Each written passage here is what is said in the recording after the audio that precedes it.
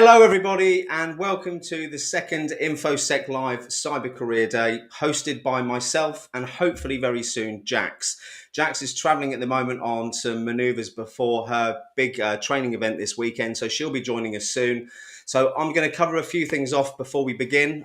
Firstly, thanks ever so much for all of you for tuning in to watch this amazing Cyber Career Day we've got planned for you today. We've got an action-packed 5 hours of live content of some industry leaders giving you insights and sharing their stories on how to break into the cybersecurity industry and beyond. So before we go any further, one big shout out for me is the sponsors for this event. Without a sponsorship company, we could not have put this event on. InfoSec Live, up until this point, hasn't been a commercial entity, so it hasn't been deriving an income. So for us to continue, we had to find a sponsor, and our sponsors stepped up to sponsor the day, and they've recorded us a quick intro here, and I'm going to share it with you before I go any further. So here we go.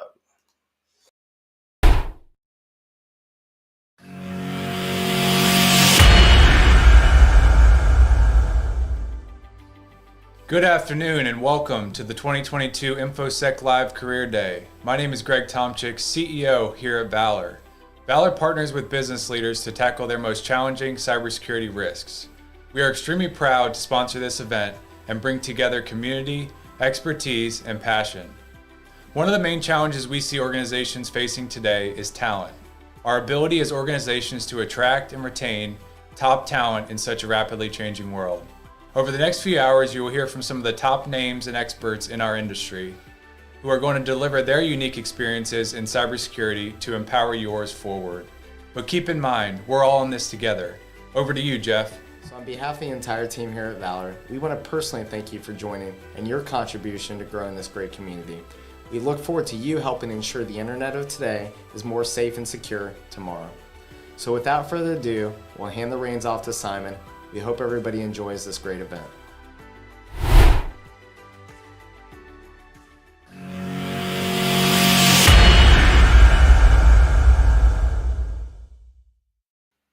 So a massive thank you to both Greg and Jeff of Valor Advisors for sponsoring our event today and making this possible.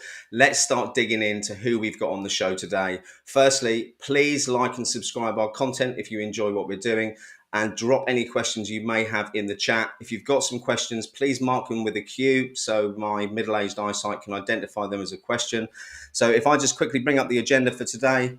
So intro session at the moment, looks like we might be running that a bit short while we wait for Jack. So I could well bring on our first guest a little bit early. We've got Chip Harris, a good friend of mine who's been on the show already, followed by Karan Dubey, Adetola Olawale, Mike Jones, the Haunted Hacker, Keerthi N, Alyssa V Knight, Christian Espinosa, Daniel Hall, Tom Marsland, Christophe Foulon, followed by a wrap up at the end. So it's going to be a super exciting day.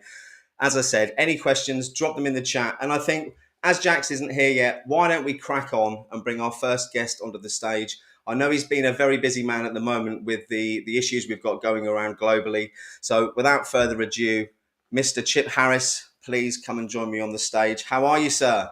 Doing fine. How are you doing today, sir? I'm awesome. Thank you. Really good. I've been nervous a little bit for today and excited. It's a big thing. I think having industry leaders like you coming on and sharing your stories for everyone in the industry is amazing. So some people may not have met you before or heard you speak. So would you mind telling everyone a bit about yourself, Chip? Yes, my name is Chip Harris. I'm a certified ethical hacker, pen tester, forensic investigator, and auditor. I work for a company that deals with three-letter agencies and government entities.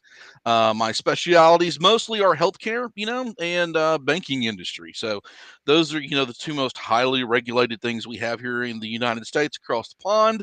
And that's what I've been dealing with since I got back to the United States from Afghanistan in 2015. So that is what I have concentrated a lot of my effort in, and helping, the healthcare industry as well as the banking industry secure their cybersecurity profiles, hygiene, and lifestyles. Okay, I see one of the members who are watching has asked if you're anonymous. Oh, look, my green screen's fallen down. Look at that. He's asked if you're an anonymous, so maybe you could explain a little bit about that while I just remove the screen. Well, that's perfectly fine. The reason why I have a quote unquote mask on is I was doxxed a couple months ago. It affected me, affected my family, and I my profile and a lot of the stuff that I deal with, is highly, regulated and watched by the government, and I was told by the government, like, hey, you're being tracked and traced, and people are trying to, you know, find out where you are and affect your life and your credit score and all those wonderful things.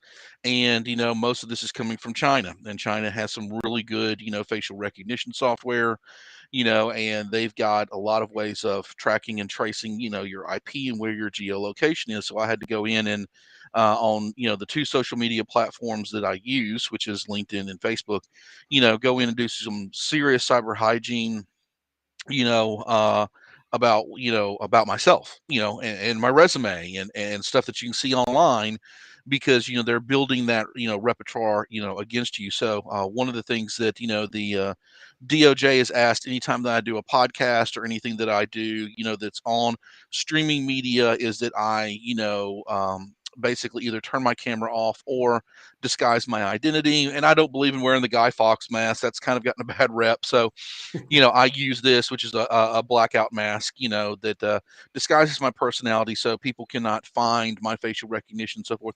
And they can find old pictures of me and old videos of me, on the internet, but those are from months and months and months and months ago, and some of them are from years ago, and I don't even look the same Well, as I I'll tell you did. one thing. I can reassure everyone watching that Chip is a dashingly handsome man, because I have Oh, seen and him without the I mask. am I am glad I have a wonderful wife that loves the Come what on. is So look, what is so Chip, beyond this come on. mask. We're here today to help people in their I'm kind journeys of a hard into drink of water to look at. we're here to help people in their journeys into the cybersecurity space. Absolutely.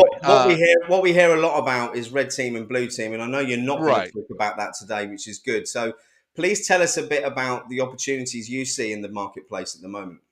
Well, I deal on both sides of the fence. I deal with IT, cybersecurity, and I deal with OT cybersecurity, in my professional life, and what I deal with. And I also teach. I also teach for the University of Arizona.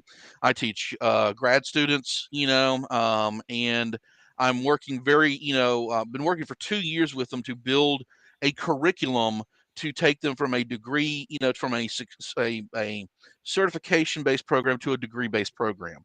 And we're taking all that content and putting it into a textbook, eventually. That's what we're doing. And this is a department wide thing, and I'm working with students and everything, and I'm trying to prepare them to say, hey there, this is a keyboard, this is a mouse, this is what you need to learn to be able to click on these things when you have a CEO or CTO come in and say the firewall's been breached, we're losing data, they're stealing this kind of information. Can you give me some kind of content to be able to start talking about when we get on the phone call in about 15 minutes? Go, you know, can you go? I mean, when you're put under that kind of pressure and it's not just something that you're reading from a book. It's something that you have to be able to excel, hit that ground running, to be able to start pulling that information, getting that information to start giving to these people so that, changes can be made. You can stop your hemorrhaging, your bleeding, and then your network becomes more secure, even though you've been breached, and there might be, tertiary things that happen from that. There might be audits involved. There might be regulation that's involved. There might be tons of different things that you actually see that will be happening, because of that event, right? And, the other thing though too is, what did we learn from that? How do we tabletop this? How do we, say, okay, we're missing these certain parts to secure our network?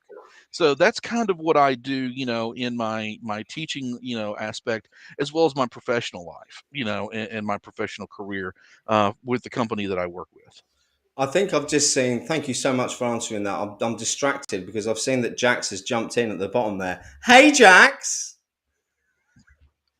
are you muted? Yeah. Ooh, Yay! I'm so excited. Yeah, it's been a Yay! day.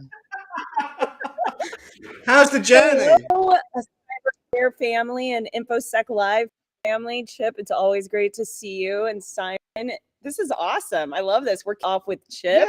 Yay! Yay! I like the fact that neither of us have got green screens or backgrounds now, Jax, because mine fell down about 3 minutes ago, which is really professional. Just for everyone's information, I'm not working from the home studio today because we've got broadband problems. So I've come to a friend of mine down the road to use his office. So this is where I am today. And Jax, do you want to tell everyone where you are, because you're not at home? Not at all. No, I'm in a warehouse. Well, it's like I guess a barn/warehouse, kind of multifunctional. This is a gym right over here, CrossFit style. You've got a tool shed behind me. There's an upstairs area. I'm outside of Houston. I'm out here doing the 4x4x48, which is an event where the participants run 4 miles every 4 hours for 48 hours. And some of these individuals have been fasting on a water fast for the last 7 to 8 days. It's a majority special ops. I think all of us are special ops. And we're doing it to raise money and awareness for homeopathic treatments to help soldiers with TBI and PTSD and a myriad of other illnesses and challenges that we face. Back for more. So, yeah, super excited to be here. I'll have to drop eventually because I have to go do my 4 miles here in like another 2 hours, and then I'll pop back on here. But in between that, we'll have Kimberly McKnight from Cybersecurity Central coming in and doing our special guest co-host with you, Simon. So it's going to be a good time. Yeah. Perfect. So I just wanted to let you jump in and say hi, Jax. So just so you know what I've done, I ran through the agenda quickly, did a quick intro. One thing I didn't do is ask people, you see in the chat, it says LinkedIn user for some people. If you are watching on LinkedIn, if you could jump over to YouTube and do 2 things. Firstly, like and subscribe, which would be amazing. But then when you drop your questions in the chat, we'll be able to see who it is asking the questions rather than the generic LinkedIn user. So coming back to where we were then, Chip, I saw a question drop in, which is one that's really relevant, which was this one. How long did it take you to reach the position you're in now? And I think based on some of the boot camps out there telling people they can do a 6-week course and be an expert, it could be worth you covering off how long it's taken for you to do what you're doing now. Well, I mean, I started this in my journey in 1994 when, I mean, there was no such thing as a certification for a certified ethical hacker, pen tester, forensic investigator, auditor. There was just, your A+, your security plus, network plus, and a splattering, at that time of Microsoft certifications that you could actually get, and I was coming straight out of college, and I was very green at the time, didn't understand, the certification route versus the educational route because, I did go to a higher grade of institution of learning, so I had my degree. But, I didn't know how to write a resume, I didn't know what the field looked like. And it was probably the worst time that I graduated because, Y2K had happened. The IT.com bubble had exploded, and you could not get an IT job. I mean, there was just nothing out there. So for a year, I really struggled, looking for a job. My parents were helping me pay for my rent and my gas, and I was splattering, resumes everywhere, and I was taking any kind of contract work I could get my hands on, and I was hand-to-mouthing it, paycheck to paycheck. And then September the 11th happened, and my father, being ex-military, said, "Son, I will never let you go in the military. I'll never let you experience what I did in Vietnam, and Desert Storm, because I grew up in a military family. We were very transitional, and it was like, that private's making $20,000-$30,000 a year to where that contractor's making $250 an hour, So it was very monetary for me to make that decision." Because, when you're poor, when you are just literally starving on air, you're going to take the job that's going to, like anybody would, is going to give you the job to be able to do this. So, I had very minimal certifications. I had my A+, my network plus, I had my, Linux plus, which put me a little bit ahead because I love Linux. I've been working with Linux, forever. And I had my Microsoft, intro to server certification. And I found a company out of Bethesda, Maryland, put in a resume to be an armed military contractor, and my father said, this is what you need to be able to do. This is this is going to happen to you. And they called me, did a phone interview at the time on a landline, which most people don't even know what that is nowadays, and because I had gotten it on my answering machine to call them, and not a voicemail. So, called them up and, did the interview and everything. And they said, that's great. This is, what we're looking at doing. We've got a contract. We're a subsidiary of Blackwater. We deal with them, and it would be private security as well as armed security. And eventually we'd like to train you to work with special operations, because we have a contract that was coming up with the 501st Air Cab out of Fort Campbell, Kentucky, which is, the Night Stalkers unit. And they were just like, okay, that's awesome. This is how much we're paying an hour. And that was more, I was like going, whoa, that was way much more than I thought it was going to be. So they sent me off for weapons training, and physical training, at the time, because I was, 21 years old and I was ready to go do it. And, I did that, as a private military contractor for a splattering of different companies, for the better part of 18 years. And every time they would offer a certification class on base or any kind of training, through the company, I signed up immediately. I was always like that hyper, person to be like their first in line. Like, I've got to be the first person to sign up to get this, certification. And that's how I started my journey. And when I left Afghanistan, before I went to go work on a contract with the DEA in Mexico investigating the CLO and the war's drug cartels, I had 33 Microsoft certifications, 17 CompTIA certifications, and like 40 different vendor certs from VMware on down. I mean, just because, I was like, every time that I was off or I wasn't on duty or doing something, it was, you've got 4 hours to blow before you got to go to bed. I'm going to study this and I'm going to go take this exam, which cost me nothing. It was totally free. I think, Chip, can I just jump in on the vendor comment? Sure. Because there's so many options for exams out there, but it does, when it comes to what specifics you should look at, depends on the companies you're looking to join, surely, on what softwares they're using. Right. I've said this to Jax, I've said this to you. What do you want to go do? That's the first thing I ask my students. It's like, what do you want to do for your career? Do you want to be a SOC analyst? Do you want to work in VMware? Do you want to be a server administrator? Do you want to be a pen tester?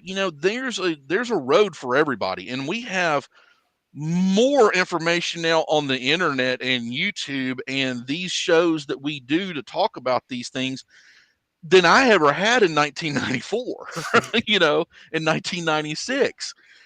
Because it didn't exist. We didn't have that avenue of information to be able to do it. And you were dealing with what I call with the dirty wizards. They had the long hair and the beards and everything. And they were like Gandalf, like, we are the holders of the jobs, of cybersecurity and databases and mainframes. And you must bow before the altar with your resume with a virgin to sacrifice, to give to us, so that we will bestow upon you the knowledge, of an AS400. It was ridiculous. It was, and that's how that market was back then. And it was very, white male driven. There were no minorities. Women were shunned upon, and if you were hot, pink, plaid, gay, whatever you were, they racially and sexually and profiled you to now that would make an HR department's person's head set on fire. They would spontaneously combust just over the regulations and the laws that they would have broken. But that's how the market was back then. Yeah. And when September 11th happened, the floodgate opened. The government was like, we'll take anybody we can get our hands on because we're screwed. We don't have this kind of stuff, And if you've worked in counterintelligence, counter surveillance, and psyops, and anything that I got involved with, we saw the next domain of warfare to be digital. That was just a given. And we were way behind the Israelis. We were way behind, some of the other state nations, because, the GRU and SVR and everything, which used to be the former KGB, which integrated with the Stasi, had built these great, awesome, platforms to be able to monitor, control, and, their own people and do all this kind of counter surveillance and counterintelligence. And we were sucking wind, the NSA and the CIA, as much as I hate to admit it, they had barriers that were set in front of them to where they couldn't cross in and share information across other domains, and Jax has probably experienced that. And I know that it's very frustrating when you're trying to get intel on an operation and that wall of secrecy hits you, because you can't find out exactly what you need to know to be able to do, because you got to go through all this red tape and paperwork, to be able to get information. And it's nuts. and it's I very tell you what, frustrating. though, I see a comment in there from the Shublub saying, so it used to be a good old boys club. I take it your next comment's a bit tongue-in-cheek, saying good thing that's changed. I don't think it has changed everywhere, has it? It's changed a lot, but there's still an awful lot of change needing to be done. But the Absolutely. from my I want to perspective is, see. I want to go into a boardroom that's not what I call the gentleman's club, the old white men making decisions.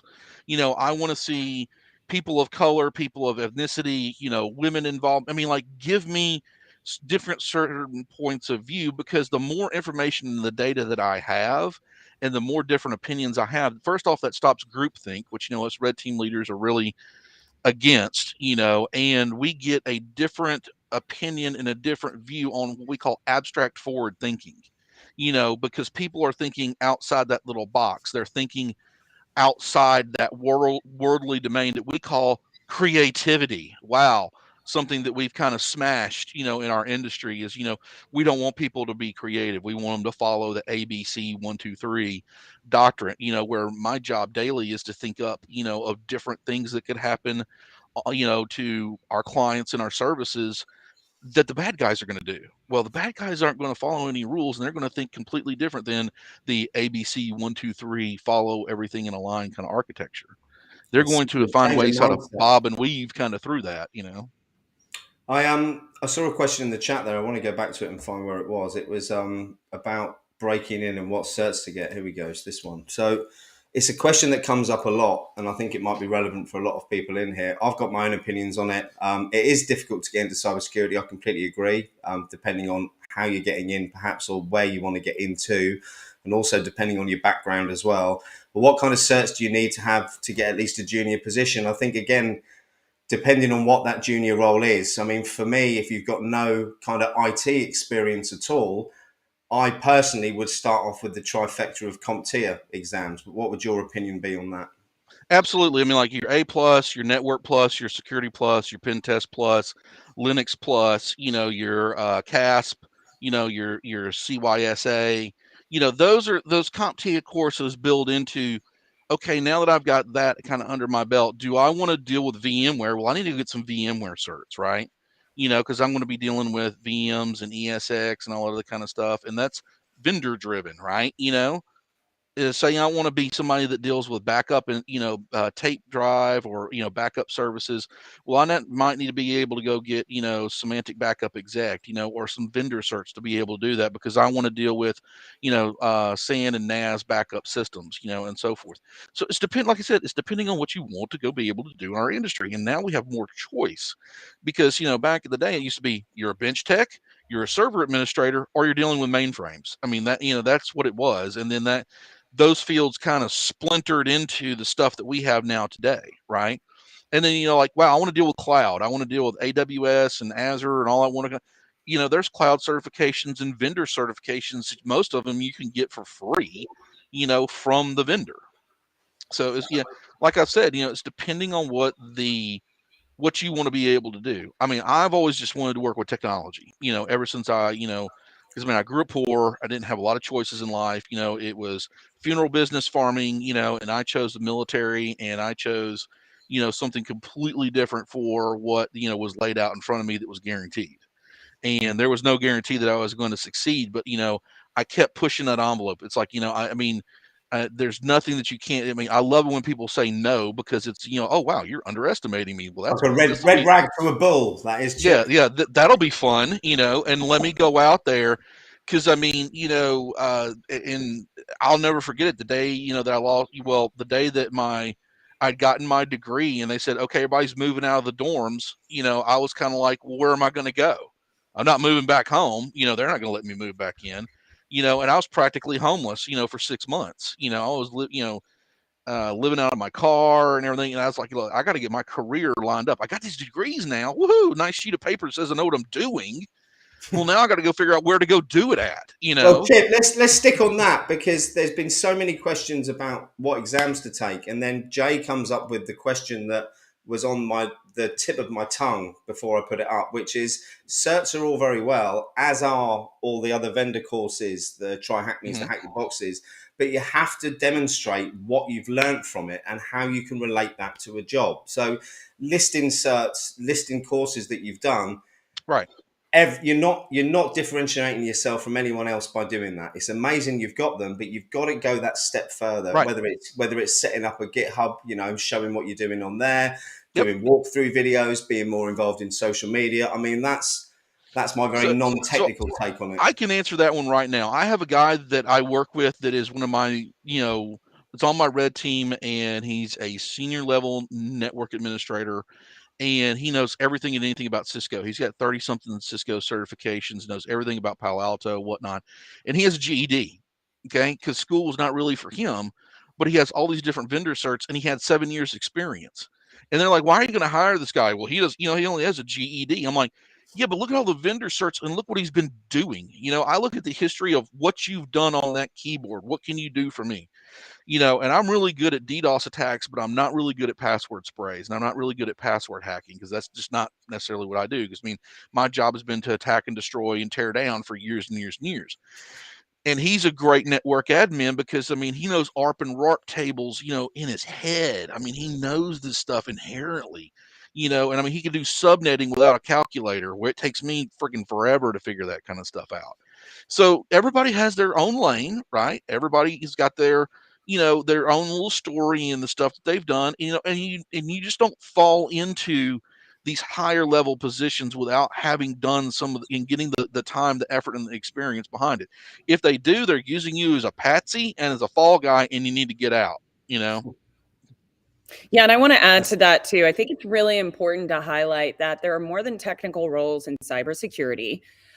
However, with that being said, I think, and you touched on this, Chip, it's really important if you're wanting to get into cybersecurity to understand. You don't have to be a subject matter expert and super knowledgeable where you can go out and you do a DDoS or you do a spray and pray. Understanding it at the lower level when you first enter, I feel like, because that's where I started.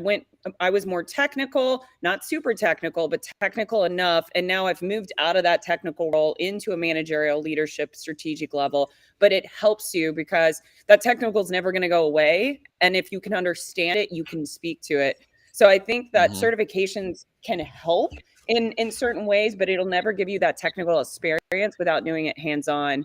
And there is a question that I want to ask you that Mohammed asked earlier, and I think it's a really interesting question. I don't think you guys covered it, but it was this one right here. He asked about IT. Why is it so super difficult for someone from a non-IT background to break into cybersecurity, even after having all those networking, working on something like THM, HTB, writing blogs, so on and so forth? It's all about location. As I tell people, if you are in a it's like this, in your area, what is actually happening with IT? If you're in a better metropolitan area, you get better experience, you get better exposure, there's better job offers. If you're in a rural area, not so much, so sometimes you have to go to it. It's not going to come to you. Okay. Now that changed a little bit during, for example, COVID, but I've been working remote since 2015 from this room. So, I was doing this before COVID even hit. COVID just made things just a little bit more easier, for me to be able to connect and talk to a lot more different people. But I feel your pain, because it's, some positions I've had to go to them and say, look, I work only 100% remote. And I know that you want somebody to move to Bangor, Maine, to help you out, but, I'm not for everybody. First off, I'm not meant for a cubicle, environment. I yell, scream, cuss, hoot, holler, throw things. I'm an HR biblical nightmare, because I'm kind of a force to be reckoned with, and it's like I like being able to go to my bathroom, eat my own food, not have to worry about touching and getting everybody's cooties, so, and that's changed now in our environment, Jax. That's changed now. Everywhere. People now are expecting for remote work, and that's opened up the job market to a lot more people to get into this. So, for example, my team is spread out all over the place. I got people in Texas, Seattle, New York, and guess what? As long as we've got Teams, as long as we've got Office 365, as long as we got email, whatever, and we can communicate with each other, the job still gets done. So now we can also pull people from the UK. Now we can pull people from Asia. Now we can pull people from Australia. So it's been eye-opening for the longest time, because now managers and people that make the hiring decisions really have a bigger pool of people to pull from than just their localized little area. But there is still hesitance, Chip, in that. Yes. Because, oh yes. Mohammed, who asked the question, is a great example. Mo's got interpersonal skills to die for. He's demonstrated everything that he's learned. He's still looking for that break, and I'll tell you what, Mo, it will come, my friend. I know it will. It is time. You're doing everything right. Yeah. You just got to keep pounding on LinkedIn and and meeting with recruiters. I mean, before I got this job, I was working for a computer company that's very enterprise-based computer company, and I was working as a contractor to come in to do these things. And they said, you're only going to be here 6 months. That's it. That's all we can pay for, because you're expensive, and, we don't care if you're remote. We don't care where you are. Can you do this? I'm like, yeah, absolutely. So for that 6 months, not only was I working, but at night I was also blasting out resumes everywhere. I mean, I could Glassdoor, LinkedIn. Yeah. I mean, you name it. I mean, It was going everywhere and anywhere I could. And I kept a count. And I said, okay, I've got like 17,000 people that's in my LinkedIn, network. And I only got 3 people to help me out of that 17,000 to help me look for a job, which was kind of disheartening, and then I had, and then like with Glassdoor and LinkedIn and all these other things that are out there, and Job Hunter and Headhunter websites, your property, they're trying to sell you so they can make money in a commission off getting you into a position. So they're going to pull from the top tier, right? So it's like me versus him. I mean, I've got, 26 years experience and all this blah, blah, blah behind me. And he's a newbie. He's a greenhorn. I mean, he's green. He's never done something like this before. So what's a company going to choose? They're going to choose somebody that's got the time, effort, and experience behind it versus somebody that's, that's brand spanking new, only unless they're completely cheap and they're just looking for cheap labor to fill in and fix a problem. And then guess what? You're probably going to be terminated, after that project or whatever it may be done. It's very rare that you see that in contracting. So there you go. Yeah. Thanks, Chip. Can I just say something? Yeah. Oh, sorry, Jack. Can I just pick up? Have we? Are we out of time? Yeah, we're out of time by 3 minutes. Sorry.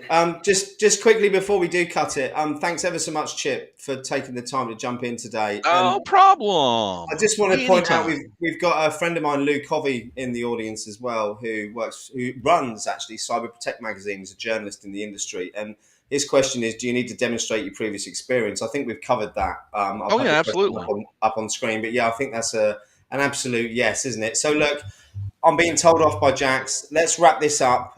We've got another exciting super guest on next. Karan Dubey's coming on. I'm not going to tell you too much about him. I'm going to let you do that. But Chip, thank you so much. I'm now going to show you, Jax. We've got a little stinger thing here, if I can get it to work, for us to take Chip off and bring Karan on. Let's try. Here we go. Good luck.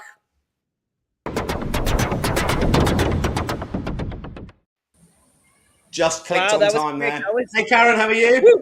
Hey, Simon. Hey, Jax. How are you doing? Very well, thank you. Welcome. That was a great session with Chip. I really liked it. I was following it, and he talked about various aspects, and I really liked it. It will give a context to relate to me what we'll be focusing now. So yeah, great to see you guys. Well, thank you so much for taking the time to come on. Yeah, it's cool, isn't it? Is that where you really are? Because I'm a bit jealous if it is. No, it's well, this is where I really am. I do have a green screen, but we have slight problems, so it should look like this. I don't have green screen, but I managed somehow figuring out how I can do that. But yeah. Well, look, Karan, please tell everyone a bit about yourself and what it is you do in the industry. Sure. Thank you, Simon. Thank you, Jax, for having me, first of all.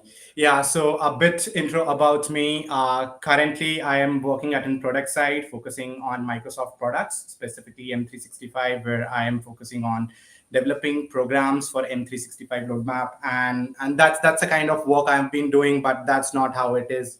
Long back, I started my journey as a typical cybersecurity analyst working into an consulting domain, and then have tried out various verticals, figured out what thing have worked for me, what thing haven't worked for me, tried out various aspects itself into the cybersecurity, working from a technical side of view, working in management side, and then thought of enter into a domain which club these two and make a hybrid kind of a role for me, which is a kind of techno manager aspect, and that's what where I've been currently working now. Cool.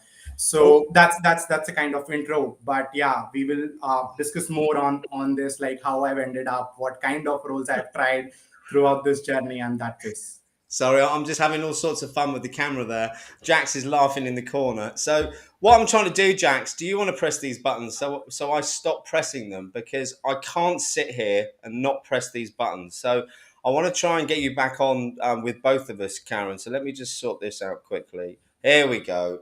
There we are. Sure. There we In the go. future, So see, stop it. I didn't even do that. I'm not even touching it. Was no, that you? I'm just doing this. This is what you're wanting. I'm not That's- so yeah. what's happening, but There yeah. we go. Okay, We've so got this. We've got things that we haven't spoke about yet. So everyone asks, how do I break into cybersecurity? I think, Karen, I'd like to take a step back and talk about, should I break into cybersecurity? And I think you might be able to cover that off for us.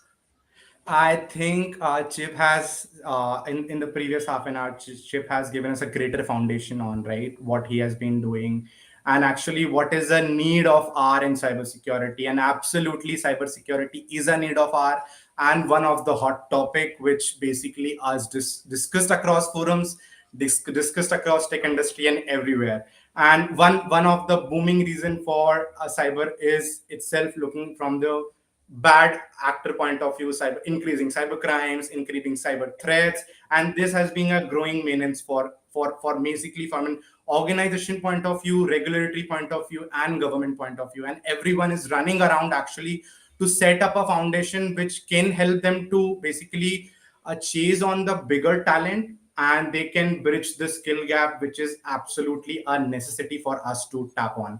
So that's the bigger concern. But again, back to your question, right? How can I first, whether I want to be in cybersecurity or not?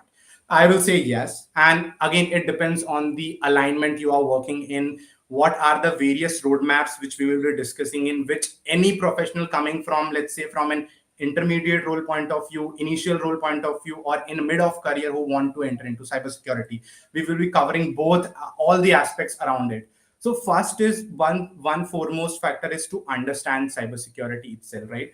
And one of the very bigger question mark is where to start, who will guide me, how to start, what to read about, what thing I should focus on as let's say I am a newbie in out of grad, out of PG, right? And I want to tap into cybersecurity.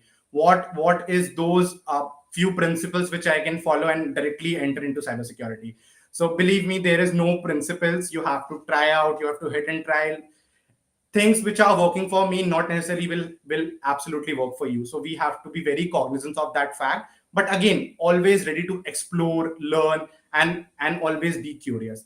So the first thing is itself, one is foremost important for everyone to understand the cyber landscape. Cyber is a ocean. It's an ocean. It's a never-ending ocean, and many and many more domains are absolutely integrated itself into the domain. So let's say if I talk about cybersecurity, there are domains which focus on security operations center. There are domains which absolutely focus on software security. There are domains which focus on data protection, data privacy, incident response, analytics, and many more sides of it. So it's very difficult for an individual these days to understand where should we start off. So first and foremost thing is, let me break it down into three bigger aspect of in cyber domains. One is from a technical aspect of it, which Chip has given a few understanding and landscape on that. Second part is on the managerial side of it, which absolutely focus on the managerial aspect of cybersecurity. The third one is itself booming. It focuses on hybrid side of it, which basically integrate technology and management, and it create a techno manager kind of a domain for the individuals and professionals who want to use their management and technology both in a skill set to enter into cyber. Now let's talk about what are these actually technical domains, right? So technical domains are basically core of cybersecurity, where maybe let's say you are working on system secure administration, you may be working on secure network configuration, you may be working on a lot of tools, let's say from security event handling, log monitoring, security incident management, and those side of it. And it specifically focuses on the core of cybersecurity. So how you can identify, detect, protect, and respond to in cybersecurity. So those are the domains which basically covers tech point of view. Now, once you understand tech, right, which we are talking about, and absolutely Chip is working in tech, which he also touch bases on, right? How do you manage this, right? We have a particular facet of people who are pretty good at handling technologies, right? Now we have to bring them in, because one line is itself working for making technology work, cybersecurity work, but how do you manage it? Let's say if I'm talking about managing it, how do you plan it, how do you strategy it, how do you put a governance framework to it, how do you put a risk framework to it, how do you manage the complete solutioning part of it to run the value chain, right? Which I talk about. How do I how do I identify, how do I protect, how do I detect, and how do I respond to any cyber attack, which is a core objective of any cybersecurity practitioner who is there. So these are the domains which basically comes in management side. When you club both of these, right, there are new roles which are coming in to actually bridge the gap between management and technical aspect, which is hybrid kind of. You may be a technical program manager, security program manager, technical product manager, who basically sits with the client, understand the technology, right, what needs to be done, bring everyone together, and then make a cyber product at a global level. So that's the role we are coming from a hybrid point of view. So based out of this, we have three verticals: technology, management, and hybrid. So once you understand itself the forte and landscape of cybersecurity, it will be easier for you to align your interest. And why I am focusing on aligning the interest of any individual basis on the role which they are already in, right? Let's say I am already a network admin. I know I don't want to tap into management and hybrid role. There is a itself a domain for me under the technology domain which I can tap on. I can go into secure networking, I can go into cloud side of networking and various aspects of it. If I am from a management side, from a risk side, I can look into the management side of it. So here we break down the technology, management, and hybrid aspect of it. So now I know what is a landscape of cybersecurity. Now the major question is how I go forward to this. Whichever domain I am picking it up, how can I pick it up, right? So there are two ways which I look at. One is a conventional side. The other one is conventional side, which I am very biased to it because that pretty well worked for me. When you talk about conventional side, let's say if you are straight out of a college grad or let's say a PG grad, right? You can take a and basically I am talking about this point of view because whenever student or any young professional straight out of a graduation course, they are confused, right? They wanted to tap into cybersecurity, but how to start? There are already fixed curriculums running across globe. If you talk about MIT, if you talk about all Ivy Leagues, they do that, right? Pick up a great course from any great university and then pick it up. So that is any formal kind of an curriculum which can be taken up from any university. The second part is to look for a boot camps, basically not dependent on boot camps, but to give you a good understanding on the boot camps. But again, it's a structured course. You don't have to worry on the delivery side. You don't have to worry on the content side. The one thing is just you have to get hook on that content, execute it, go on the lab manuals, go on the trainings, and get an outcome of it. Now when we talk about unconventional side, which is basically I bucket into three categories. One is self-learning. A lot of content itself on Google, YouTube, Udemy, LinkedIn Learning, a lot of free content is available there. The bigger challenge is how you will channelize it based on your need, because as the content is growing, a lot of noise is also there. So in order to navigate to that noise, this is recommended for someone who already understands well from a cyber landscape, how it's constructed, what are different domains, and he has some kind of a basic knowledge on cybersecurity aspects of it. So that is a route that can be taken from such individuals. Fourth one is specifically from an intermediary point of view. If you are very familiar with the cybersecurity acronyms, cybersecurity terminology, you can take a path on the certification aspect. But again, when I talk about certification aspect, these certification aspect will tie back to three domains which we talk about: technical domains, management domains, and hybrid domains. So that will be my Bible and my fact or principles which I have to look at to tie back which certification course I should opt for. Let's say if any individual is looking for to get into and technical stuffs, they can look for CEH, which is Certified Ethical Hacker. They can look for AWS specific security certifications, cloud specific security courses, cloud specific security certifications. Let's say if you are looking for again a combination of management and tech, you can look for CISSP, you can look for CISM, you can look for again if you are again looking from a pure play audit side, you can look for CISA, which is Certified Information System Auditor. And if you are looking from a hybrid, you can look for PMP, focusing on cybersecurity. You can focus on product and agile side of it, how it can be used into cybersecurity. But for that, it's specially required you should be aware of the core principle of cybersecurity. What is CIA? What are the different domains of cybersecurity? What is vulnerability? What is risk? What is threat? Those terminology needs to be cleared. So those are the things is someone who needs to be looked into that case. So we now what we have covered, right? We have covered you should understand the cyber landscape itself. Then you should understand what are the various verticals, conventional ways and non-conventional ways to achieve it. Once you figure it out, these things, right? I have to put this in two part. One is basically growing and building part of it, where focusing I am on learning side. You have to learn and grow and build it, and after that you have to execute it in terms of lab trainings, in terms of practical example, in terms of simulation exercise. Let's say if someone is doing reading or trying to learn on security testing aspects, once he has gone through the theoretical side, he or she should focus on the lab testing, lab manuals, how he can break into and how he can hack a Linux machine, how he can basically exploit OWASP top 10 vulnerabilities, and that side, how he can try to break from an authentication point of view, how he can do SQL injection. Those sides needs to be touched on. Once you know you are on first part, you are ready to actually create a good kind of a portfolio to focus on and to enter into a domain which is absolutely you are focusing on.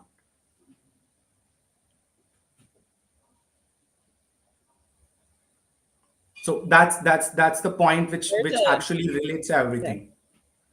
There's a question that got dropped in here. I think Mohammed Hood, and he was asking, do you think boot camps have, I think you're saying, spoiled the entire cybersecurity IT market? Do you think so? I won't say spoiled, but yeah, it's giving an edge. But yeah, the way it's branding is something you won't get exact the outcome which is promised. It's actually depends on the how you are learning it, and every learner is different. Some might take 6 months, some might take a year. So that's very specific to an individual. But the course they are offering, it's very good because they have done a lot of R&D and they have created the curriculum, structure it. I think I'd like to jump in on that as well, because I spend a lot of my time slating boot camps. And I just want to give that a bit of a caveat, and I have said this before, because there is a time and a place for them. I've used boot camps in financial services many years ago to knowledge cram on an area that I already had a fair understanding of to pass an exam. So I did like a 4-week intensive boot camp on tax and trusts, really hard work and boring, about 15 years ago, and that helped me pass the exam, which I needed to then be regulated to give advice on that particular area. So I think for people who have got some experience, I think they can be really, really good. That's my personal opinion. But to come in with no experience and think that you can do a boot camp and be ready, I think it's a big ask. Absolutely. To add on, Simon, when I talk about this conventional and unconventional facet, conventional is always for them who don't have any background, who want to set the foundation. Mm-hmm. Unconventional is for them who already figured it out what they want to do, right? Yeah. They know the structure of it, so they can consume information in bits and pieces based on their curriculum. Let's say today I want to understand, let's say, security testing aspects of it. I go, I spend out few weekends, I do let's say testing and all, and I can consume that, right? But it connects me back to the roots of cyber foundation. If you are not aware of this, you won't be able to move ahead in and connect the pieces together, because it's a Correct. journey and everything is interrelated. It is. Somehow I And have to. sometimes until you start that journey, it's difficult to know which bit it is you like. You know, I Absolutely. came in thinking I wanted to do one thing, and I've ended up doing something that I've done before in a different industry, which is talk at people a lot. So Yeah. it's about relating those skills that you've got and working out from there where you're going to go, isn't it? Absolutely, absolutely. So one I'd of like the to add one aspect, right? thing though and I'm probably a little Yeah. delayed. So I'm going to hop in really quick on the boot camp. And for all our viewers, for anybody that has been maybe debating on, should I do a boot camp for example, for me, Security Plus or Network Plus, my suggestion, I would say, especially for those lower level certs, those we'll call them entry level certs, I wouldn't spend $2,000 or $3,000 on a Network Plus boot camp. Now, if you're doing a CISP, you obviously would have a baseline unless you're the associate level of CISP, which I would encourage you not to do that.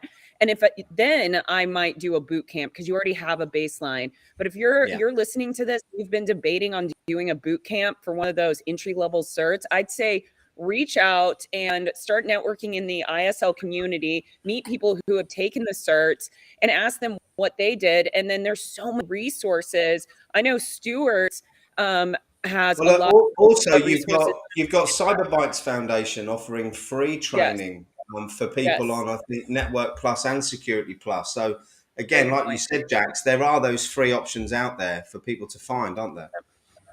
Yeah, definitely. Absolutely. Just reach out, communicate with network with our community, and you'll find it. But don't spend $3,000 on a boot camp for Security or Network Plus. That's all I wanted to say on that. Yeah. Absolutely. Rely on the free content, which I would like to advise on, right? What content is absolutely available for free. So try to leverage that and learn on those aspects. Got it. So yeah, we were talking about these three, the pointers which we talk of, right? Technical, management, and hybrid. Now, once you study that, right? Once you are thorough in the journey, how do you understand how good you are at it? Right? So there is a basic framework which I put through it is 3M strategy, which talk. You measure your progress, you monitor the areas you want to improve on, and then you maintain that consistency and rhythm on the learning part. You should not break the rhythm out of it. And the motivation should be, you should be always curious and ready to explore various side of it. It's, let's say you are reading on security testing, right? There might be a word come which you haven't heard of. You should have that agility and curiosity that you should go Google it and understand what is the story behind it, just to get a greater context out of it. Because once you move ahead in the course, it will help you, or it will help any individual. So that can help you to create this curriculum in a paced environment, and also to give you a good command where you are heading ahead. You can keep a track if I am on the right direction, and or in the or I need some kind of tweak itself in the learning program which I'm taking at.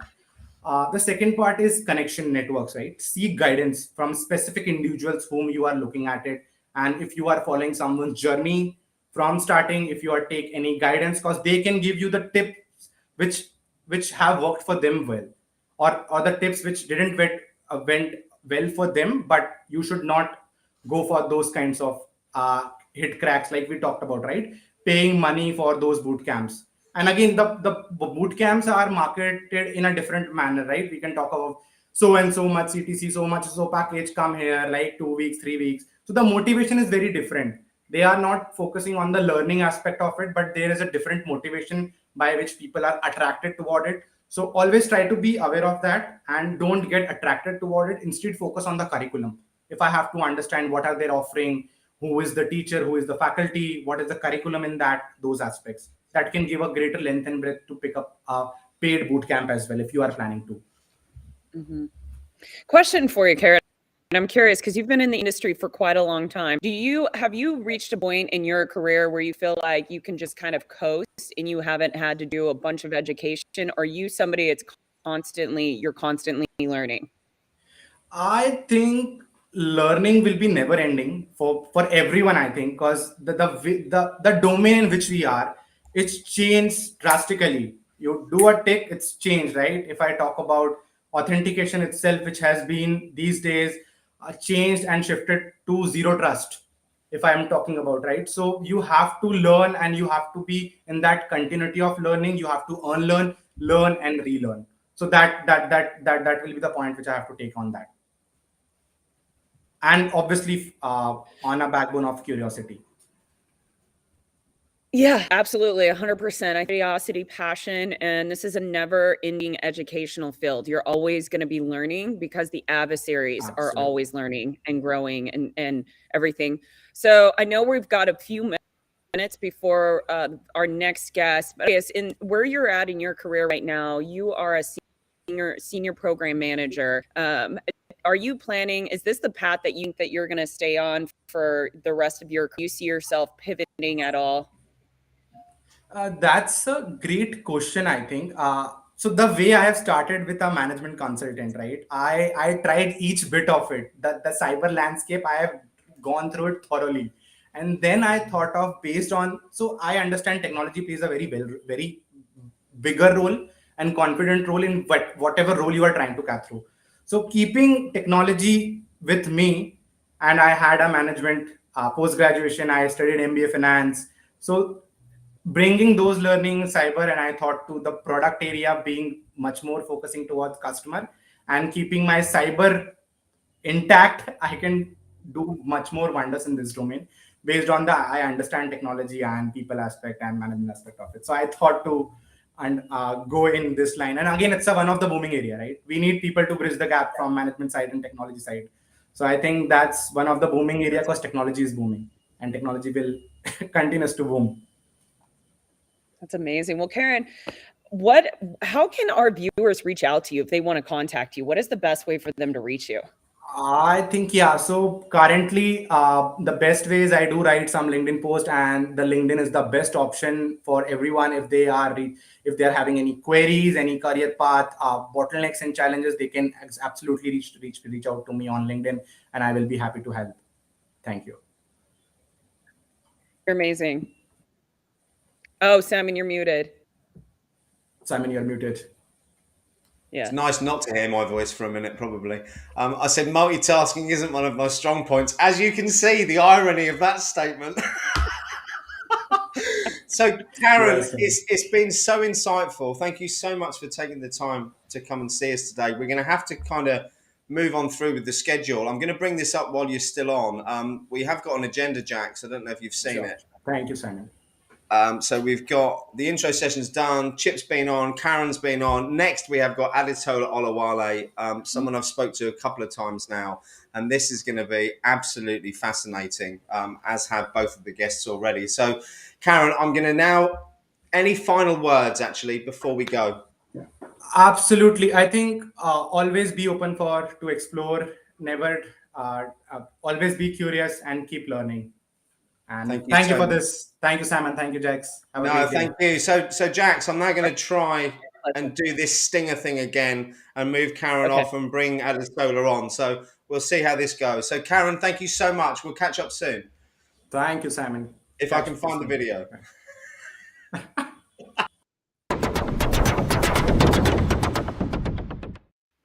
Oh, seamless. Adetola, how are you? Hi, I'm fine, thank you. How? It's getting Welcome. better every time he does it. Gets you Oh. motivated.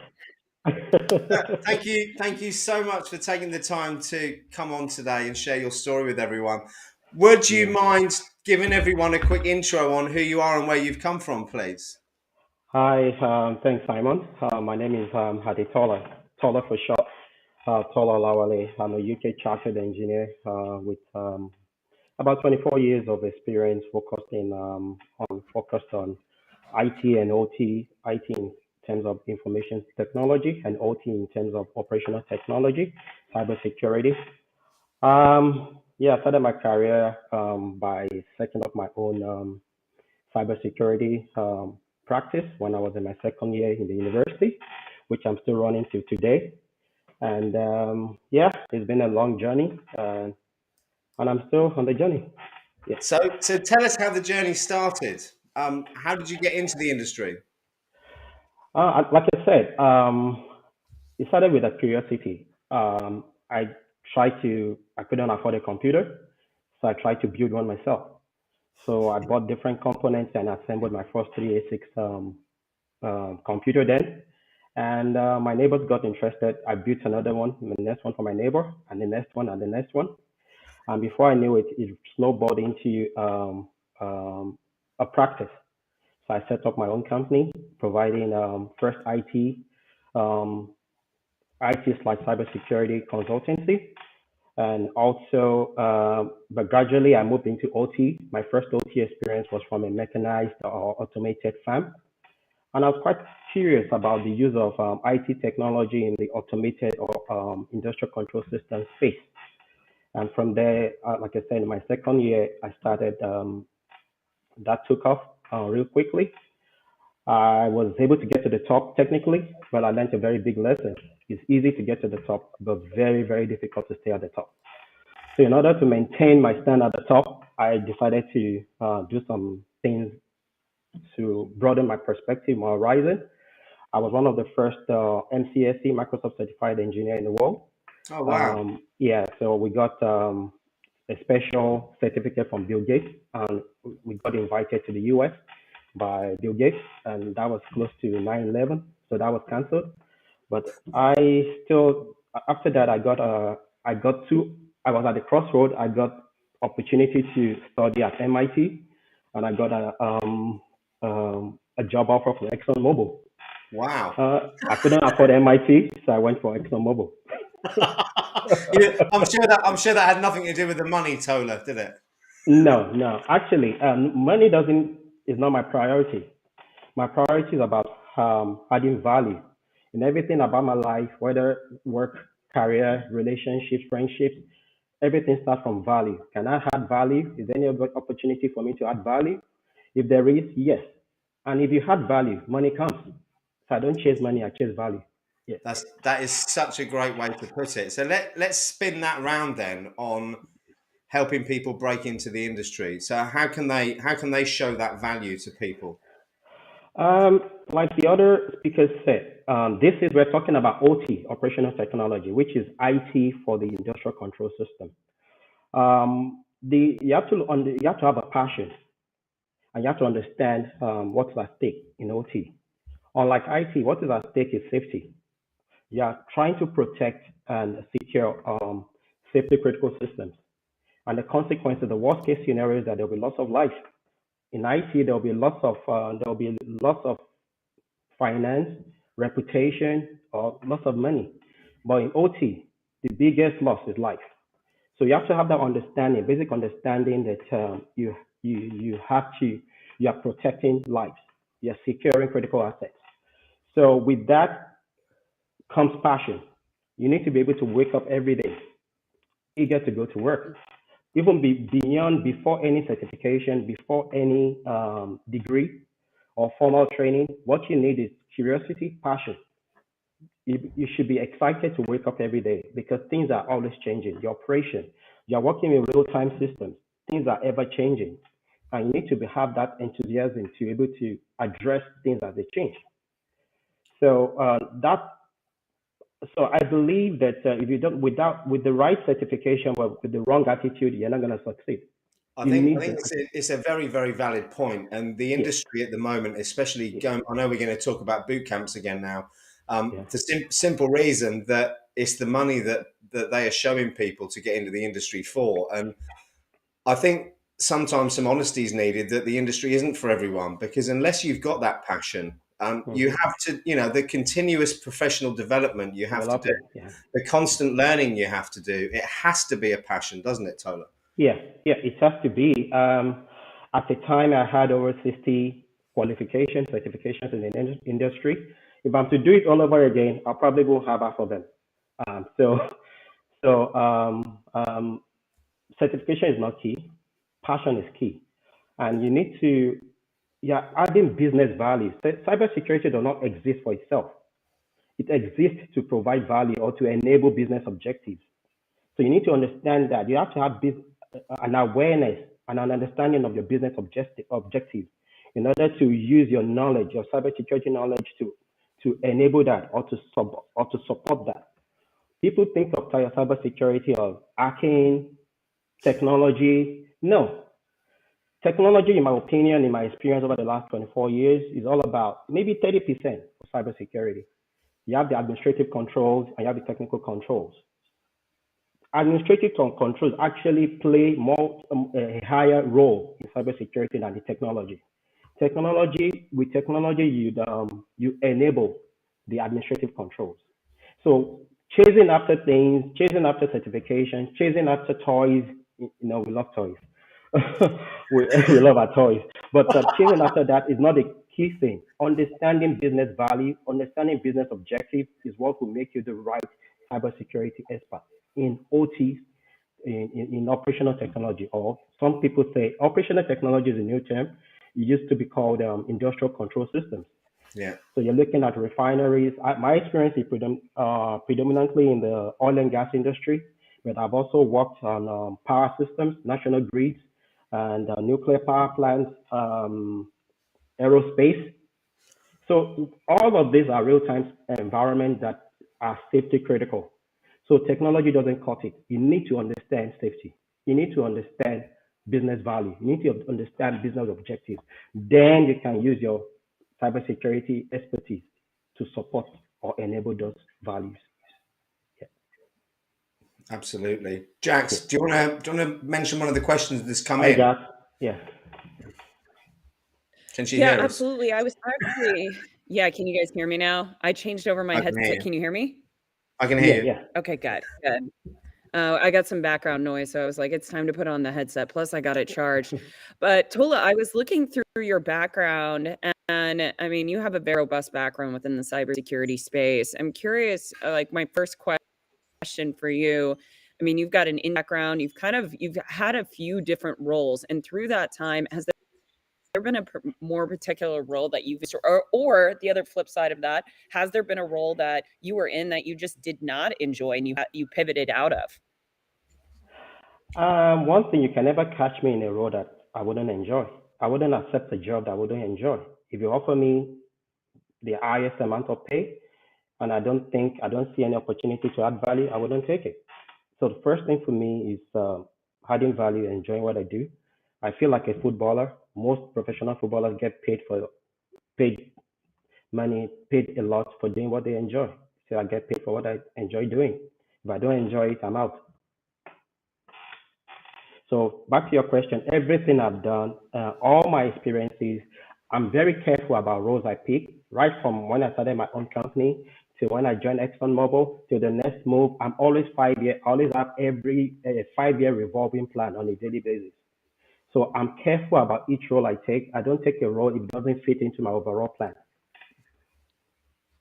How do you, okay, so how, that's such a great question for some of our viewers right now that are maybe they've entered or maybe they're in the field, because I feel like a lot of times you get into the field and maybe you think you want to be, for example, a pen tester, and then you realize, I don't want to do this. So you have to do these hits and these shifts. What is the best approach? Let me rephrase that. Can you provide some tips and tricks for some individuals that are watching right now that may be trying to decide, and they're in the industry or trying to break in and trying to figure out what does that career path look like for them? Yeah, you need to research very well. You need to spend time researching and map out your plan. And like I said earlier, you need to have passion for what you do. If you don't have passion, you can drive. You can go on that journey. It's as simple as that. There are things if you have a high level overview of where you need to be in the next 5 years, then your choices today should align with those. And you may not change your destination, but you can change how you get from point A to B. So you may not be, how you get from A to B may not be so clear right now, but your destination should be clear to you. And as you progress, as you move from point A journeying towards point B, there might be different options, different paths, different routes to take, and you carefully consider those paths and take those options. Personally, I'm not into application. I don't enjoy writing codes, but if I'm forced to write a code, I will write it. But Will I take a coding job? No, I won't. It doesn't align with my plan. It doesn't align with my overall destination. So I wouldn't do that. And if there are things, I need to understand the requirements for my destination. What are the things what are the skills that are necessary? What are the certifications or the degree that are necessary? What are the networking opportunities that are necessary in order to succeed in this role on this path? So we just need to reach out to different people. LinkedIn is a very good resource. You can reach out to different people. I'm standing on shoulders of many giants in the industry. So yeah, I've had a lot of mentoring along the way. So there's no one size fits all answer to that. You just need to be honest with yourself, be true to yourself, know what you can do for free without being paid without being paid to do it. Because I would emphasize where your area of passion is. Then you pursue that. Great points. Yeah, I love that. Have you always you have a lot of passion, and we were just talking in the private chat, Simon and I, back and forth. I was like, I love this. This is like, you keep saying passion and drive, and I can tell that is a core part of who you are. Have you always been that way? Is this or has this been something that you've developed as you've gotten older? I think fortunately I've been that way. One of my greatest role model is my late father. He was an engineer himself. He always told me, be curious, always be curious. It can always be better. It can always be better. Whatever, no matter how good something is, it can get better. Look for opportunities to add value. Look for opportunities to improve. So and in life, Tola, the whole add value thing, I think you've read The Art of War, because it is mentioned in there actually as well, very old book. But adding value, they say in negotiation, the first person to add value wins. Oh yeah. And it's exactly the same in business and in life, isn't it? Yeah, it is. It is. Generally, I look at things, every complex situation or complex problem can be narrowed down, can be boiled down to simple chunks. So my drive, or what I try to do in every aspect of my life, be it social, be it academic, be it personal, is I look at complex situations, scenarios, and try to simplify them. And if I can simplify it, then I can standardize it. If I can standardize it, then I can automate it. If I can automate it, I can secure it. Simple. Absolutely. So Tola, what's day-to-day look like for you at the moment? What are you working on right now? I'm currently a senior auditor, cybersecurity auditor with Saudi Aramco in Saudi Arabia. And I provide assurance to the board, to the CEO, and to the board. So I've journeyed through. I've been there, done that. I've been an architect. I've been an engineer. I've been there in the trench, implementing, configuring things, designing things, implementing projects, delivering things. But I'm now moving towards more of strategic leadership at this stage of my career. So at the moment, I'm providing assurance, which is a sort of leadership role in the industry, in the company. And yeah, that's what I'm doing just now on my way to developing more. And I think Jax asked you already, but the fact that you've just gone back through and told us that you've kind of had your hands in every part and all the different roles in the industry. What has been your favourite? Has it been getting your hands dirty? Is it talking to the C-suite? Is it? Oh look, here goes the green screen. There goes the green screen.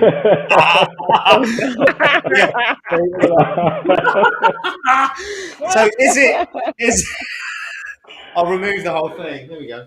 Ready? Ta-da! Oh. So is it dealing with the C-suite? Is it dealing with the tech team? Has it been hands-on? What is it what have you enjoyed so much already? I mean, it's just everything comes with its own unique experiences.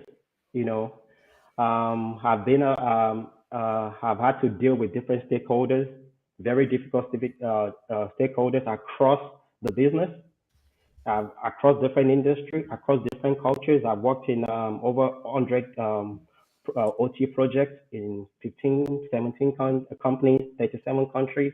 So culturally, there's been a lot of different challenges that brings excitement. And I can't say one is trump the other, but what Well, what comes to mind was when I had to make a decision to take a 50% pay cut in order to pursue my dream. That was when I was in Shell UK. I was brought in to bridge the gap between um, um, two disciplines and looking into this. And I saw a knowledge gap which I needed to fill. So I went to another company, a servicing company that I thought I could get such knowledge from. And I ended up taking 50% pay cut for 5 years in order to do that. But that has been one of the highest contributing factor decisions in my career till date. So sometimes you just need to be strategic in how you move from point A to B. Focus on your end goal, but be very willing to adjust the journey as you go along the way. Yeah. I love that. Absolutely. God, I love that. And don't be afraid to adjust in your journey. I myself have had to pivot, not had to pivot, but in my journey, I have pivoted several times. And some of them have been 180s where I was going one direction.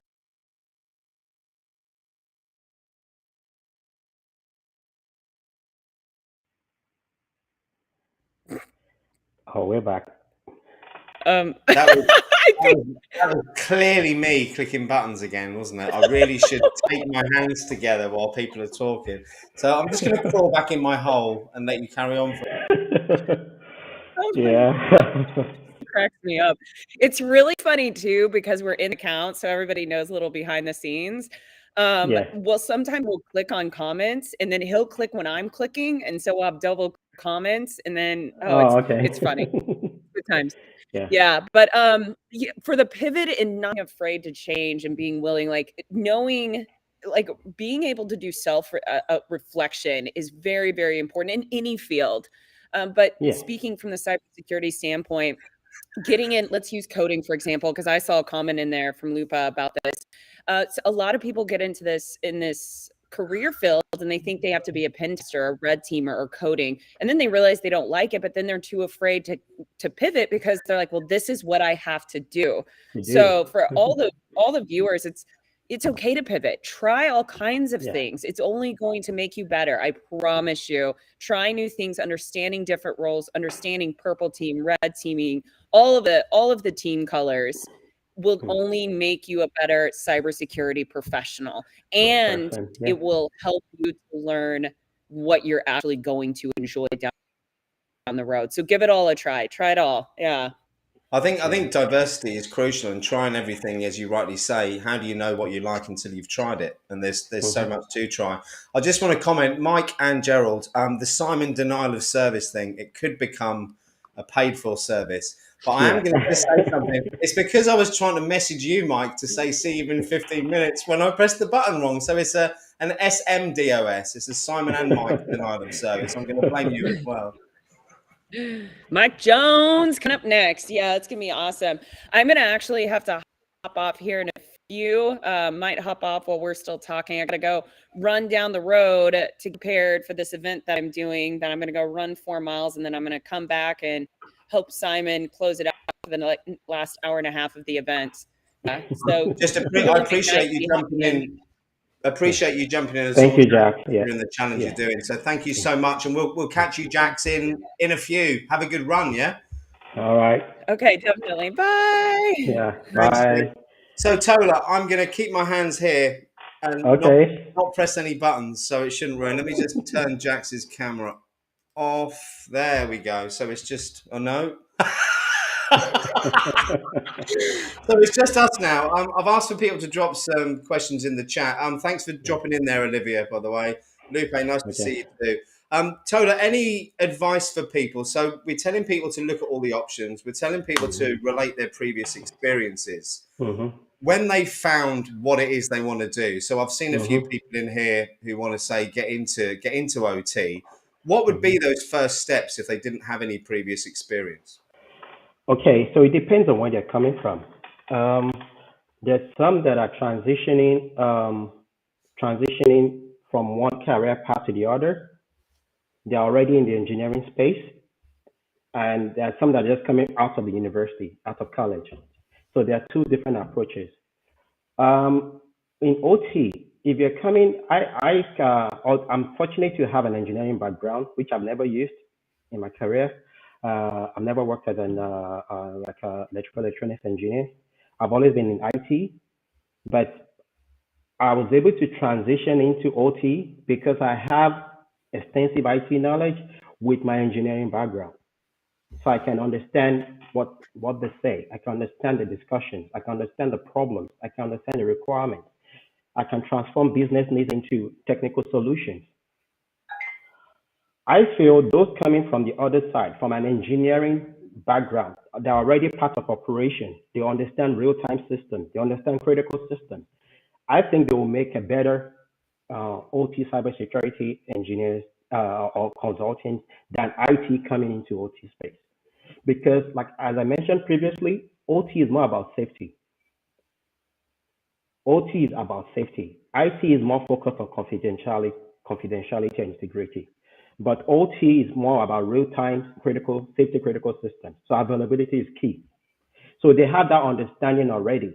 So if they can acquire security expertise or skills, they can easily implement it in that OT space.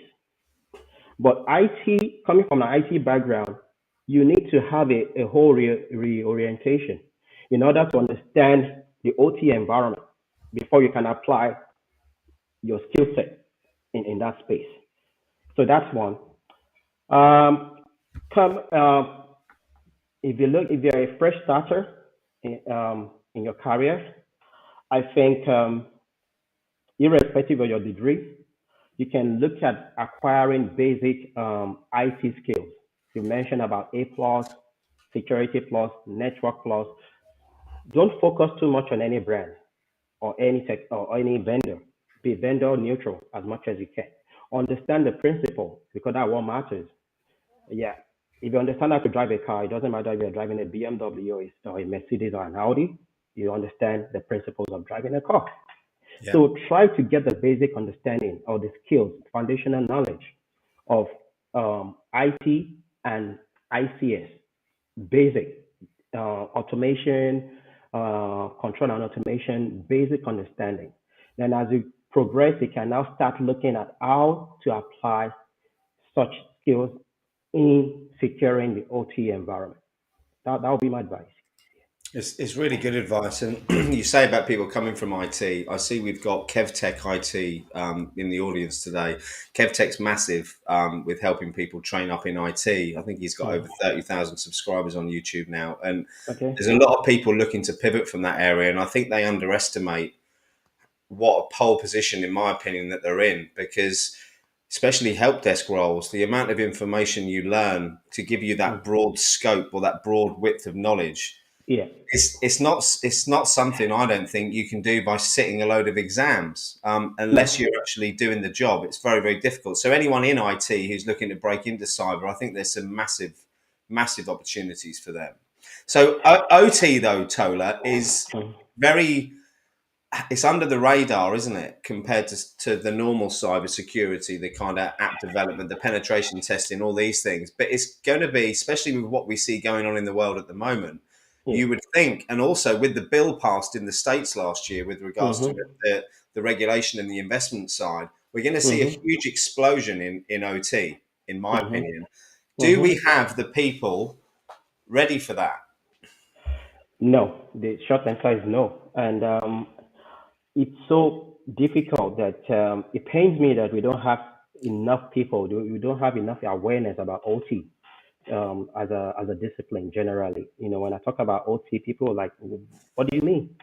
So personally, I spend my time traveling, going to universities to conduct seminars for students, final year students, PhD students, in order to bring an awareness of OT and to um, tell them what it's all about, what opportunities are there, and what sort of path they can take to develop in that space. So there's much to be done. There's growing. Fortunately, there's growing. There are growing vendors providing OT specific training like SANS, like GICSP. ISA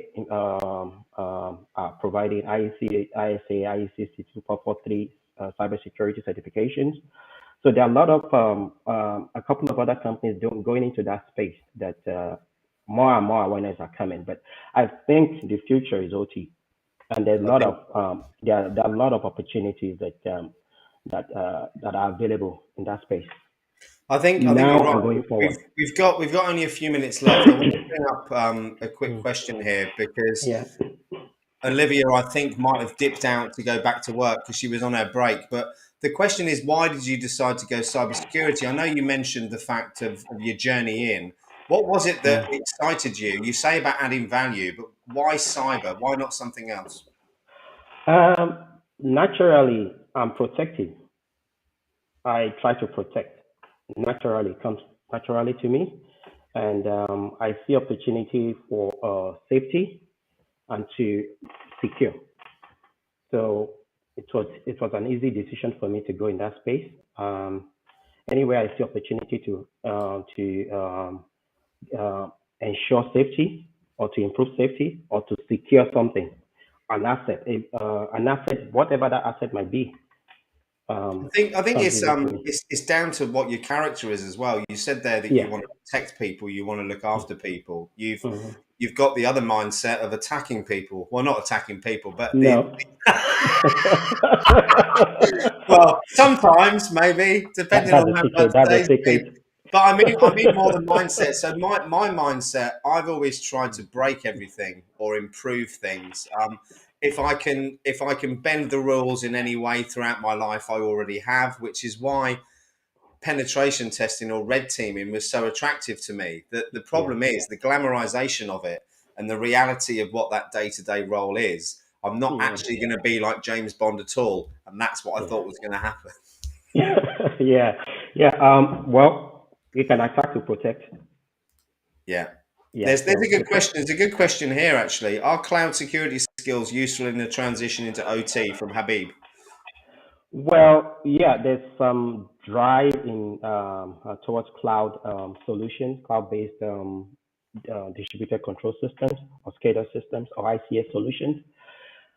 I'm not sure how far that will go, to be honest, because with the cloud, you are expanding the attack surface, you are expanding the boundaries. So you need to narrow your attack surface as much as you can. Unlike IT, OT, you need to be able to determine every aspect of your infrastructure. You know exactly what is happening. So by the time you extend that into the cloud, you're losing some form of control. You're expanding your control, your boundary beyond your own premises, beyond your own infrastructure. There is drive towards that. There are some solutions towards that, but I'm not sure I agree with that approach. Yes. Okay, thank you. So Yeah. we've now got 1 minute left. Any wise words to give the audience before we wrap up, Tola? Like Steve Jobs said, stay foolish, stay hungry, stay excited. The future is bright. It's very bright. And Tola, thank you so much for taking the time to come on and share your story with Thank us you, today. Simon. I I'm appreciate gonna leave you on the screen for a moment. We've still got a minute or so before Mike Jones, the Haunted Hacker, is due on at 6:30 my time. I'm still waiting for him to jump in the studio, so I'm just going to bring the agenda up quickly. I daren't press any other buttons in case I cut us all off again, so I'm going to try and do this simply. So we've got Mike Jones next at 6:30. In the meantime, if there's anyone there who you fancy seeing later, make sure if you're not able to stay in now, make sure you jump back in for that. Please do like and subscribe the content. Mike's obviously been watching and chuckling at me in the background because he's just jumped back in the screen there. Hey, Mike, thanks for coming. So Tola, thank you so much. I'm going to close out actually with a quick message from our sponsors, Valor Risk Management. They very kindly made this event possible. I did play this at the start, but I'm just going to play it out now. So Tola, thank you so much. I hope to catch up with you soon as well. And this is a quick word from our sponsors.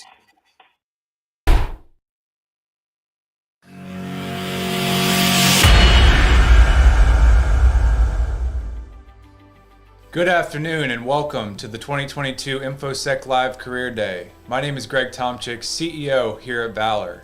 Valor partners with business leaders to tackle their most challenging cybersecurity risks. We are extremely proud to sponsor this event and bring together community expertise, and passion. One of the main challenges we see organizations facing today is talent. Our ability as organizations to attract and retain top talent in such a rapidly changing world. Over the next few hours, you will hear from some of the top names and experts in our industry who are going to deliver their unique experiences in cybersecurity to empower yours forward. But keep in mind, we're all in this together. Over to you, Jeff. So on behalf of the entire team here at Valor, we want to personally thank you for joining and your contribution to growing this great community. We look forward to you helping ensure the internet of today is more safe and secure tomorrow. So without further ado, we'll hand the reins off to Simon. We hope everybody enjoys this great event.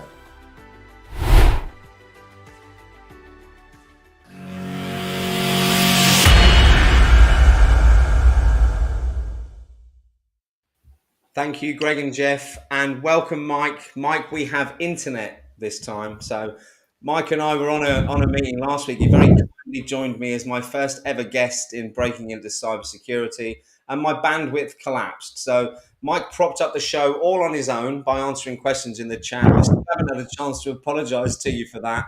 You can see my technical experience today, Mike, is on a similar level where my green screen's already dropped off the wall. So I'm going to be quiet now. Let you introduce yourself, tell everyone a bit about who you are and where you've come from while I turn my camera off and stick my green screen back up, sir. Awesome. I can do that. Thank you so much. I'm glad to be here. My name is Mike Jones, also known as the Haunted Hacker. I have a podcast. I do movies and screenplays for Alyssa V Knight. I do forensics, incident response, penetration testing, and I'm also an MDR manager for a company in Pittsburgh. And I also do public speaking. Along with what I find really passionate, I help former offenders in the UK kind of mentor them and help them along the way during their probationary period to help them get back on track and get a good job in cybersecurity. I'm actually working with a pretty high profile hacker right now from the UK, and more than likely going to be helping him get employment for the first time since he's been out of incarceration. So what brought me into cyber? It's a long story. Started when I was a kid. I had a big curiosity for electronics and numbers and stuff like that. My dad worked at the NSA, and so I had a unique environment. I was actually born at Walter Reed, the medical hospital that's attached to NSA. So I was kind of born into this. But as I got older, I got into hacking, and then I went into the military and became a cryptologist in intelligence, and later on did CTN, which is Computer Network Attack and Defend. So I specialized in attacking foreign networks and gaining intelligence. Then I got out, got involved with a hacktivist group, and for 13 years, the FBI kind of followed me around and built a case. And 2016, that came to a head, and I ended up becoming an informant in a Russian hacking group for the FBI. After that year was over, I was I went on vacation, and it ended up being a very long vacation because the State Department revoked my passport. So I spent the next couple of years in the UK speaking and helping kids that had been identified as potential cyber criminals and doing the London Met intervention workshop for those kids, talking to the kids and the parents. And I have a fondness for that program. A lot of the kids that I deal with are on the spectrum, either autism or Asperger's. And so having that same diversity, I can relate to them quite a bit and why they get involved with cybercrime. But like I said, now I'm working a lot with former offenders and getting them back into the industry and getting them like gainful employment. I think neurodiversity, Mike, is crucial to this industry, in my opinion, and something that is talked about more now than it ever was before. For you and I, perhaps, we're slightly older generation. I had no idea I had ADHD when I was at school. It wasn't a thing. If I'm honest, I didn't even know I had ADHD until I was 45, and I took 5 minutes to sit down and look at how I've been behaving and the way I was. But when you learn how to focus and channel that, whether it's autism, ADHD, or anything else, people are extremely gifted and extremely talented. And it's a necessity for this industry. So you've gone bad. You were bad. You've now gone good. How does it feel being good? Is it better than being bad? Because I used to be bad and I'm good, and I'm much happier now. Let's be honest. It's a lot better now because I don't have to look over my shoulder, and I know Yeah. that I'm on a straight and narrow path. But that little question of paranoia is still in the back of my mind, especially with U.S. Department of Justice. You never can tell who's keeping tabs on you. But it's much better now. I don't have to worry about hiding things or doing things that may put me behind bars. And I can use what I learned while I was on that side to help kids avoid that now. Do you think, I've said this before, I love the fact that we've got Try Hack Me and Hack the Box. I love the fact that it's engaging training. However, the one thing I'm terrified about is the fact that we're now clearly hitting that economic curve where we're going to start the downswing and the economy is going to start getting put under pressure. People are going to start not having jobs. People in underdeveloped or less developed countries are going to struggle. We've weaponized a lot of these people who might not be able to get a job. I see that being a potential issue for us moving forward, which is why it's amazing yourself, Nick Stenner, who's a policeman in the community at InfoSec Live. He does some similar work with children who started to get into cybercrime, that I think one of the same people that you're working with as well, in fact.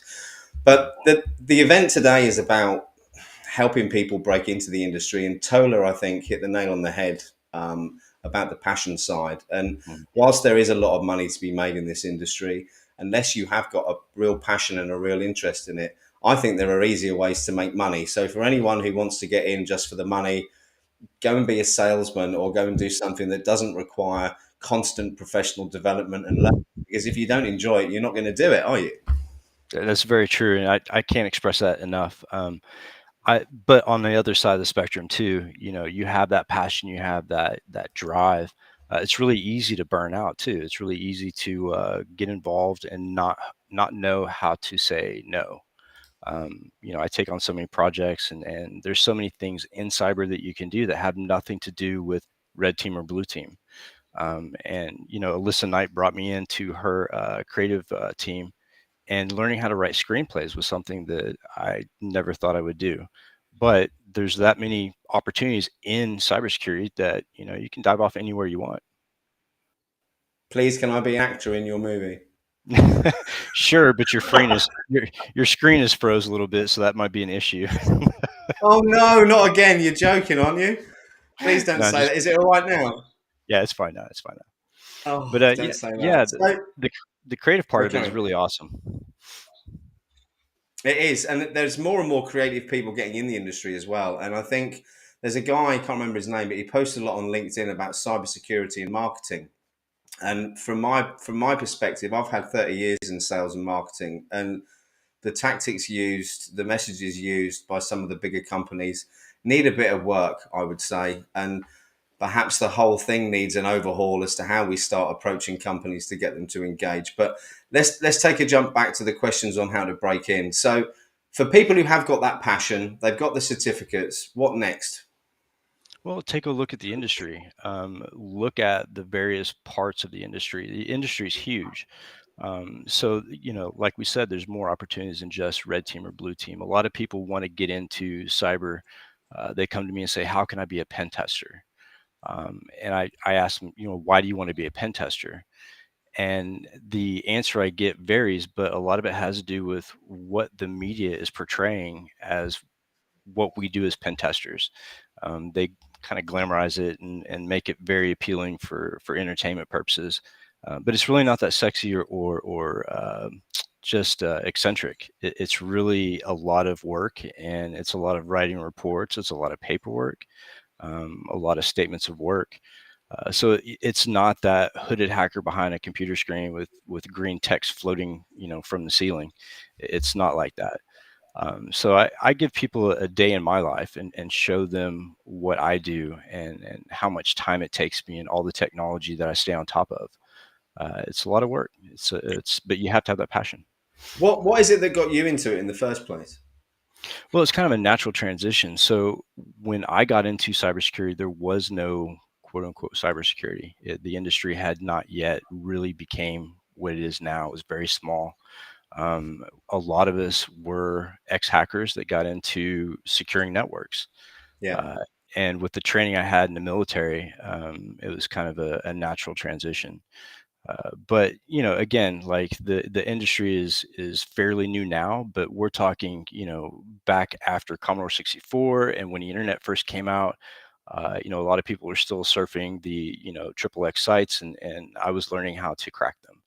And that's kind of what brought me into cyber when it became a job, because when they said, hey, you can get a job as a pen tester and do what you're doing now but actually get paid and not have to worry about being chased by the cops, I'm in. That's actually the thing that got me interested in the first place as well. I'd stumbled on Cybrary and watched a load of videos on pen testing and red teaming in particular. And having been someone who'd bent the rules most of my life, it seemed, and also had a massive love of technology, I wanted, in my mind, I could jump in and just do red teaming straight away, which clearly hasn't happened. I think it's been an eye-opener for me, realizing how many different roles there are in the industry. I had a very narrow view of it in the fact that I saw red team and blue team, didn't see much else. You then discover there's nearly 60 different roles. You've then got all the subset roles as well. Do you think it's easier once you're in to pivot? So if you came in on a job that perhaps wasn't your dream job, is it easier to do it like that? Or would you say hold off and get the job you want first? I believe it's really good to get that first job. One of the offenders that I'm working with now, he's coming into the industry on the blue team, simply because of the fact that he already knows the offensive side. And the way that I teach people and the way I advise people is, if you want to really be effective on red or blue, you have to know both. And that, it goes back to Sun Tzu and the Art of War. That was one of the books that I made my analyst download when I first got my job, was, the Art of War, because to defeat your enemy, you really have to know and become your enemy. And I think a lot of us former offenders have that capability of intimate knowledge of how that works and the mindset behind it. So that makes a really effective blue teamer.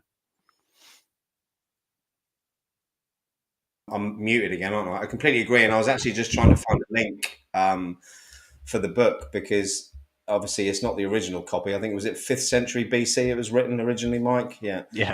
It's something that I've read a lot, and we mentioned it earlier with Tola. I think it mentions in there about the adding value and kind of the different ways of warfare. I think Vladimir Putin's definitely read it,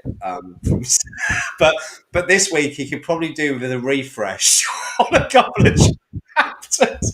But let's not get into politics, Simon. That would be a really bad idea. We've got a good question here from Mo.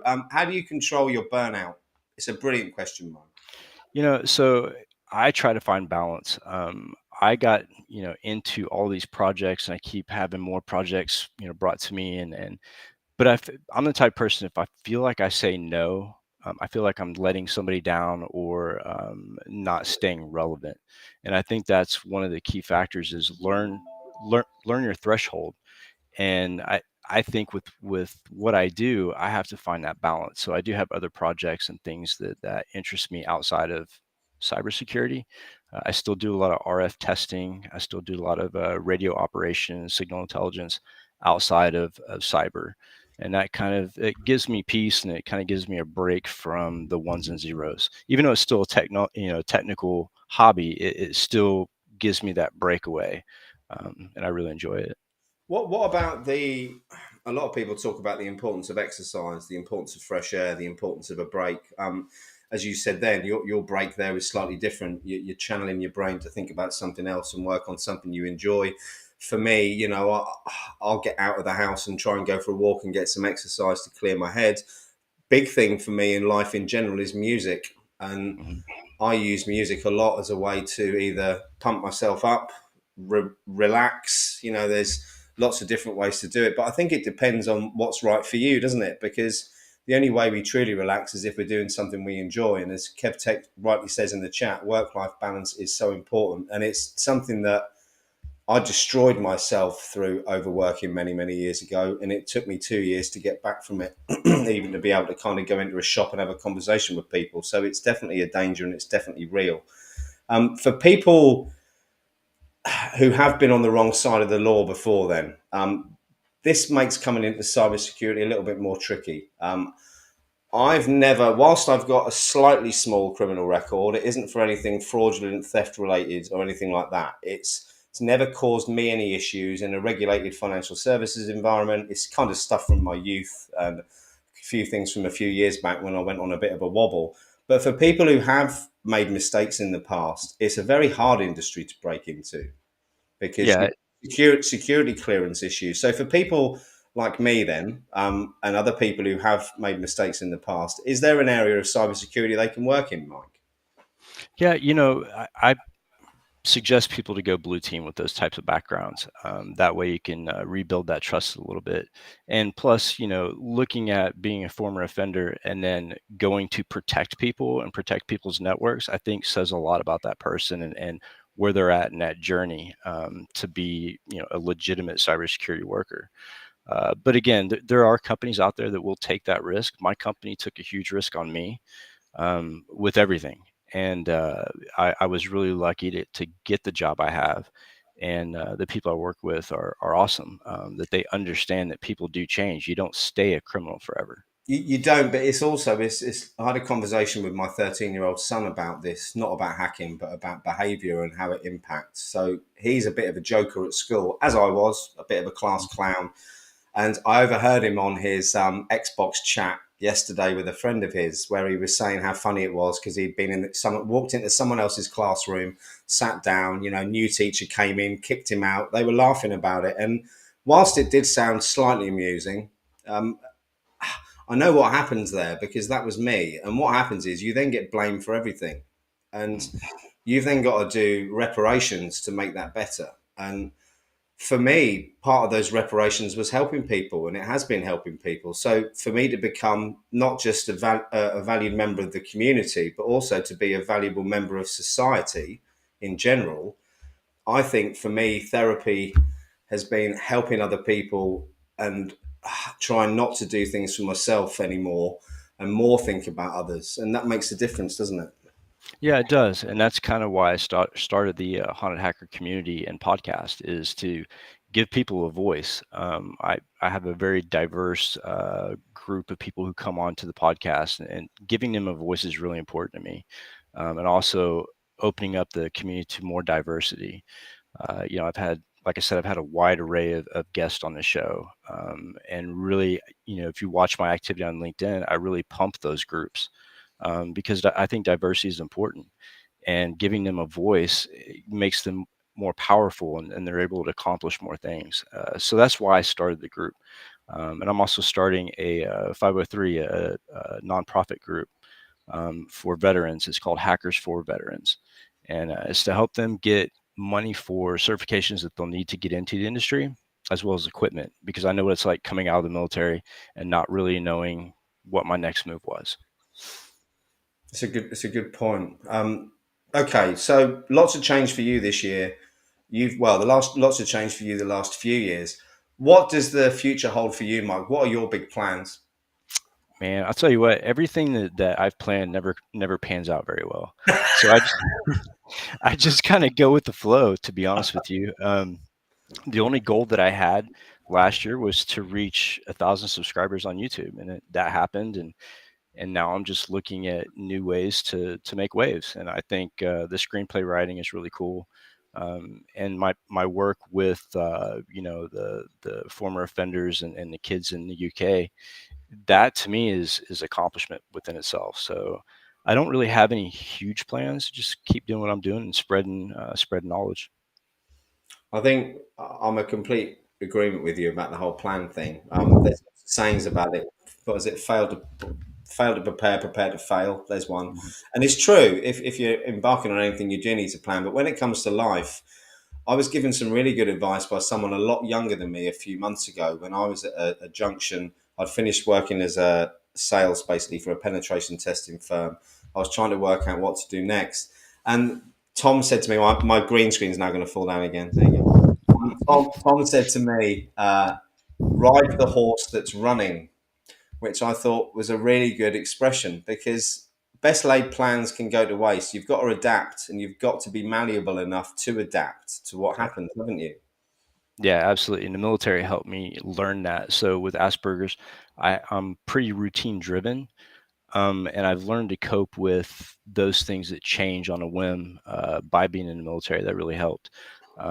So, for people like me that are pretty introverted when it comes to life in general, this doing podcasts and stuff, looking at a computer screen is perfect.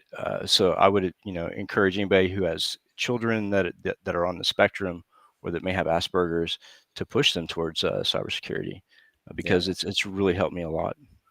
No, I completely agree with that. I mean, I've got 6 children, and whilst we haven't had any of them diagnosed, my 16-year-old is now doing technology levels at school, and he focuses really, really well on certain things. I don't want to label him because I've had this conversation with him before, and he's probably watching. But he's landed a work placement at Aviva to do his studies. He's only 16. He's doing a day release there at the moment, and he absolutely loves it. And he's got that passion that we're talking about, and that is the thing that will drive people through. And Mo, who's dropped a comment in there about your fan base growing, Mohammed Sadiq is someone who's come from outside of the industry and he's struggling to get a job, but he's got everything that we've talked about. He's got the passion, he's got the drive, he's got the certs, he's got all these things. And I think I want to say it to you again, Mo, just keep hanging in there. It will come. But we all get to the point where we feel pretty beaten by it. And I was like that a couple of weeks ago. I boxed myself into a corner financially through focusing on this. But if you believe in something enough and you want it enough, you'll get it.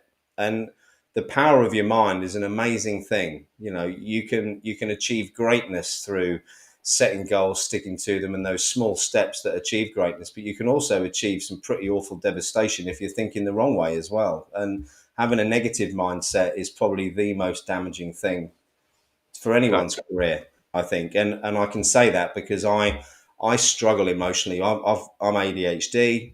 My emotions go like this all the time. So when I'm on a wave, like I feel at the moment, I'm in a good mood, I'm waking up hyped. It's easy. Everything comes easy. But when I'm having a tough day and things are tough and I get bagged down into that kind of, I don't know if it's a depression or just a lull, it's tough. And you can't see the way out of that sometimes. And it brings us back to the importance of community. And that's exactly what you're doing. And I saw another person in the chat, Carrie, who's a member of the community, someone else who's got tons of relevant experience but still struggling to get a job. He put a question in there. Where is it, Carrie? I'll find it. He's asking about the link for the veteran stuff that you were working on, because I know Carrie's a veteran. Yeah, I'm actually working with counsel, with legal counsel right now to get all the documents. And I've just started the board. And the board of advisors for the nonprofit is really interesting because one of the other guys was in here. I've extended an offer to Gerald Ozier to be on the board of this company, this nonprofit. But talking about like not giving up. So a year ago, I was homeless when I came back from England. And so like that, within itself is a struggle, just to get back to where, I felt comfortable and was actually like, feeling good about myself. But it didn't stop there. And that's when the podcast started.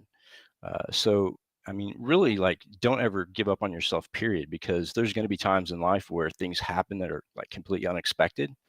And it may throw you for a loop, but there's always that door. Like literally the podcast came from an idea that I had with my best friend from high school, sitting at the bar in his house while I was homeless and drinking a glass of bourbon. And he said, "You have a story. Why don't you give it?" I was like, that's not a bad idea. So it started out as a one person, giving my perspective on different technical stuff to a group of people on Zoom to what it is now. And if you would have asked me back then, did I think I was going to get to the point where I am with my podcast? Nah, it's just been one of those lucky things. It's not lucky, Mike.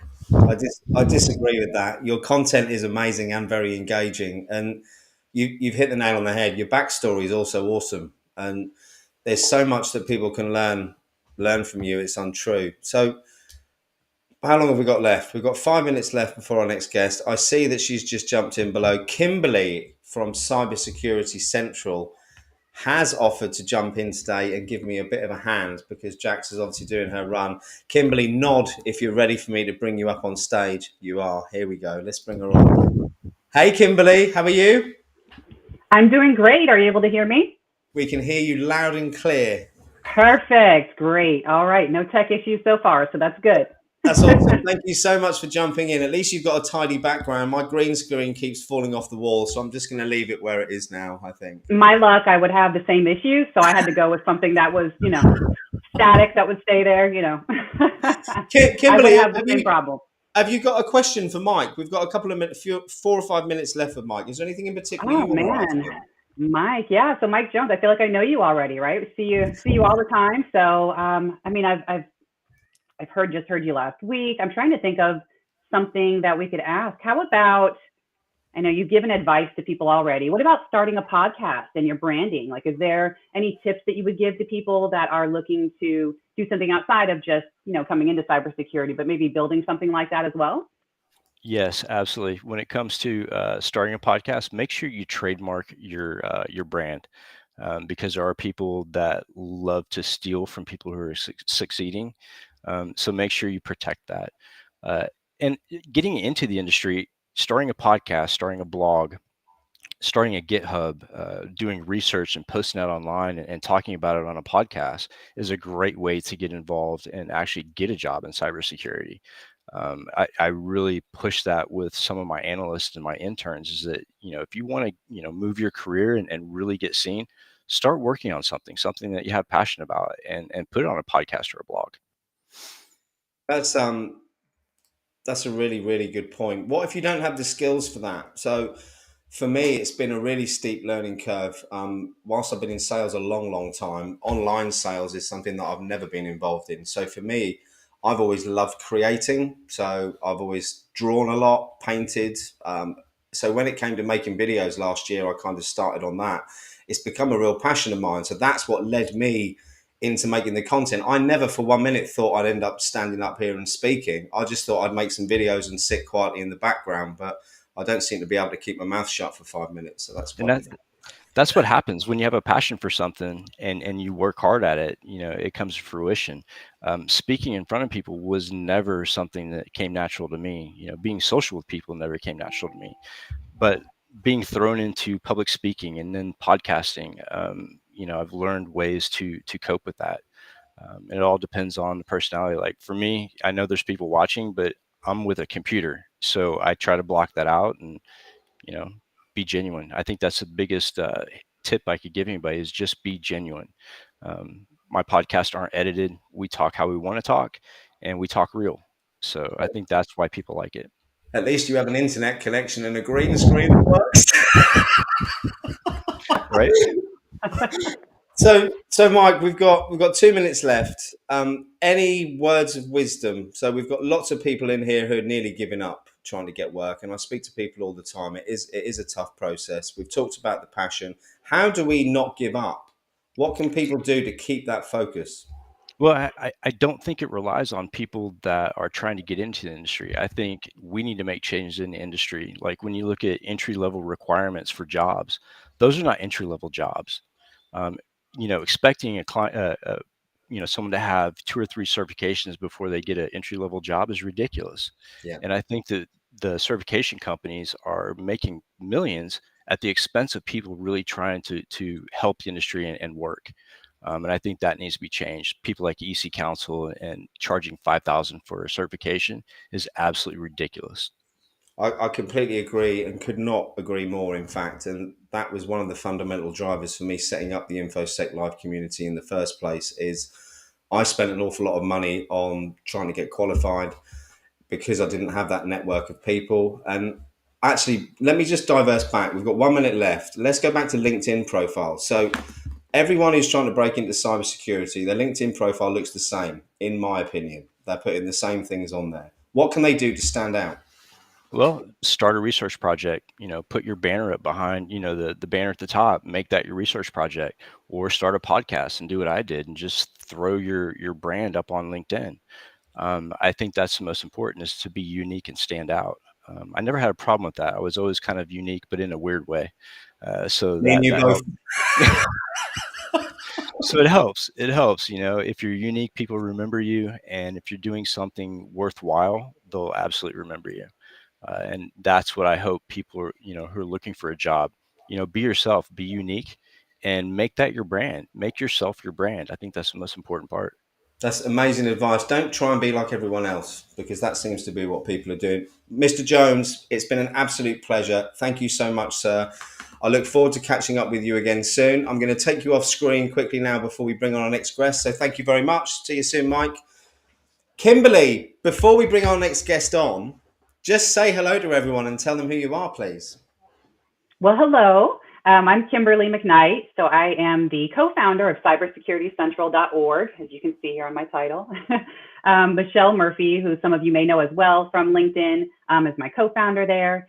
And it's a foundation we started last year, really. So really new, something we wanted to try to help people give back a little bit in the community to those who are helping us so much. So we started doing some posts. We have weekly posts that we put out. We're also working on curriculum and a lot of other things behind the scenes that we're working on for the future.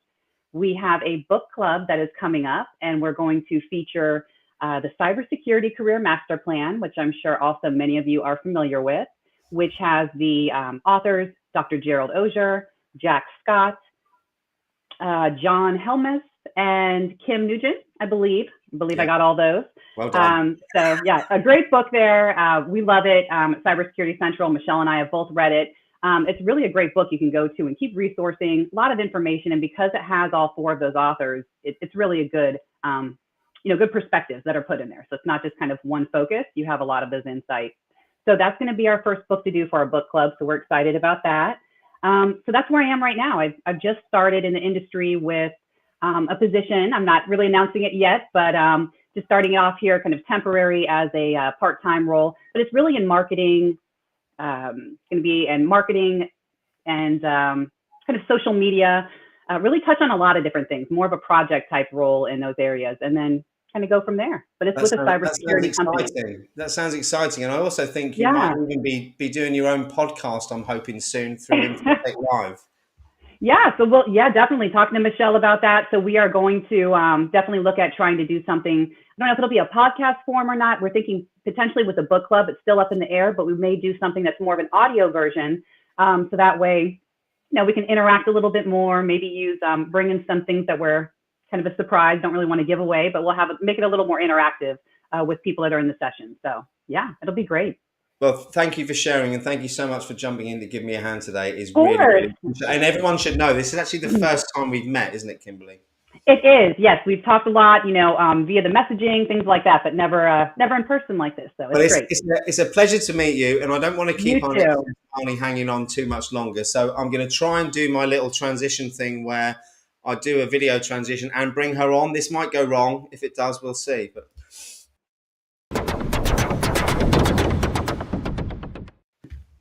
I think it worked. Marnie, how are you? I'm good. How are you? I'm very, very well, thank you. Firstly, thank you so much for taking the time to come on and share your story with us today. Could I ask you to start by introducing yourself and telling everyone a bit about yourself, please? Sure. Thank you for the opportunity, Simon. So hello, everyone. My name is Kirti. I'm a cybersecurity professional with global experience in cybersecurity strategy, incident response, risk management, security training and awareness, and building out security initiatives. Excellent. And you're here today to talk to us about what? What are you going to enlighten us about today, Marnie? So I'm going to talk a bit about the cybersecurity journey, and as well as throw some light on risk management, which I do. It can be an interactive session. Simon, you can go ahead and ask me questions, and then I can answer. Excellent. Sorry, I was trying to do two things at once then. I was telling Kimberly to drop her links in the chat whilst trying to pay attention to you and press a button, which didn't go terribly well. So in that case, I'll bring myself and Kimberly back on. Kimberly's busy doing her hair. There's me with my green screen for you now. So firstly, Marnie, tell us a bit about your background and how you ended up in the industry, please. Yeah, so I kind of did my master's in information security, and I started off in consulting for a few years before moving into industry. So yeah, so education kind of paved my way into cybersecurity, I would say. And yeah, so I'm also like keen on sharing publicly available resources such as NIST, NISA in my LinkedIn, and also try to share my understanding of the topics. Okay, and what is your favorite topic? So for me, I basically like risk management a lot. So I usually talk it from different perspectives, whether it is cybersecurity, privacy alignment, or IoT devices as specific as possible. And somebody breaking into cybersecurity, there would be like two key things from my own journey that I can share. Um, as many other speakers have mentioned, there are like different streams of cybersecurity available to you where you can get in the field, and I can elaborate on this.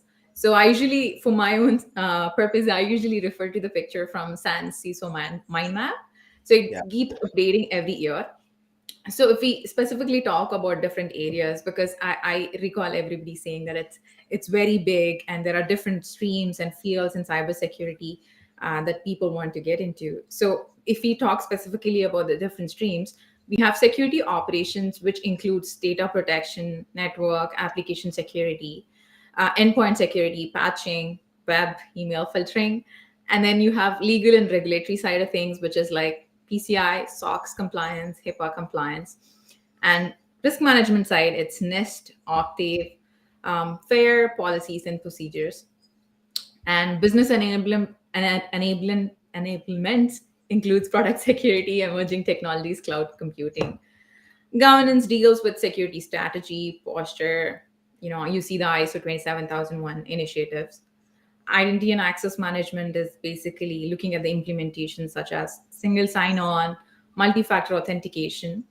And on top of that, you do have like leadership skills, which is business strategy, industry knowledge, communication skills, technical leadership. So broadly, cybersecurity is spread into these areas where people can have different roles.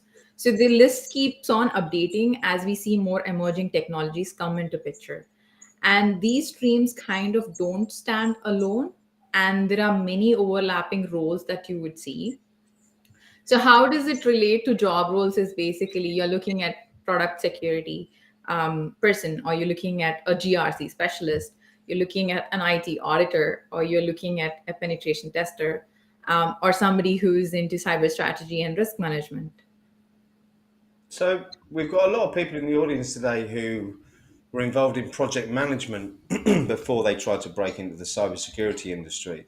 Would you have any advice for them specifically? Because I can think of 4 people I've seen in the chat who are trying to break in with that kind of agile skill set and the project management side. What direction should they take, Marnie? Sure. So it's kind of so I wouldn't take out project management from cybersecurity. So it goes hands in hand. So when I talk about, let's say, project management, cybersecurity, right? So you're involved in an implementation project, or you're involved in an initiative. How it comes into picture is the basics of project management remain the same, but you should also understand the core of the cyber initiative or the security initiative that comes into picture, right?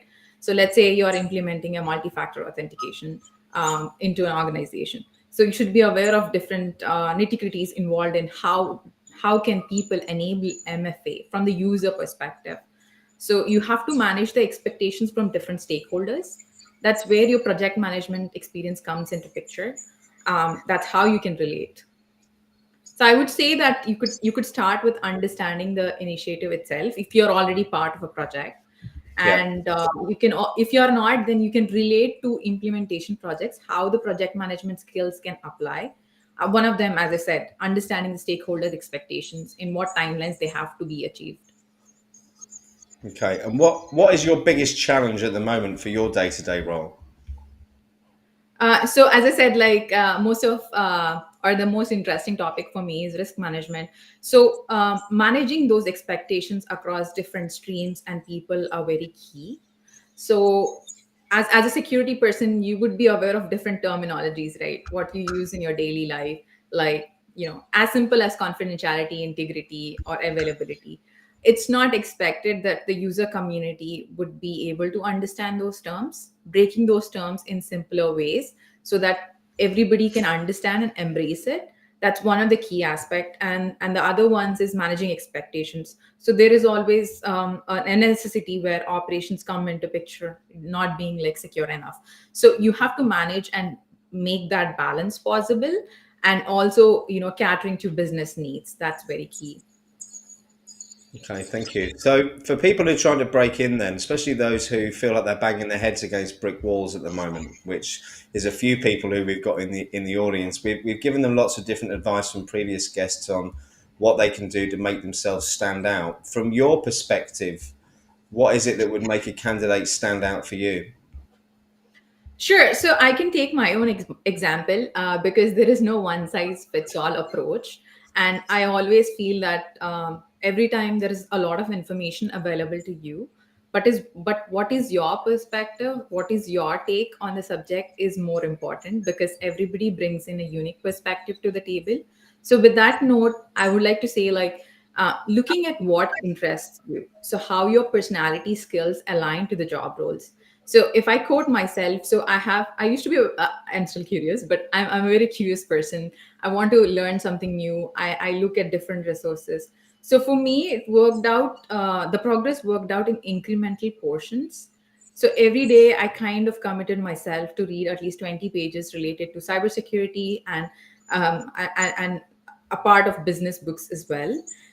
The second aspect, the business books, or the leadership or the interpersonal skills that most of the people won't quote, or I haven't heard of quoting, is very important, because technical skills you can learn over the time, but interpersonal skills is something you have to learn from others' experiences, something you can prepare yourself.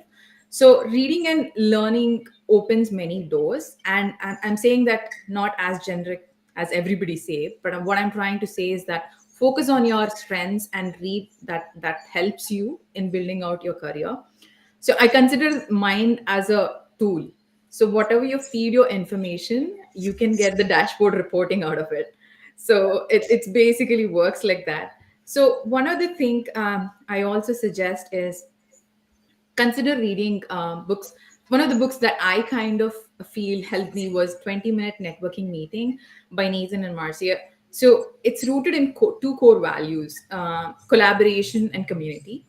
So I would suggest everyone to read the book, because it helps how networking can, give you opportunities or open up opportunities. It's not as simple as like messaging someone and asking like, oh, I need this, can you? So it won't be that. So you have to understand the process of networking, or rather called relationship building, in terms of, how you share with others, what can you help others as well. So that is one part to it. The second part is, as I said, invest in yourself. So there is nothing greater than, or improving your skills. Yeah. Smaller steps always lead to bigger ones. The other one is choose a role model. So as I said, when I started my career as information security professional, or I started first seeing Sean Harris videos. And that kind of helped me to draw inspiration and be motivated. And also the most important one is being connected to your peers and community. The community, cybersecurity community, is amazing. You have a lot of people who are ready to help and share knowledge. So when you work in a niche field, you should connect and engage in conversations with peers in that field. Obviously, having that positive aspect that I'm learning something new. And one way to do is also to actively involve in organizations that are available to you, right? And also events like this, like participating and getting exposed to information that you might have not heard before. We see so many people, or I get approached by so many people on a daily basis who forget about the whole rapport building part. So get a lot of people reaching out with questions like, can I have a job? What do I do to get a job? Which are all questions I'd be happy to engage with people with. However, as Marnie rightly says, the soft skills side is crucially important. And to get someone to want to give you information and want to give you help, you have to build up that rapport first. So I cannot state how important that is. And I want to go back to something else you said, because it's something that I say in a different way. For anyone who's doing A+ at the moment, when I went through that exam, talks about peripherals, input devices, etc. And I like to think of the brain like the hard drive on a computer is the way I think of it. And the eyes and the ears are the input devices. We feed this with all this stuff every day, and including the internalized thoughts, especially the internalized thoughts that we're feeding it as well. And then what happens is we process that subconsciously, normally when we're at rest. And it is a goal-setting mechanism, our brain, isn't it? I think. And you feed it what you want to achieve. And I say this because I've achieved massive success through feeding it the right thing. And I've also achieved massive destruction from feeding it the wrong thing. So I wanted to just go back and cover off on that, because I think you said something similar with regards to that. Yeah, absolutely, Simon. So that is one thing I don't see a lot of insistence on. There are a lot of perceptions with regards to industry saying that you have to be technically sound, you have to be, you have to be a pen tester in this field. So what my point is that having that attitude or curiosity or willingness to learn in incremental steps can definitely help you. And that's where I see it, as you said, what you input is what you process. Yeah. It is definitely. And that's, I mean, for me, mindfulness has formed part of my daily routine. For the first time, I started meditating, started reading up on Buddhism, Hinduism, all different religions a few years ago. And the one thing they all have in common, whether you want to call it prayer, meditation, it's all about that positive input. And it's all about feeding yourself the right thing, isn't it? And how do you get yourself out? I mean, we all sort of get down in the dumps sometimes, and I was talking about this earlier. What do you do if you're losing focus or you're struggling? How do you change that, Marnie? So I do it. So for example, if it's a day to day and I'm really stressed out about something during the day, right? So I definitely take a break. It could be as simple as 15-minute break or 20-minute break, take a small walk or come back. And it's very refreshing for me like that. Over the week, I do play sports. So I do play badminton regularly. So that kind of de-stresses me out as well. Yeah. I also like reading a lot of books. So I feel happy after reading a good book. Yeah, So that kind of, helps me as well. Well, I say read. I'm 47 now, and let me tell you how reading works for me. I now use audiobooks and use headphones because I had a Kindle, which was like life-changing for me. So I've been a voracious reader all my life, love books, have a big library. It's now in boxes in my house. But I then adopted a Kindle about 6 or 7 years ago, which I absolutely loved. It was like untapped reading whenever I wanted, until my eyesight started to fail. And I got to the point where I'm turning the page every 3 seconds because the font's so big. You keep doing this. So when I got to that stage, I decided to go Audible. And I now just wear earphones and listen to books, which isn't the same, Marnie, is it? Because when you read, you get different inferences and you use your imagination differently to when you listen, I think. Yeah, absolutely. So it's a different skill, right? Some people are good at listening, some people are good at reading. So it's basically playing by like what really gets into your mind and you can process it. That's one part to it. And going by your point, Simon. So I also listen to a lot of podcasts. Some of these podcasts are so interactive that it really helps me to think, even when I'm listening to these podcasts. And as you said, like reading is sometimes where I process the most. And if it's as a podcast as short as like 20 minutes or 30 minutes, it's something that I can remember. And because it usually touches like the key points where I want to focus and do my own reading after that. So what are you reading? Well, tell me what you're reading at the moment. So let's do book club now, Kimberly. You mentioned book club earlier. It's always a good question. Give us another recommendation, Marnie, for a good book for people trying to break into the industry. Sure. So I guess like right now I didn't, because I was just reading few of the NIST documentation that is available. But one thing I definitely wanted to read was The Art of War again. I think I've read that about 15 times now, and I learn something new every time. Yeah, it definitely gives you a different perspective every time that you want to read again. I was also reading like different conflict resolution books, and I also try to revisit the books I've already read just to understand what I've read and what I've processed. And it's kind of, I wouldn't say repeat myself, but I think it helps me a lot. Forget, like, because if I see or look back at myself, what I understood from the book like 2 years back is totally different from the way I understand the book right now. Yeah. It's like that with all books, isn't it? That's the beauty of books. You can watch them, you can read them, and they seem like something different. I mean, I read when I was a child. I used to love Enid Blyton books, which no one can probably remember because she's a very old author. I tried rereading one of those to my children a few months back, and wasn't quite as good as I remembered. So not the best not the best example. It wasn't the magical enchanted forest that I remember from my childhood. But there we go. So, any questions in the chat? So, can we drop some questions in if we've got any, please? We've got about 10 minutes left with Marnie, and I want to make this as interactive as possible. Thanks very much, Splodge. Much appreciated. So, what about individuals that don't like reading or audiobooks? That's how I am. That's a very good point. How do you learn then, Splodge? Drop it in. How do you like to learn? Is it video? Is it another way? I'd be really interested to see. Marnie, coming back to you then, what's your biggest bit of advice for people who've got the passion, they've got the certs, what do they do next? So they got the certs, but they're looking for a job is the question, Simon? Or? Yeah, it is. Sorry, I should have been clearer. Yes, absolutely. Okay, so I guess start looking out like what the industry is basically looking out. I would say approach this very cautiously because some of the advertisements may not reflect the actual requirements of the job. So Yeah. it's because I have heard like different perspectives on this side as entry levels asking CISC certifications. So I do see that as well. So that's the reason why I'm saying like, do approach it cautiously. I would say one of the things is basically applying to the jobs. The second thing is the relationship building that I was talking to you about.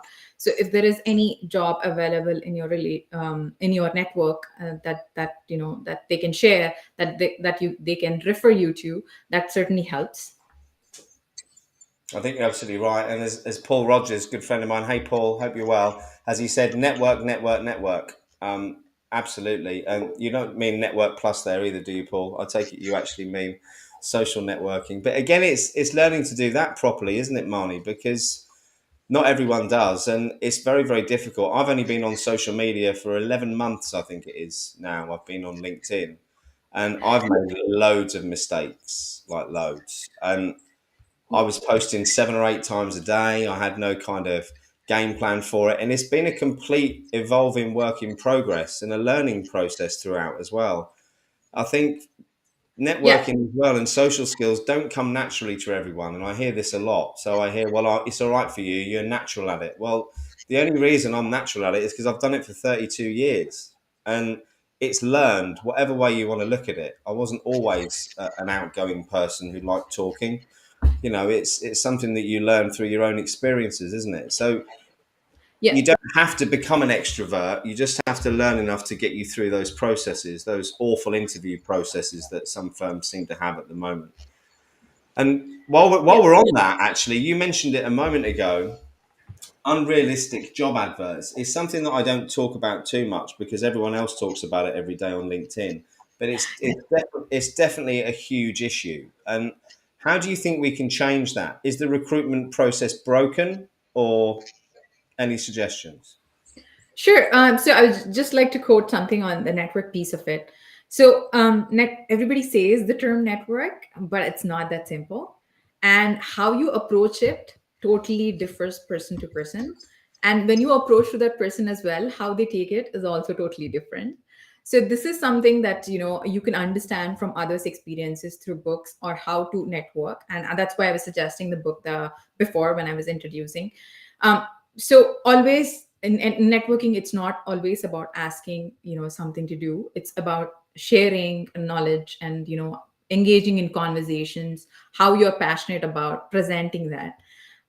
So it's not simple as like saying hi, I have seen you here, I have seen you spoken here, can you get me a job? It's not as simple as possible.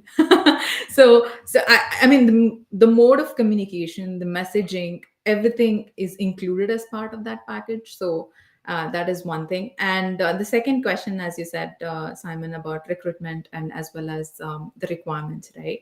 So how do we improve this process? And in my own perspective or in my observations, how I see this is bringing awareness and sharing our insights. For example, I'm a cybersecurity professional, and if I see something like that, sharing that knowledge, saying that no, this is not what the job is required to do, because we are in cybersecurity industry and we are talking only to our peers about this. But what we also forget is there is another layer of group, which is whether recruitment, whether it is marketing, whether it is job postings. There is another layer where they need to be brought up to speed to understand the job requirements.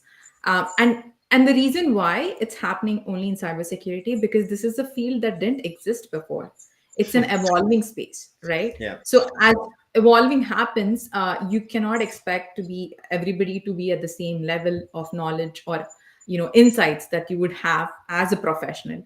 So bringing that holistic approach and bringing teams across, educating them on a regular basis, this is how it changed. Cloud security is the boom right now. So it wasn't like a few years back. So we need to have that conversations and, if possible, education and awareness to the groups needed, and also bringing them to the same or equal level of understanding.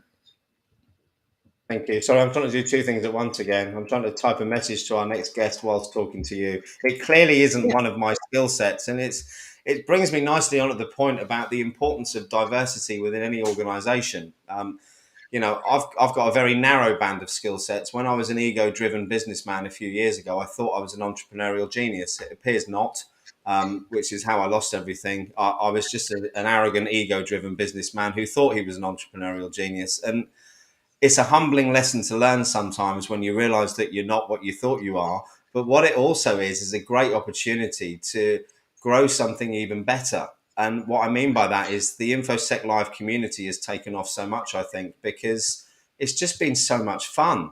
And managing to help people and bring people together globally at the moment is something that the world desperately needs. And the bit that I've seemed to have brought to the table is the soft skills, because it's the only bit that I'm any good at. But I'm useless as a techie. I tried to come in as a penetration tester, failed OSCP miserably because I took it far too soon. But it is what it is, and it's adaptability is key, Marnie, I think, from my point of view. And you said it earlier about the need to pivot or looking to change as technology changes, because whilst it's cloud today, what's it going to be tomorrow? Yeah, absolutely. And one of the other reasons, like the research that I'm doing currently is in IoT risk management side, right? So I definitely wanted to talk a bit more on that, but considering that, it's Cyber Career Day, I thought like sharing my own experience with regards to it. As risk management, as broader topic as it is, if you apply to different emerging technologies, right, it totally differs. The way risks change for an IoT device is totally different from the traditional IT devices. And adaptability is something, again, to quote here, we cannot take the traditional risk management approaches, as accurate as possible for IoT as well. So there has to be a little tweak in the process, adapting the basics to the process, but also having the new risks and threats related to them coming into picture. That is one side of the adaptability that, risk management side that I'm seeing, because the adoption of IoT devices as the world is progressing into it's going to be humongous, and more adoption is what we're going to see. So that is how the basics of risk would remain the same. How you take at risks, how you would evaluate them, how would you risk mitigate them would remain the same. But understanding what additional controls you need apart from your traditional IT cybersecurity controls is also key. So that's why I just wanted to pick that example to quote your adaptability note. Yeah, no, thank you very much. Marnie, I'm conscious of time. We've got a minute left before our next guest. So any final words before we change seats? Sure. I just wanted to suggest folks that, focus on continuous learning. That'll help you a lot. Be it incremental, be it small. Small steps lead to bigger steps. Marnie, thank you so much. It's been an absolute pleasure. Thank you for giving up the time to come and Thank speak. you, Mani. Thanks, Simon. Thanks, Kimberly, for the opportunity. Happy to be No, here. it's our pleasure, and I look forward to catching up with you soon. So I'm now going to try and bring on our next guest in a very seamless fashion. For anyone who's watched the show so far, it's bound to go wrong because I'm not very good at pressing buttons and talking, but we'll see how it goes. So Marnie, thank you so much. Hi, Marnie. I'm going to bring on our next guest in a seamless.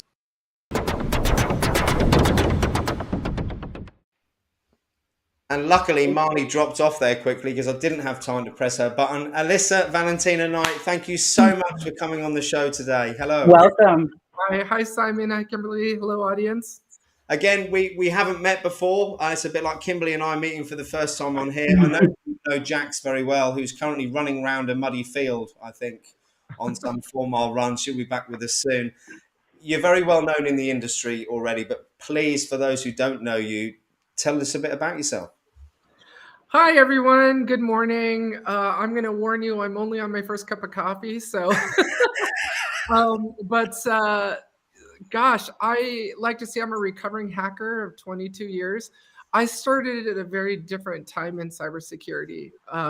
Back 22 years ago, there even really weren't these dedicated positions for security engineers or penetration testers, right? So when I started, let me take you back a little bit further before my career started. I started hacking at 13. When I was 17, I was arrested for hacking into a government network. They were waiting for me at school and arrested me on campus. I went from the biggest nerd in school to the most popular kid in school in 1 month, for the wrong reasons, of course. Yeah. So once I was arrested, they brought me to the office of the school and interrogated me there and got me to admit to everything. And their mistake was interrogating me without my parents there. I guess it didn't really click with them that I was a minor, and even though they arrested me at school, which is really strange. So they had me call my parents afterwards, and then the ADA, the assistant district attorney, did not want to touch the case because it was handled so poorly.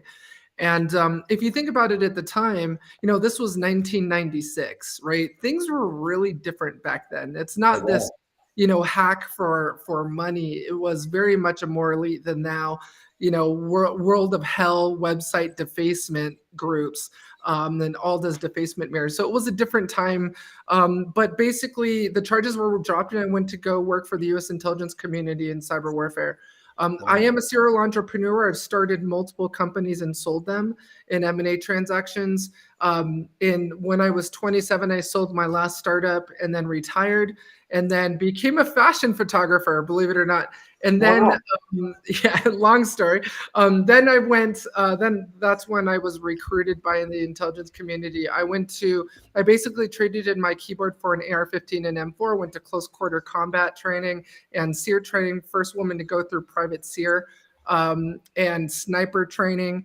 And my AOR was the Middle East and Africa. And it was human intelligence or human operations supporting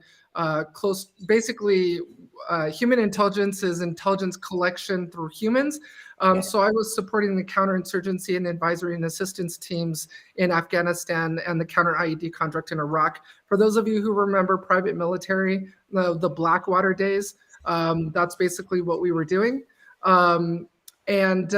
So fast forward, I knew the conflicts in the Middle East were winding down. I went back to cyber, and now fast forward to today, I'm a cybersecurity filmmaker. My wife and I own a family of companies. So I own Knight Group, which owns Knight Entertainment or Knight Studios, Knight Events, and Knight Capital. So that's me. I thought I had an interesting backstory. You've just smashed mine out of the water. Mine's similar. An entire show could be dedicated to my bio, so I try and go through it as fast as possible. Mine's similar, Alyssa, in the way that I got in a bit of trouble when I was younger. And I've also been a serial entrepreneur throughout my life, but I also lost everything a few years ago and had to have a real big reset. So for me, coming into this industry, I've been in since only last year when I came in as the head of a penetration testing sales department, basically for a firm in the UK. I wanted to be a pen tester. I got it in my head at 45 after a very successful career, being a multimillionaire, losing everything through my own stupidity and stupid risk taking, that I needed to be content in my life and do something I enjoyed rather than chasing money. It seems like you're doing both, which I've never achieved or haven't achieved yet, whereas you're doing something you love and making money, which is amazing. So the bit I'm really interested in, and that hasn't got anything to do with the career day, is the fact you make films. So tell me a bit more about that. Yeah, so quite an interesting turn. Basically, a producer approached me for a new Netflix TV series. And basically, this was about the time after Mr. Robot ended, and they wanted to do a new show where the protagonist was a woman. And so they wanted to create this new TV series based on my life, and ended up just starting to segue into video and filmmaking from our clients at Knight Inc. And Knight Inc. is a content marketing firm for cybersecurity brands. So we create these episodic short films for cybersecurity vendors. And so we basically took this turn and decided, hey, look, production company, how about we fire you and we produce this new Netflix series ourselves? And so I got a team together.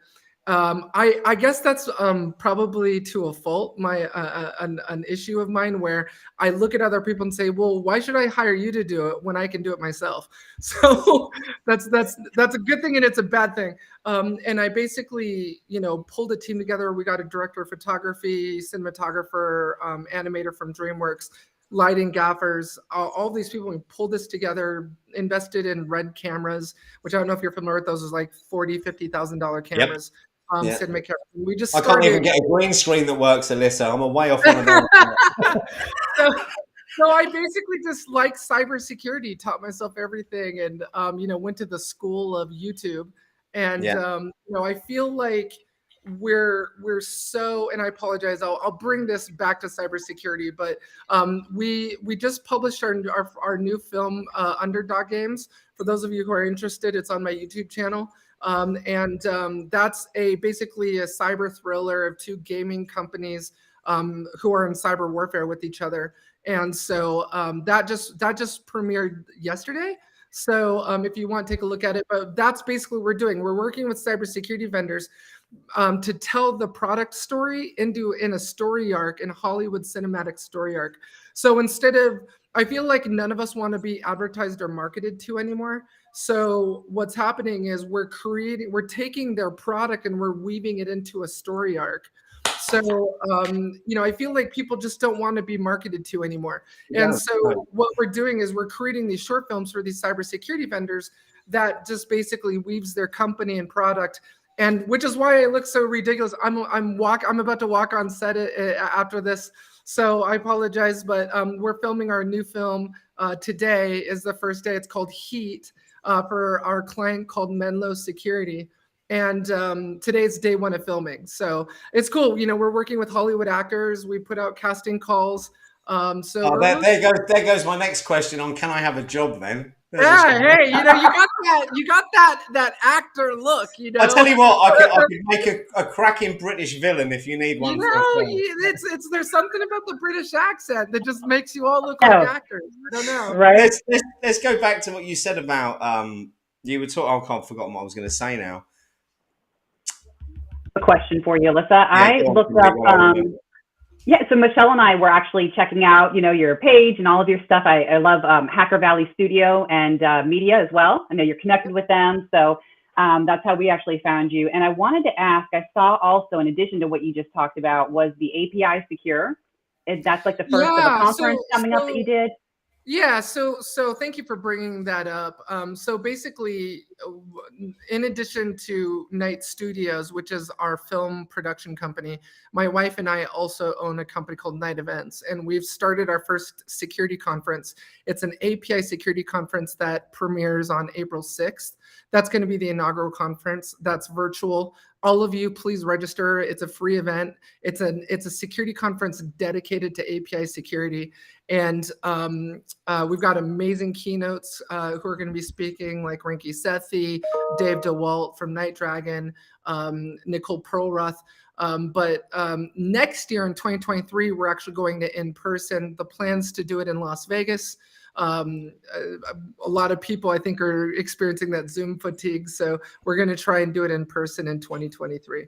That sounds amazing. I think I've just remembered what I was going to say, and it was, no, I haven't. It's gone again. I'll tell you what, I've got a seriously bad short-term memory problem. I need to go to the doctor. Okay, Simon.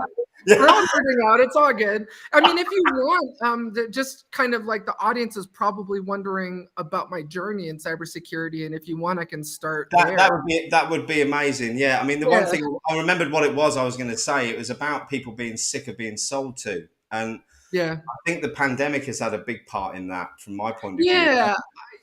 I just feel like, I'm a big believer in Simon Sinek's people don't buy what you do, they buy why you do it. A lot of people don't know that Apple wasn't the first company to come out with the MP3 player. The iPod came 17 months after the Creative Labs MP3 player.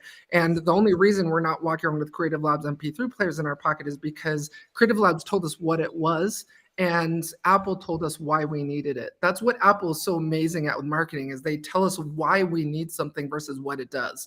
And so what we're doing at Knight Studios is we're creating these films that and these story arcs and screenplays around why you need a product versus what it does.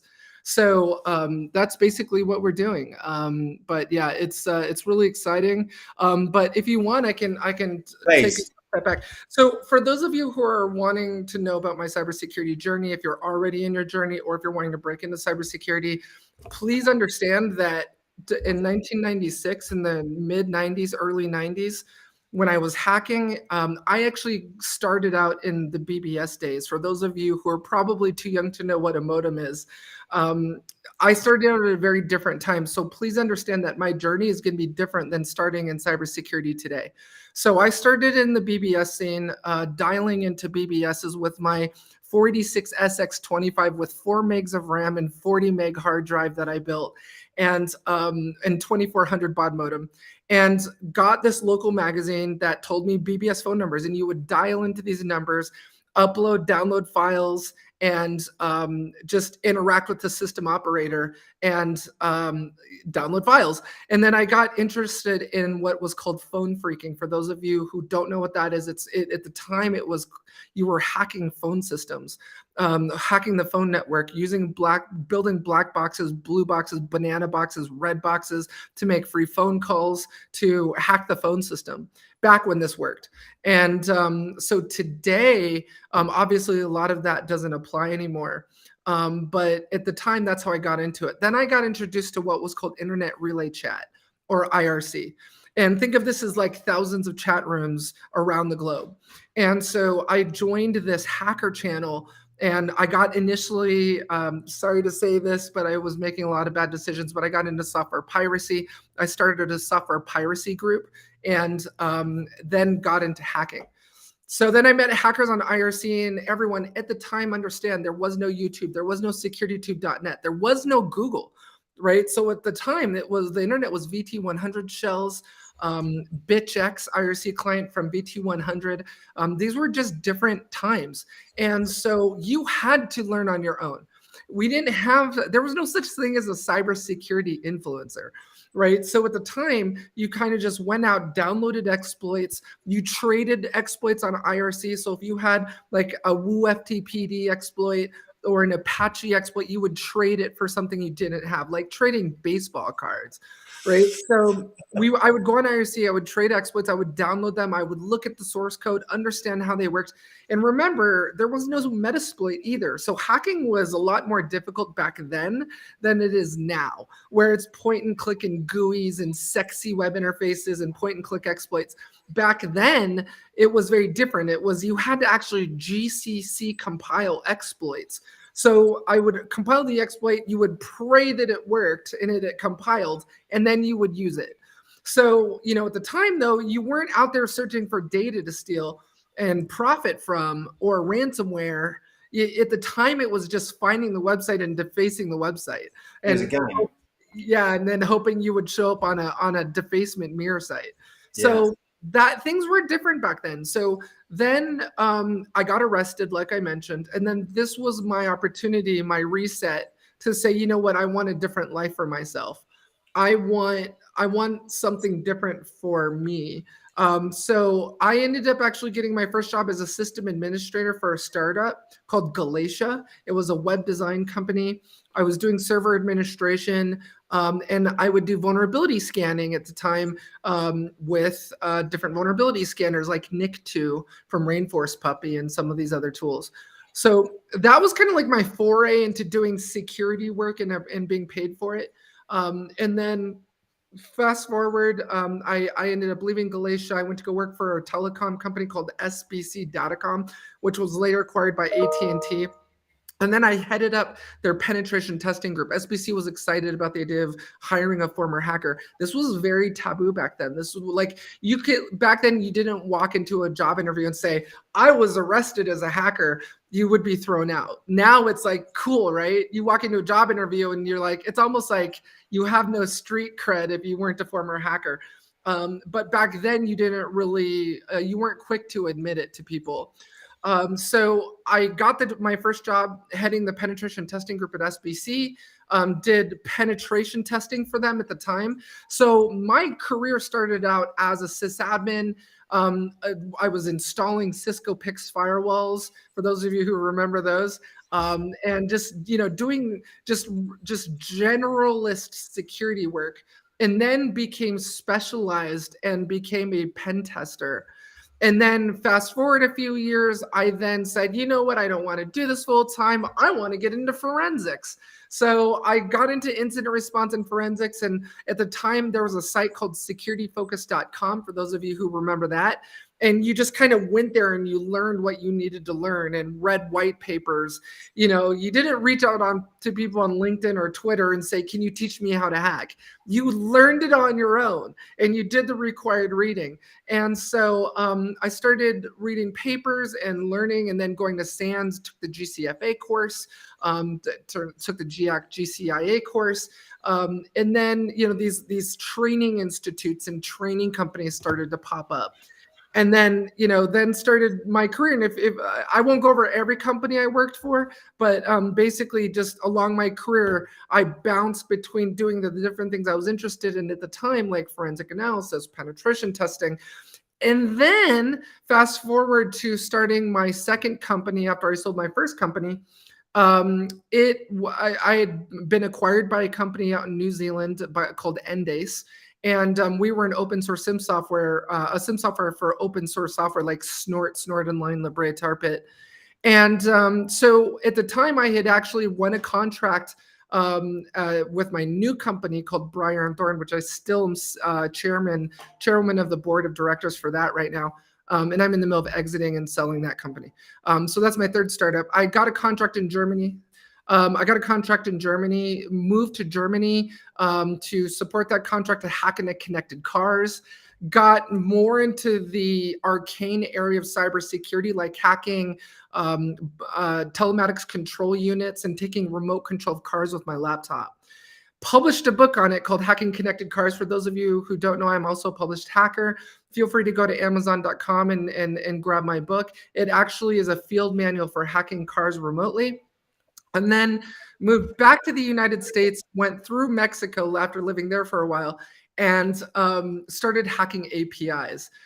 Put my name on the map again when I started hacking federal and state law enforcement vehicles and taking remote control of them on the road with my laptop through APIs. And starting and stopping the engine, locking and unlocking the doors. And there's a video on my YouTube channel that shows that. It's pretty epic. Take a look at it. And then hacked several million patient records through healthcare APIs. Some great white papers on all of this if you want to check it out on my LinkedIn Pulse article or on the blog or on my YouTube channel. But I apologize. I have a tendency to hijack these sort of things. So I'll shut up now, but I just wanted, there's so much in 30 Please minutes. don't. All I do, Alyssa, all I do normally is talk, right? So Yeah, it's Simon lovely. and Kimberly are probably like, oh my God, when can we get a word in edgewise? No, Simon and I are behind the scenes and we're in chat and Yeah, we're like, no, oh my please. gosh, wow, we thought we knew everything. Like, this is Yeah, amazing. we did a bit of research on you beforehand because obviously we'd never met and we were blown away by your backstory. But you've just uncovered and told us stuff that we had no idea about. So thank you so much for sharing that. And you're right in what you say, Alyssa. It is a completely different world. I mean, I'm 47. My first PC was a ZX Spectrum 48K before I upgraded to my Commodore 64. And that's kind of where I started off years and years ago. And my first job actually, when I left school at 16, was selling mobile phones when they were transportables. Remember the big ones with the rubber aerials on top, which I'm sure no one or half the people on here won't remember. But my hacking skills when I was younger, I shouldn't say this really, I could get arrested for it.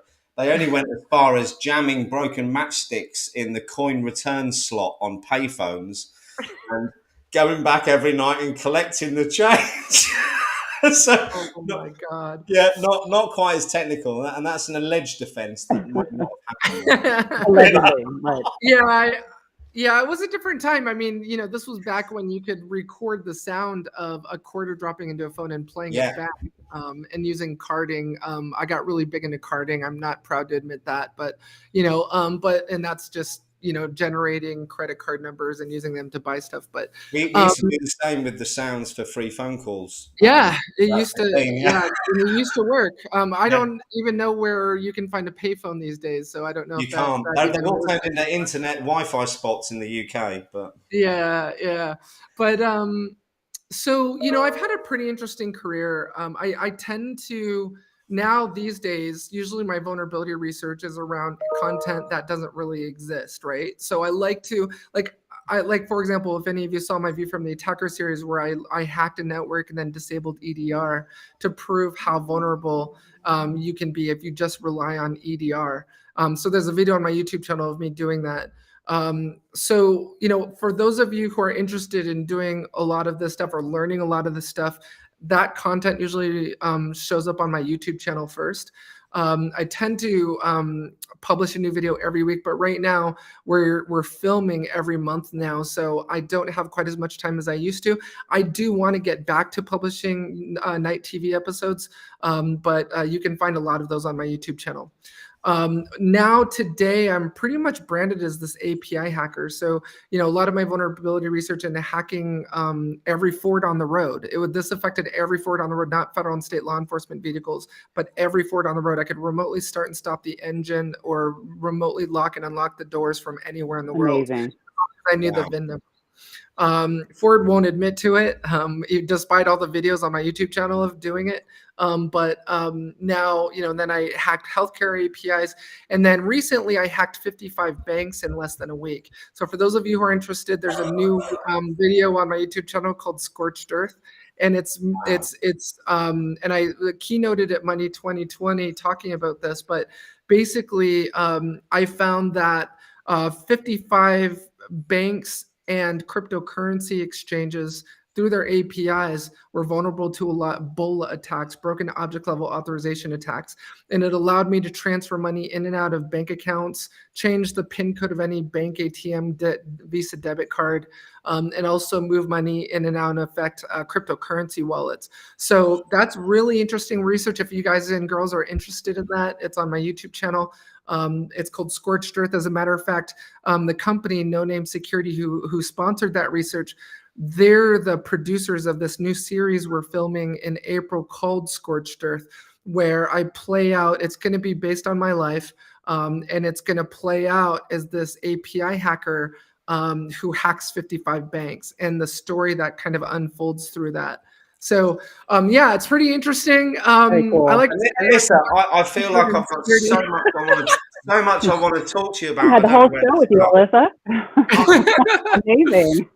I know this is meant to be about breaking into cybersecurity, but let's talk about breaking into cryptocurrency exchanges for a moment. Because no kidding. Well, I mean, Bitcoin and Ethereum and all that is so huge right now. So I sold out of all that, what little I had a while back. I mean, I was in financial services for 20 years. I think we're in a huge economic bubble, irrespective of what's happening in Russia. I've been expecting the markets to go down, so I de-risked a long time ago.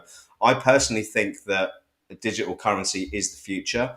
I also think that it's got a lot of hoops to jump through first, not only regulation, not only being accepted, but the security of it as well. And I've had my doubts for a while now about it, and you've kind of horrified me with what you've just said. And does this mean the Russian money is up for grabs, Alyssa?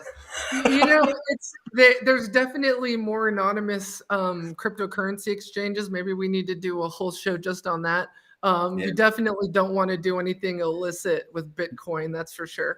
Which is why you see these news stories of the U.S. getting that Bitcoin back from those ransomware groups.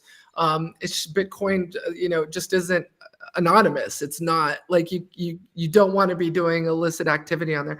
But there's definitely more. An interesting thing, and I'll talk more about this later. But so cryptocurrency, a big thing right now is hardware wallets, cryptocurrency hardware wallets. So the big thing is if you don't own your key, you don't own the money. So a lot of people and if you forget your key, you've lost the money as well. Yeah, exactly. So a lot of people are buying these hardware wallets to store their keys on, and it's in, so this new series we're developing is goes through actually hacking those hardware wallets. So it's pretty interesting. But I'm a big believer in what's happening in the world right now in our global financial system, especially with me showing how vulnerable our financial system APIs are in the UK, which I'm sure you're familiar with. PSD2, and in the United States, it's called open banking. But for those of you who aren't aware, the government, the ONC, in response to the 21st Century Cures Act, signed by President Trump, that it's now required if you're going to be a healthcare payer or healthcare provider to make all of our patient data available through APIs. So the interesting thing about that was, so there's a deadline for all healthcare providers and payers to implement APIs and make your patient data available. So what I did was I'm like, well, let's find out how secure this is. And so, so I went out there and I just started targeting, not very probably, healthcare providers and payers, but hacking hospitals, providers, payers. And it was like 6 million or 8 million patient records I got access to. And it was crazy, but it showed just and how valuable is that medical data though, Alyssa? It's massively valuable. It's worth 1,000 times more on the dark web than a US credit card number, and it's because there's so much data in it. Like if you look at a healthcare, let's say for example, if I compromise your credit cards, Simon, your bank can just send you a new credit card in the mail. If I compromise your healthcare data, who sends you new healthcare data? How do you send someone new healthcare history? If I wanted to kill you and make it look like an accident, I'd hack a healthcare API, find out what you're allergic to, and find out you're allergic to bee stings, and put some bees in your house, right? So and then there you go. I've killed you and made it look like an accident. But you've also got. I mean, my mum's 84. She's got Parkinson's, but she's also got a pacemaker. Yeah, exactly. You've got your connected biomedical devices. That's probably vulnerability research I'm going to be looking at next. But right now, so a state in the United States reached out to me to hack connected passenger trains because they're rolling out a new fleet of passenger trains that are not going to be driven by humans, and those communicate with APIs. So now I'm hacking passenger trains. I'm also working with high net worth individuals to hack their super yachts. So a lot of these super yachts floating on the ocean are connected and have IP addresses. And imagine me being able to take remote control of a super yacht of a high net worth individual. And what are they going to do if they're in the middle of the water? They can't jump off into the ocean and escape. I can bring that boat wherever I want for kidnap and ransom. There's a huge market for that right now, Alyssa, with regards to it's a huge thing. It just goes on and on. So, it just seems unending, It's like forever. I'm conscious of time. We've got about 1 minute left. We've got one question that's come up here, which is a good one. Are you doing any teaching at the moment, Alyssa, other than what you're doing now? thank you, Tess, for that question. Unfortunately, with the fact that we're now producing films and filmmaking, we shoot in Hollywood as well as Las Vegas. I live in Las Vegas. We shoot every other month in Hollywood. It's really tough for me to take time out to teach. I used to teach in Chicago, intrusion analysis courses and ethical hacking courses, but I just don't teach anymore not because I don't want to, but it's just a lack of time. As a matter of fact, going into the rest of 2022 and 2023, I have to start scaling back the things that I'm doing to focus on filmmaking and this new Netflix TV series. I apologize. Unfortunately, I don't have time to teach. You can't do everything. But I feel like, and we'll end this with, one of the things I love saying is that we live in a really awesome time, everyone. We live in a really exciting time. We're very blessed and fortunate to be alive today. My father passed away from brain cancer before the first iPhone, so he never saw anything beyond flip phones. And like, we look at these things that we're surrounded by today. All of you, we are surrounded by so much information. We just need to take the time out to read it and watch it and learn. You just every morning, I'm very cognizant of my 30-day block. So for those of you, the most common question I get is, Alyssa, how do you accomplish so much in a 24-hour period? So I have a piece of paper where I've got every time from when I wake up at 4 a.m. all the way down to when I go to sleep. And it's in 30-minute blocks. And I carve out what I'm going to do in 30-minute blocks, read email at a certain time, work out at the gym, come back home. And you stick to it, don't you, as well? And meditate. Yeah, and I stick to it. It's you have to, right? You have to be very disciplined. And then meditation. We work in such a high stress industry in cybersecurity. You need to be meditating, everyone. Transcendental meditation, do it. It's life-changing. It's changed my life. The last 3 years, it's got my focus back, and it's changed the complete way I think, and mindfulness as well for me. Yeah, I would recommend a great book for all of you. There's a book by Chris Bailey called Hyperfocus. We live in such a distracted time. You read this book. I'm very purposeful about my day.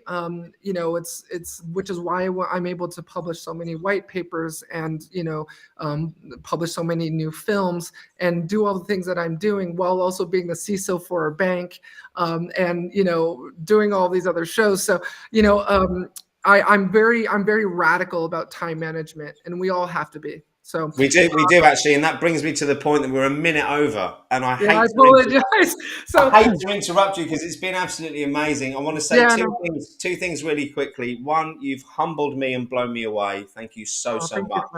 I think it's been the same for everyone else. And secondly, I'm prepared to pay for my own flights and travel if you can get me a bit part in a film. You cast you. I will carve you out in the next screenplay. Please do. Sure. I love that British accent. But I was watching all the lovely comments in chat. Thank you to everyone. We live in a very strange time right now. My heart and love goes out to the Ukrainian people. Yeah, same here. I want to thank you guys for having me on your show. I want to thank all of you for attending. Definitely subscribe to my YouTube channel. Follow me on Twitter. Thank you for being here today and being interested in my story and my journey. And, all of you stay safe and healthy out there and just take care of each other. Alyssa, thank you so much, Alyssa. Yeah, thank you. Kimberly, she's been amazing, hasn't she? I'm going to play us out now quickly. We're slightly over schedule. I want to actually draw it back because you said about how difficult it is to focus, and we get distracted all the time. And our next guest, Dr. Christian Espinosa, talks about monofocus a lot. And it's something that I've adopted as part of my routine to try and just focus on a single task rather than keep jumping from left, right, and center, which is what my brain does. So I have to kind of train that. So we're going to hear about that more now. Alyssa, thank you very much. I'll play out with a quick message. Alyssa, take care. And we'll see you again in about 45 seconds. Thank you.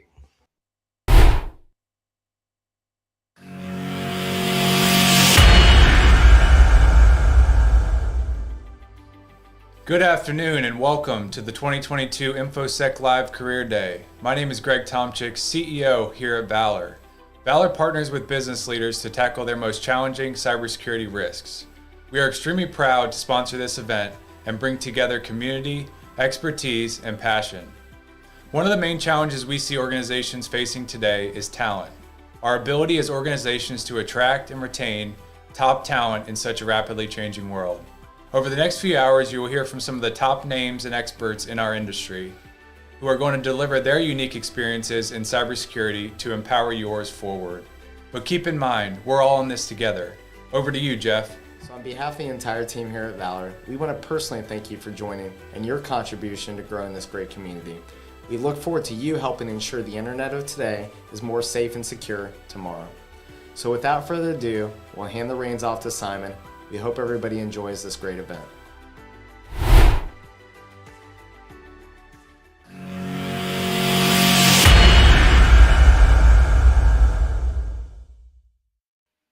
Love that logo stinger. Dr. Christian, thank you so much for being patient, sir. How are you? Hey, I'm doing great, Simon. How are you? Hey, I'm Kimberly. very well, thank you. So for those who haven't met you before or heard about you, please tell our audience a little bit about yourself. I used to be in the Air Force. I did communications in the Air Force. I've got about 30 years of experience in cybersecurity, starting with the military and keeping classified data secure and other things. And then I was a defense contractor for quite some time. Then I did commercial work, and I started my own cybersecurity company in 2014 and sold it. I started Alpine Security and sold it to Cerberus Sentinel in 2020. So I currently work for the parent company, Cerberus Sentinel. They're traded on NASDAQ under the ticker symbol CISO, appropriately. And I wrote a book about my journey with my own cybersecurity company called The Smartest Person in the Room. It's really about how all the problems I had when I reflected on them in my company were not a result of a lack of technical skills, but a result of a lack of emotional intelligence. And I think that is a massive problem in cybersecurity. And that's basically what I'm going to be talking about today. That's amazing. Thank you so much. I've read your book. It's groundbreaking, and it's looking at cybersecurity from a completely different angle. All we hear is the technical side of it constantly, and we don't hear enough about the importance of the other aspects. So I'm going to leave you, Dr. Christian, to tell everyone all about that, please. All right. I've got a presentation I can share. Let's see if it works this time. Is that cool? Yeah, of course. If you bring it up on the screen, I should be able to help you with that. Let's see if it works. All right, super. So here we go. All right, we're going to share a window. I'll try that, and let's see if it works. The way my technical skills have worked today, it could be unlikely. But here we go. Look at this. It's working. I just need to All get... right, I'm going to try to make it like presentation mode. Let's see. We'll try something crazy. Can you still see it? Yep, we're there. Okay, I can't see anything but my presentation, but hopefully you can see do me a favor, Christian, because I've just got to pop for a quick toilet break when you start this. Just go to the next slide just to check it works before I leave the room, please. How's that? Perfect. Yep, go back. Thank you. I'll see you in 2 seconds. All right, enjoy your breaks. Thank I'll you. go ahead and get started then. All right, well, hi everyone. I'm going to talk about why I believe we're losing the cybersecurity war, and it's probably not what you think. So given the choice of a laundry detergent, would you choose one that got your clothes like super clean, like the whitest of whites, or one that made your clothes smell like awesome? The popular choice might surprise you. Over the past couple years, I've been traveling back and forth to Dublin. I was dating a woman in Dublin for a couple years. So I traveled quite a bit to Ireland, and I stayed at a lot of Airbnbs. And one of the last Airbnbs I stayed at had this laundry detergent that made my clothes smell fantastic. So much so that people would compliment me like walking down the street. And this is during COVID with all the mask on and everything, right? So it got me thinking about laundry detergent. I like to research things. I'm very curious. So I did a bunch of research on laundry detergent manufacturers. And it turns out that one of the main manufacturers spent a lot of money trying to figure out how to get clothes cleaner than all of their competitors. And after millions and millions of dollars and time and effort in research and development, they succeeded with this new formula that got close, like super clean, cleaner than all the competitors. They released it to the public, and guess what happened? Nobody cared. It turns out nobody cares really about how clean your clothes get. Some of you might, but most people don't. What they really care about is how nice your clothes smell when they come out of the washing machine and out of the dryer. So that laundry detergent manufacturer was focused on the wrong thing. And I think in cybersecurity, I know in cybersecurity, we're also focused on the wrong thing. We tend to focus on the data, like better tech, more frameworks. I mean, we don't need any more frameworks. Kind of like the laundry detergent focused on the whitest whites, but we forget about providing a human-rich experience. Because how people feel, just like the compliment I got when my clothes smelled great, it made me feel awesome. How people feel is just as important as the data. And I think we've lost sight of that, specifically in cybersecurity and other high-tech industries. About 5 years ago, I had this sort of realization when I had my company, Alpine Security. And this realization hit me when one of my engineers, like super smart, a penetration tester, was telling me that our client just didn't get it. Meaning that our client did not understand the results of the penetration test. And for some reason, this struck me very differently. I'd heard the same thing throughout my entire career, but this struck me differently, probably because this was my client, my company that I funded. I didn't have investors, so I had a lot more skin in the game.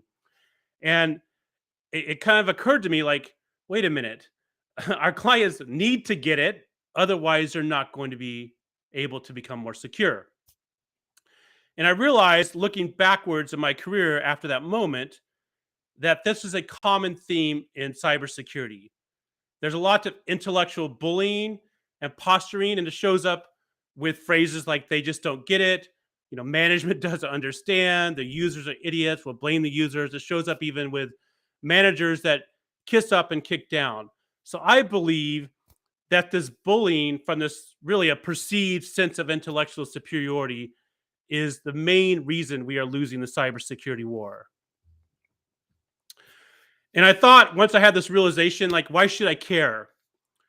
It's easy to like dismiss things and keep doing what you've always done, like the status quo. But I felt like I had some necessity there, that my job as an owner and a CEO of a cybersecurity company is to really make sure our clients are secure. If our clients are not getting it, and my engineers are talking down to my clients or over our clients' heads, then I'm not making them more secure. I also realized that if my clients don't have a great experience, they don't feel valued and appreciated and understood, they're probably not going to buy from us again. So it's going to result in a loss of revenue. And then when I peeled back the curtain a little bit, I realized this problem, this intellectual bullying and posturing, was also a problem internal to my organization. It affected my team's ability to collaborate because certain team members were afraid to bring something up out of fear of being ridiculed or made to feel stupid. And if you think about your cybersecurity career, or if you're new to cybersecurity, this is something you may have ran into before. And you might be wondering, like, why should you care about this? The short answer is, what we're doing in cybersecurity today is not working. If it was working, we wouldn't hear of a new data breach every single day. And just when we think there can't possibly be a bigger data breach, there's a bigger one tomorrow, right? So what we're doing is not working. I think we need to look at the problem from a different angle. And throughout my career of nearly 30 years, just about everybody I met wants to be understood and appreciated. They want to have a positive impact. Most people don't want to just go to work and clock in and clock out. They want to make a difference. And if people feel fulfilled at work, ultimately they'll take that to their home when they're done with work, and that will affect their overall life. And once I became aware of this challenge, I thought, who am I to tackle this challenge? I'm already successful. My company was doing pretty good. And I didn't even know where to start, though. I don't have like a degree in human psychology or anything of that nature. I have an engineering degree. And probably the biggest thing, though, is I was afraid of being ridiculed by my peers in cybersecurity, because nobody talks about in cybersecurity emotional intelligence. Very few people do. Most people talk about the latest penetration testing tool, the latest NIST framework, and all the stuff that is relatively important, but not as important as the emotional intelligence component. So I decided to do something about it. I'm very anti-status quo. I can't stand the status quo. And I felt like if I was able to add back this human element to my company, it would help differentiate Alpine Security from all the other companies out there that were providing this transactional cybersecurity service that didn't have an emotional intelligent component or lacked the human element. I also felt like if I can master or get better at emotional intelligence, which is really just people or life skills, that it would help me not only professionally, but also personally, because we interact with people pretty much on a daily basis. So I made this shift over about a 5-year period in my company. I tried a lot of different things. And every Thursday we had meetings. We went over training on emotional intelligence, on communication, on productivity, on mindset, on a lot of different concepts. And what worked, or what shifted my company, I distilled down to 7 core concepts, which I write about in my book, The Smartest Person in the Room. I call this the secure methodology. I primarily call it the secure methodology because I believe a lot of our challenges and problems in cybersecurity stem from insecurity within. So once you practice this methodology, you become more secure and grounded. And this enables you to do less posturing and less intellectual bullying. So I'm going to quickly go over each of these concepts. There's 7 of them. I'll give you a definition, some symptoms that you may need to improve in that area. I'll tie it to cybersecurity and then give you a quick activity. Again, this is just an overview. All this stuff is covered in super detail in my book. Can everybody hear me still?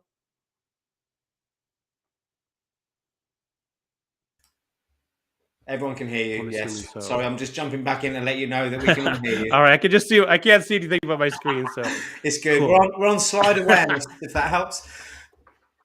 That helps. I just wanted to make sure I wasn't just talking to myself. I got disconnected. No, we've got over 40 people. We're on the awareness section, so I need to be aware that I'm actually connected still, you know. I'll turn my camera off and be quiet again now. No, you're good. All right, so the first step is awareness. A definition for awareness is really a knowledge or perception of a situation or fact, and a symptom that you could possibly improve in awareness is if you find yourself judging somebody else. With my engineer, my penetration tester that said they just don't get it, that was an indication of a lack of awareness. Our job as a cybersecurity provider, as a penetration tester, is not just to hack into stuff, it's to actually make the client more secure. So from an awareness perspective, the client needs to get it. Otherwise, they don't understand the risk and they don't understand how to remediate the problem we identified or the vulnerability we found. An activity for awareness is to really listen. A lot of us just listen for a window to speak versus actually hearing what the person is saying. Another activity is to ask better questions, like what and how questions. Generally, when you ask why questions, somebody will get defensive and it won't go very well. So what and how questions are better questions. Also, from an awareness perspective, I talk about this quite a bit in my book. Christian, sorry to interrupt. You're Yes. talking about one of my favourite subjects, and open questions is how we phrase that a lot in the UK. It's giving people not the opportunity to close it off with a yes/no answer, but actually getting people to try and engage in, like you were talking about, active dialogue or real dialogue, which is different to people talking at each other and waiting for a chance to butt in, like I just have. And I'm now going to leave. Yes, open-ended questions are much better than closed-ended. Exactly. Yeah, good interjection there. I appreciate it. And that's what the what and how questions are. Those are open-ended questions. Awesome. So from an awareness perspective, one of the things I talk about in my book is neurolinguistic programming. Basically, our brain has these programs that run by default. And often these programs are malicious or malware, basically, and they're not serving us. When we are in a situation, whatever the strongest neural pathway in our brain is, which is a habit typically, is what's going to happen. So from an awareness perspective, it's important to understand this concept. So you're not just going through life repeating the same habits and patterns over and over and over. You become aware of this. So if somebody says something to you or asks you like that why question, instead of getting defensive, which is your default strong neural pathway, you like do a control C, stop that behavior, take a step back, and take a different path and develop a new habit, which will start out as a weak neural pathway to begin with. But just like, a muscle in your arm, the more you exercise it, the stronger it will become, and the previously strong one will become weaker and eventually go away. So it is possible to reprogram your brain. It just takes a lot of awareness and a lot of dedication. And this is called neuroplasticity. The second step is mindset, and these all tie together. Mindset is a set of attitudes or beliefs. There's really two types of mindset. There's fixed and a growth mindset. You want to have a growth mindset. A symptom that you could use some improvement with your mindset is if you always see problems versus opportunities. In cybersecurity, just like my engineer, that penetration tester that said they just don't get it, that was a problem for him. Like, it's just a problem, they don't get it. Versus, they're not getting it. How can I possibly explain this differently to make sure they get it? That is an example of a growth mindset. And I hear this a lot in the industry too, is I'm just not good with people. That is an example of a fixed mindset. We can all get better at anything. We just have to have the right mindset. A quick activity for this is the 5-minute journal. It literally takes 5 minutes to fill out. I do the 5-minute journal not every single day. Some days I skip it. I'm not as diligent as I need to be. But in the morning, when you wake up, you write down 3 things: what you're grateful for, what would make today great, which activates what's called your reticular activating system, which means throughout the day, you're going to be programmed to look for those things that will make today great, which will more than likely make your day great. Then you write down some affirmations. In the evening, there's 2 prompts. You write down 3 amazing things that happened, and you do this right before you go to bed. And you also write down how you could have made today better, which is a reflection. And this is important to do before you go to bed, because while you're sleeping, your brain actually tries to solve these problems. And this is a much better thing to feed your brain than, television or something like that, because it's garbage in, garbage out, basically. Here's a few examples. I'm not going to go through all these. With fixed mindset, somebody say failure is a limit of my abilities. Growth mindset, failure is an opportunity to learn. Fixed, I don't like to be challenged. Growth, challenges help me grow. Fixed, feedback and criticism are personal. Growth, feedback is necessary and constructive. Step 3 is acknowledgement. I think it's important, especially in cybersecurity, to acknowledge other people. And this is through words or actions. And it starts with acknowledging yourself. This is a challenge I've had for quite some time. I've done a lot of difficult things in my life, like 24 Ironman triathlons.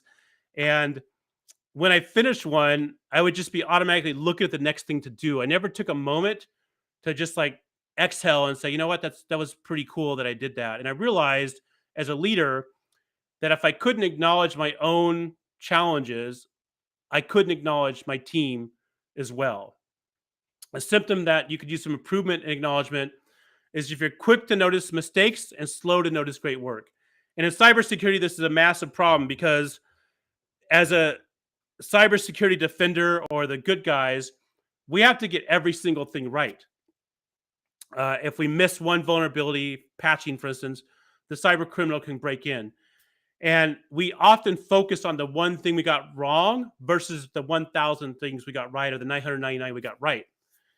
And this causes us actually to make more mistakes. There's a study I really like that talks about signs that are over by pools, or I'm sorry, by wet floors. And there's two different signs they did the study for. One of the signs says, caution, don't slip.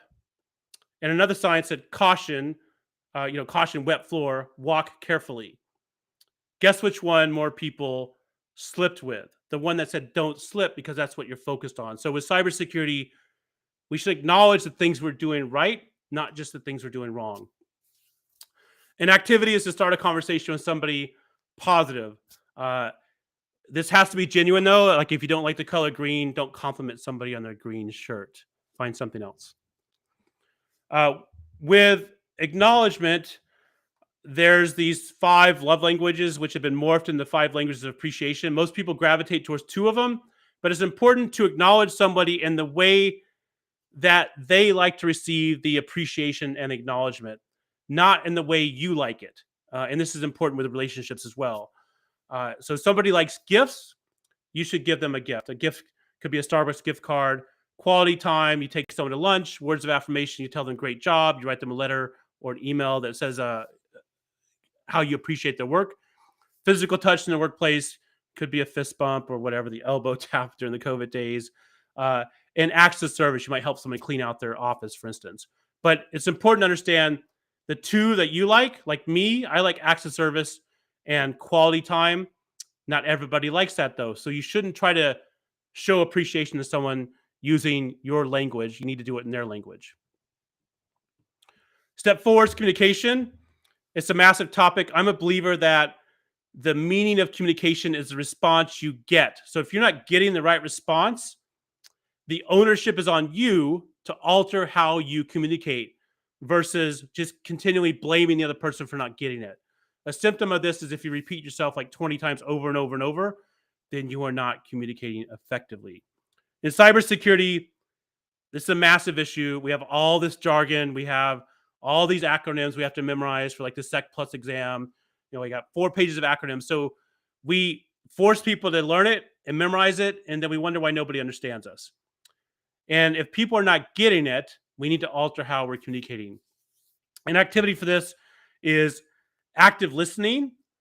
So paying attention to what somebody is saying as well as what they're not saying, and to verify and clarify. So when somebody is telling you something, or when you've told somebody something, you can ask them if they understood what you said. And that gives you an opportunity for them to verify and for you to clarify that they understood it. Otherwise, we make assumptions and think somebody got it. One of the things to keep in mind with communication is NLP, from an NLP perspective, is everybody has this filter. It's called a DDG filter, a delete, distort, and generalize. Basically, it's there to help us keep our sanity. We receive so much information from video or visual, auditory, kinesthetic, etc., that we have to like delete stuff, distort stuff, and generalize stuff. Otherwise, we would go insane. This filter is different for everybody. So keep that in mind, that whenever you're saying something to somebody or communicate with them, they might be deleting it, distorting it, or generalizing it, just like you're doing the same when they're communicating with you. Step 5 is monotasking. I know Alyssa talked about this a little bit. She talked about block time, which is the activity. Monotasking is the opposite of multitasking. Multitasking is completely ridiculous. You should not be multitasking. If you have like your great multitasker on your LinkedIn profile, you might want to change it. That just means you're very busy, but not very productive from my experience. And with monotasking, it also helps with communication, because if I'm monotasking when I'm communicating with somebody, I'm present and I'm listening fully. A symptom of this is if you have your phone, a symptom you could use some improvement is if you have your phone on a table during meetings. A lot of people put their phone like face up, like my phone here. If I have it face up and I always look at the phone, I'm not monotasking. And this is extremely rude when you're communicating with somebody. With cybersecurity, if they say they just don't get it, that's a lack of presence. Because if we were listening and present, we would understand they're not getting it. I know I'm running out of time here, so I'm going to cut quick. Block time.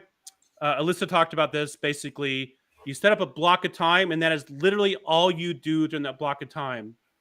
So, for instance, on here at 1:10 to 2 o'clock, I do 50-minute blocks. I'm only going to work on that proposal for a prospective new client. I'm not going to check email. I'm not going to check text messages. I'm not going to check Slack. I'm only doing that one thing. And I guarantee you, once you shift from your current way of doing things, which is constantly filled with interruptions, to using block times or time blocks, your productivity will improve. Christian, step 6 is, yeah. I was just going to say, it's habit forming, isn't it? And once you do something enough, you form a habit. Is it 12 weeks? I think they say that you need to do something to form a habit. And all the things you've talked about here are all learnable. Yes. Sorry, it's me jumping in again. Do carry on. No, I appreciate it. They're all learnable. Exactly. You have to have the right mindset though, and the awareness, which is why I put these in order. Yeah. Yeah. Step 6 is perspective taking or empathy. Basically, can we take the perspective of somebody else? If you use the phrase "at least," that means you don't have a lot of empathy. If someone says they had ransomware, but you say at least the ransomware only hit 50% of your systems, that is not empathy. Empathy is difficult for a lot of people because it requires sitting with your emotions that somebody else might be feeling. And in cybersecurity, we have a lot of us versus them mindset.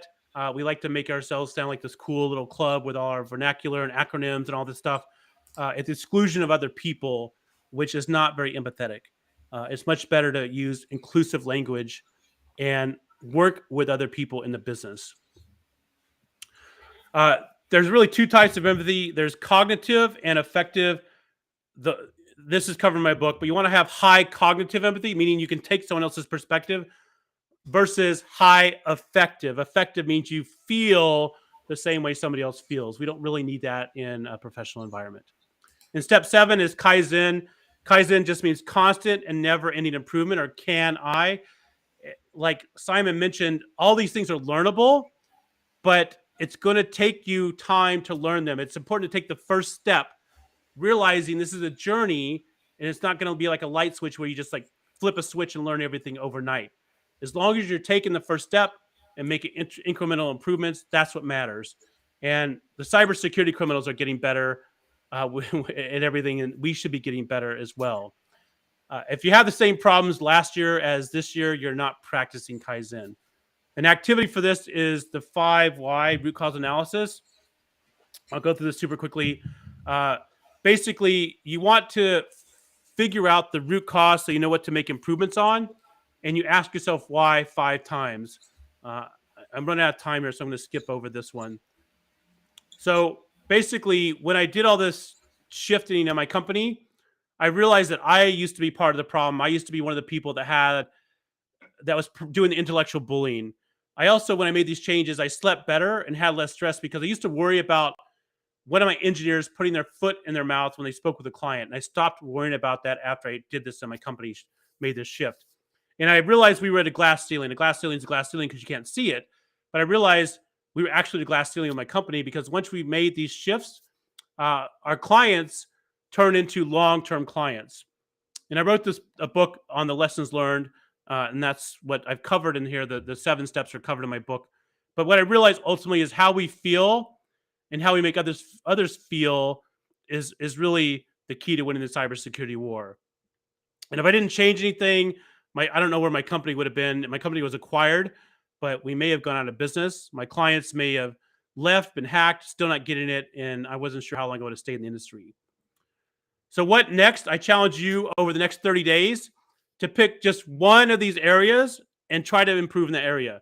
So if you are an expert multitasker, perhaps pick monotasking and just try for 30 days. Like, commit to it and see after 30 days how it has shifted you or transformed you. And if you say, you know what, Christian, I tried monotasking diligently for 30 days and it sucked, I still want to multitask, that's great, but at least you tried it. Dr. Christian, I'm going to have to call it short. I'm good. I'm done. We've run over, but the last page was the most important, and it's the page that talks about the book that covers this all off in more detail. And I'm going to drop that link in the chat again now. Let me just turn that screen off. Me trying to do too many things at once. No, wrong one. That's not you. There we go. I've just dropped the link in the chat for the book. It's an amazing book. I'd recommend anyone to go out and buy it. I've got it myself. It's well worth a read. Dr. Christian, thank you so much for your time. I'm going to move swiftly on now to our next guest. And our next guest actually brings his own intro video. Have you ever heard of anything so amazing as that? So although Dan Hall, who is our next guest, he did send it to me during the live stream, so I haven't had a chance to see if this works. So we'll see what happens. But Dr. Christian, thanks so much. Kimberly, I can see you're back with us now as well. So I'll bring you back on stage and we'll go for the video for our next amazing guest. Let's try this. This message goes out to you.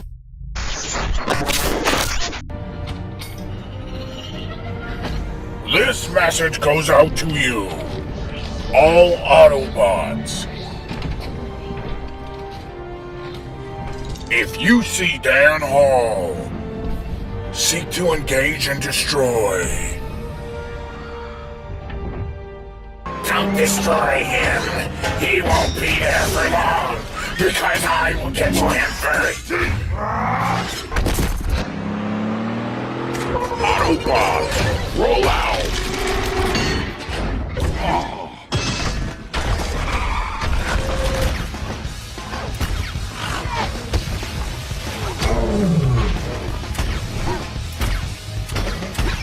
I want to be a piece of that! Hey, he came over here first! I want to be a piece of that! Wow! what an intro! Dan Hall. Pretty amazing. Genius. How are you, sir? I am doing remarkable. Thank you, Simon. Happy Friday, everybody. Hi, Kimberly. Yeah, happy Friday, Dan. Thanks Good to see you, Dan. That was pretty, I mean, that's some of your work, right? It was. Tell us about that. Yeah, so I about 20 years ago, I started really shifting the right side of my brain. I'd been developing software since I was 8 years old, and I needed a huge shift in just getting out of the analytical side of my brain and going to the creative side. So that was kind of a mashup of a few Transformer videos, but I sat there in McDonald's one day just going, this message goes out to you, and I just started recording all those voices. Do you do that in McDonald's too? What can I say? Yeah, so I started doing that, and I said, all right, let's throw this into the InfoSec Live cybersecurity video. We'll add some HUD displays, and we should be golden. So, I was really transfixed on Alyssa's, what she was talking about. That was just remarkable, and it fits in. We have a lot of parallel commonalities, it seems, just from the creative and the analytical side. So I hope to talk to Alyssa a little bit more. I'm actually working on a World War II film right now, doing all the special effects for the film because I get to blow shit up. I've seen some of that as well. You sent me a clip. We met, didn't we, Dan, a few weeks back now? Yeah, we did. To say we hit it off is a bit of an understatement from my point of view. I was blown away by your story.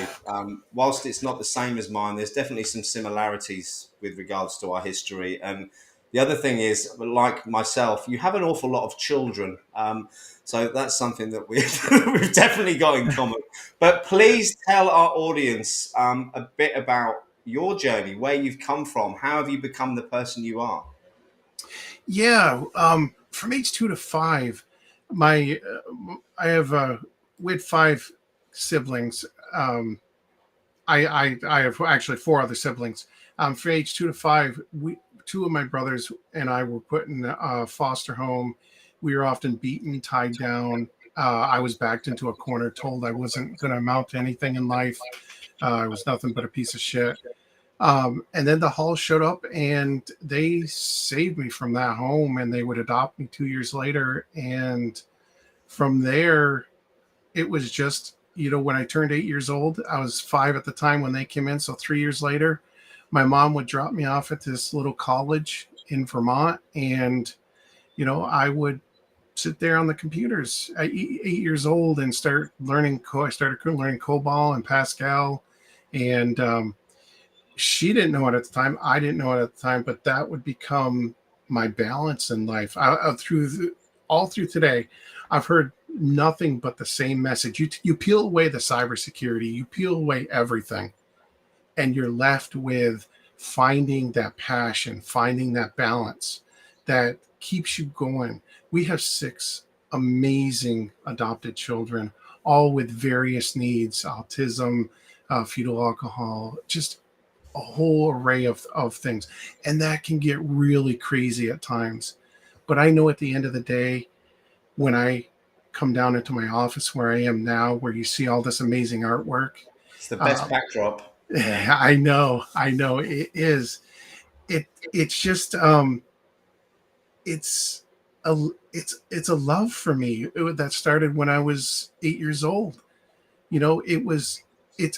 It's subconsciously, it was planted into my brain that there could be so much positivity that would come from showing my mom all these programs that I was writing at 8 years old, when everything I knew before that was just negative. So she subconsciously planted that into my brain. So when I come to work every day and I get to do what I love to do, it's just such a balance and it's such a release. And man, if you can find that, and it sounds like every speaker that has, and I've been here almost the whole time, every speaker has said the same thing. It's all about that passion, all about that drive, and finding that balance. So if you're looking to break into not only cybersecurity, but anything, just find that passion. So if cybersecurity is like just a job for you, find the other thing that's going to balance that out. I think the thing is, Dan, it's not an easy thing, is it, always, to find that passion? And, no, some people it takes a lifetime. You said about flipping and using the creative part of your brain. Whilst I've always been quite a creative person, I've never thought about doing it as a job. And it's only through the strange life experiences and circumstances that come about that lead you into doing things that you suddenly realize that you really, really enjoy. And creativity is something that I love, and that's why I love your videos so much. But I want to step back, because you mentioned the fact that you're adopted and you've adopted children. I'm adopted too, as you know. And you said about showing your mum all the stuff that you've done. Has being adopted and going through that as a child formed who you are now with regards to needing approval in any way? I ask you that because I spent 45 years of my life seeking approval before I kind of took a step back and had to think about who I was trying to get the approval from. Yeah, it haunts you for a long time. It really does. And especially from a business standpoint, it can be that one thing that really keeps you muted. And when you don't think you have that approval, or you don't think that you're doing something that's good enough, or somebody's going to criticize. And for me, you're nothing but a piece of shit constantly rings in my head. And it's just such a down part of, it's hard to get past. So what you said with the, the negative aspect of this, it's hard to get past that. It really is. It is, and I don't think I'm past it now. I got a bit teary then when you were saying that, because it's quite an emotional subject for me, and I got myself in a lot of trouble by seeking approval. And I think it was that seeking approval that led me into doing some pretty stupid things in the past as well. But when you find your passion, like you clearly have, it does bring some clarity to life, doesn't it? And how have you related the passion that you found into what you're doing now? Because you have created or invented, or whatever the word is, I don't know, at 47, some amazing bits of kit that produce some pretty phenomenal data results. Can you talk to us about how that happened and what that is, please? You must be referring to LinkedIn. I may be. Yeah, maybe. So through hacking, of course, I was able to determine and find a way to be able to, and this is the only software that in the world that'll do this, is to actually watch a live stream like you're watching right now on YouTube, which is tough to stroll through the comments and get back to people on. And also for LinkedIn is create software that would allow you to take a complete live stream and just export it out to an Excel spreadsheet that you could just navigate through and get back to your tribe on, just engagement. But it also helps you to gamify your show. So if you have those comments and you have everybody that you can get back to, you can start, running contests on your show.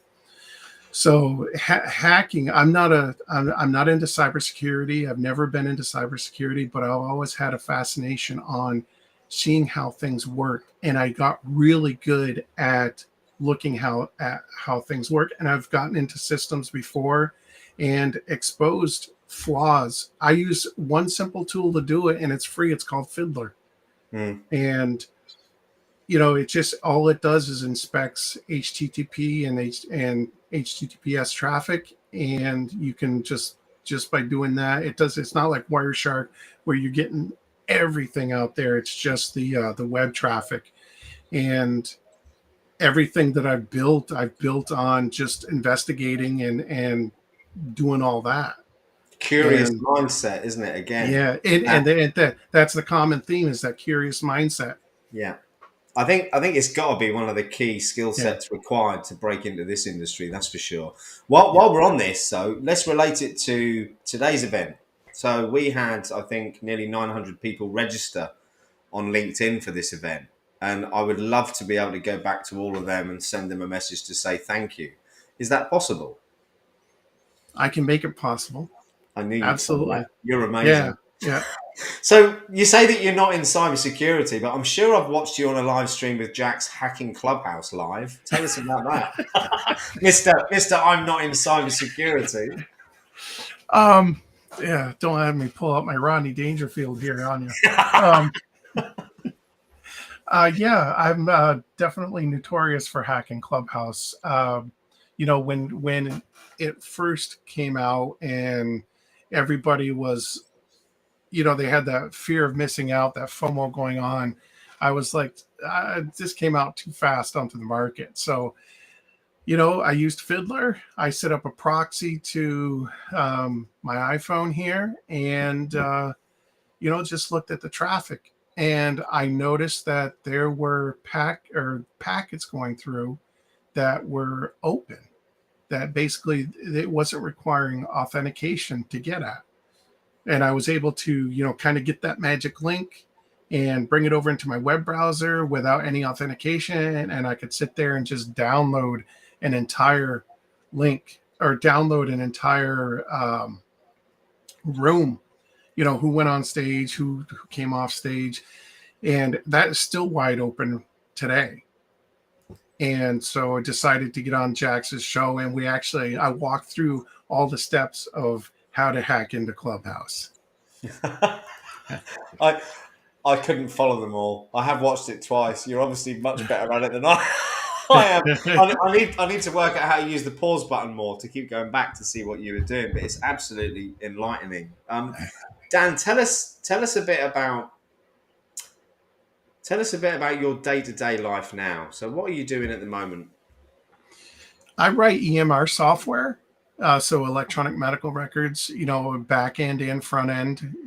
Spending 45 years in the tech field, you kind of get a good lay of the land, and you're able to, go across the entire life cycle of whatever you're working on in tech. A lot of Azure, a lot of Angular. I've done .NET Core, I've done Python, you name it. I've gone in and at least delved into it. For the most part, .NET and .NET Core are my go-to languages. And they're quite versatile. You see, I'm not Yeah, yeah, yeah. Python, I got about 20 pages into the book with, and got slightly stuck. Yeah. So I take it that you can use that for lots of different things that you're working on. Yes. Yeah. Give me There's some tools. There's examples tooling. of other stuff that you're working on at the moment, Dan. Impulse, Peekaboo, which we talked about with live streaming, all built on the .NET Core framework, which you can Dockerize and get up into like Kubernetes or Azure, Google Cloud, and that kind of stuff. What else? Yeah, just lots of sniffing around, so to speak, on various. It's that curious thing, isn't it? It's that curious thing. It's about being curious. I think whilst we're here to talk about cybersecurity, one common thing we see in the community on LinkedIn is people struggling every day to keep motivated. And we've talked about it with a couple of guests on here already. What do you do, Dan, to keep motivated, and what motivates you? Our children. It is, we have like 6 children, just like you, Simon. And, I used to have, there's a time where I didn't have that much to talk about other than to tech. I would, if you get into a room or, an event and it was a tech event, I did great. But if it was a social event where it was non-tech based, I would flop miserably. And one of the other common themes that I've heard today is the social skills. And it's funny that my expertise in that comes from our children, watching them and learning from them, and then being able to gauge and engage in conversation with other people about their kids, like you, Simon. And Dr. Christian made me think about children earlier in his speech when he was talking about the sign, wasn't it? One said, "Don't slip," and the other one said, "Please be careful." It's like telling your children, "Don't do that," isn't it? Don't climb that tree, Ace. Don't go down that drain, Ava. It's all they hear is "Go down that drain, Ava," or "Climb that tree, Ace." They don't hear the word "don't," do they? Well, that's where I've really learned my leadership skills, was from our kids. I mean, look at this behind me. A lot of these pictures, we're talking about hacking today, so I'm okay talking about how to get into the right mindset. Some of these pictures back here were because of our children just going through a rough spell, or they're tired, temper tantrums and stuff, and they'll come back and they will go up to their room and they'll come back with something like this, and it'll have written on it, "I'm sorry, Dad, I'm sorry." So little do they know that they took time out of their life, which is a huge learning example for me, because I get to recognize that they take time out of their life, which means they're never going to get that time back, and we lose sight of that. It's the most precious commodity there is, Dan. Yes, and when we talk about social skills, just the appreciation for somebody's time has seemed to gone by the wayside, at least until COVID, or somebody, a tragic event happens. People just have lost sight of that, and our kids are the greatest teacher of that, because they come into my office here and they see all these pictures that they've drawn, and they remember those times of maybe they had a little bit of a slip or a failure, and they did something amazing and they showed up. And that is such a learning thing for me to see. It's a learning thing for them. So there's much more meaning behind here than just pictures on the wall. It gives you faith in human nature as well. Yes. Children do. And I say that especially with what's going on in the world at the moment, especially in Eastern Europe and Russia and Ukraine. And the one positive thing I will say, and it's a very difficult thing to say to draw anything positive out of this situation, is that we've seemed to have found as a world again through awful situations that sense of togetherness and that sense of willing to help people and muck in and make a difference. And I suppose, you know, if you spoke to my grandmother, that would be like the World War II mentality of people. And whilst the events are absolutely horrendous, some of the scenes we're seeing where people are selflessly giving up their time, their homes, it's amazing, and it gives you faith back in humanity, because all we see is negative stuff in the press all the time. And I'm sort of diverting a bit, but it is children who show you that we are inherently good. We're born good. I don't care what anyone says, we are. And it's through experiences, life events that turn us into who we are. And again, we've all got choices for that. You know, you've been through a load of shit, Dan. I've been through a load of shit. And yes, I messed up really badly in the past, but I've made a conscious choice not to be like that anymore. And it's back to it's possible, isn't it? And like you, my inspiration came from my children. Yep, 100%. And it's truly amazing. And honestly, I think that kind of the old school style of building relationships has become the new school. Yeah. You know, if I look back to when I was growing up, you know, you would have just people from the neighborhood coming and bringing you stuff and giving you things and taking care of everybody was taking care of everybody else. And it was getting to a point in time where you couldn't even trust the person next door because you didn't know who they were. And it's flipped around quite a bit. And especially is converted to online. You know, I trust a lot more people online that I've never met in my life, that I just see that how, you know, the good that they're doing than I do the person next door to me.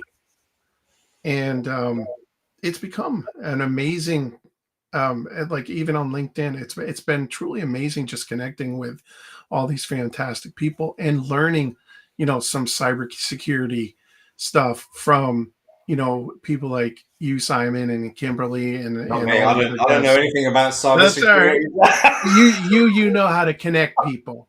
Yeah. You know how to connect people. You're a great connector.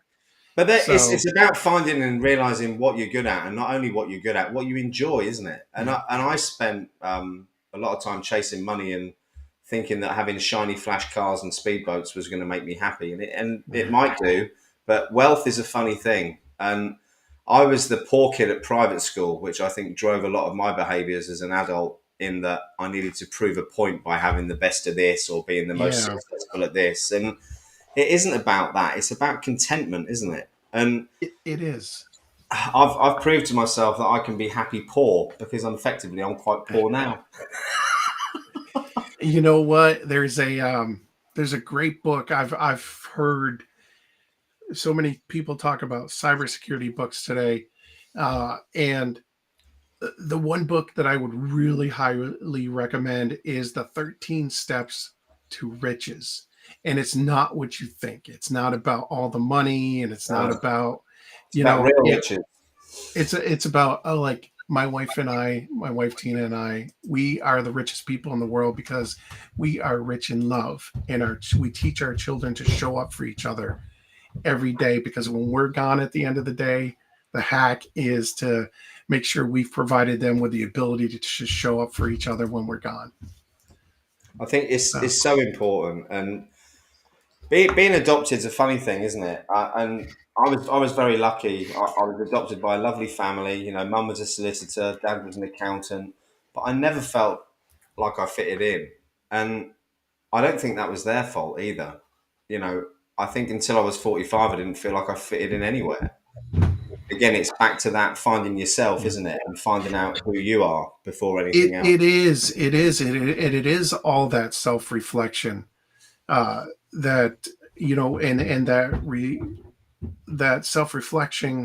reflectioning every day. It's not just, you know, a 30-day challenge. It's just looking at yourself. And, you know, we go through life just thinking about, okay, you got Stephen Covey, begin with the end in mind. And we all just, everything's project based for us. And last year I took the time to actually write my epitaph. It's how I wanted to live my life, to my end of days. And when the book of Dan is all said and done, I wanted to be remembered as a man that learned to reciprocate kindness by failing often. I'm doing the same. I'm trying to pen a book, not for release, but just for my children and my grandchildren. Yeah. I'm a granddad now. I think I told you, didn't I? So yes, yeah, granddad 2 weeks ago, which is amazing. But Dan, it's been so inspiring as always, and we've already nearly run out of time. We haven't spoke about cybersecurity once, which has been a nice break, actually. And as someone just said in the chat, this is real talk, and it is real talk, and we forget that online there's people behind all of these icons and things that we see on LinkedIn. And for me, getting into the cybersecurity industry was driven by two things. One, my love of tech, like you, ever since I was younger. I was never any good at it, but I've always loved it. And secondly, it was watching the program on Cambridge Analytica about 3 years ago that reinforced the fact that I hadn't been on social media for all my adult life, and drove me even more into cybersecurity. So I was one of those awkward people who wouldn't have a Facebook account, wasn't on anywhere. Everyone used to mock me for it. Feeling a little bit smug about that right now. But equally, I've also been proved completely wrong. So I used to mock people who hung around online and had friends. But you said it earlier, Dan, I've built stronger friendships with more genuine people online than I have locally. And that isn't because I'm no good at talking to people face to face. It's because there's such a wealth of amazing people out there to connect with. I agree. Couldn't agree more. And any final words then? I'm going to play your video out when we're finished because I want to see it again, not for any other reason than that, because we've got our next guest, Thomas Marsland. I believe he's the founder of VetSec. Is that right, Thomas, before I say something wrong? If you could nod on the camera, that would be good. No, he's not. So we'll let him introduce himself because, again, I've messed that one up along with the green screen I haven't got behind me. So, Dan, it's been absolutely... adaptability is key, as they say. It's been an absolute pleasure. We must catch up again soon on a one-to-one basis. But for now, Dan, thank you so much. I'll play you out with your video again, which is awesome. Everyone, Dan, thank you. Thank you, everybody. This message goes out to you.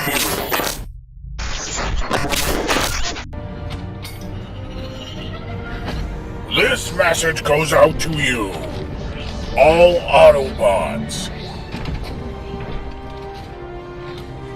If you see Dan Hall, seek to engage and destroy. Don't destroy him. He won't be there for long, because I will get to him first. Autobots, roll out.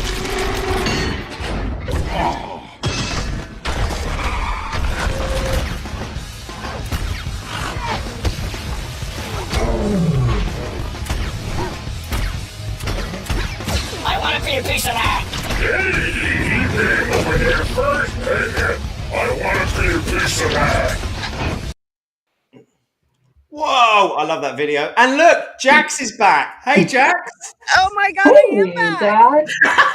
I'm back Like and I made Thomas. it through my first 4 miles. I'm Well so done. excited. How was it? It was awesome. It's super muggy. Can you guys see like everything behind me? Yeah, Like, hold hold on. on. Let me make you larger so people can see. There we go. Oh, wow. So we got all these tents. This is where I'm staying, thanks to Ryan. And you've still somehow got some kind of connection. Very nice. Awesome. I'm surprised I have a connection. I just wanted to hop on and see. You guys are crushing it. Kimberly, you look amazing. You're a natural. She is a natural. Oh, thanks, Not Jack. that I've let her get a word in edgeways, which I am going to change on this one. I promise, Kimberly. I'm so good at talking over people, it's untrue. Thomas, you've been waiting in the background now very patiently, well over your allotted time, sir. It's an absolute pleasure to meet you. I've already introduced you incorrectly. So how about I bring you up on the screen and let you tell everyone a bit about who you are and what you do first? Yeah, absolutely. Thanks, everybody, for having me out today. I am over at VetSec. I'm the board chair. I'm just not the founder. That happened a little before I came on the scene. But I've been with VetSec, a nonprofit that helps get veterans into cybersecurity roles for about 2 years now. Excellent. And tell us a bit about where you came from before that, Thomas. Yeah, I'm actually spent the last 20 years in the U.S. Navy, active duty still to this day. I've got about 2 years before I hang up my hat there and move on to strictly focusing on VetSec and cyber roles. But 20 years in Navy nuclear power, and that's kind of where I've been for the last 20 years. So it's definitely nuclear power is definitely a talking point the last 24 hours. That's for sure. Absolutely. We've had two other guests on actually who are involved in kind of operational security, as you call it before, not in the military, but it's been very, very interesting today. I know we've got loads of veterans in the audience watching this, and I'm conscious that we've already run over time. So could I ask you to tell us all a bit about VetSec, what you do, how you can help people, and how people can get in touch?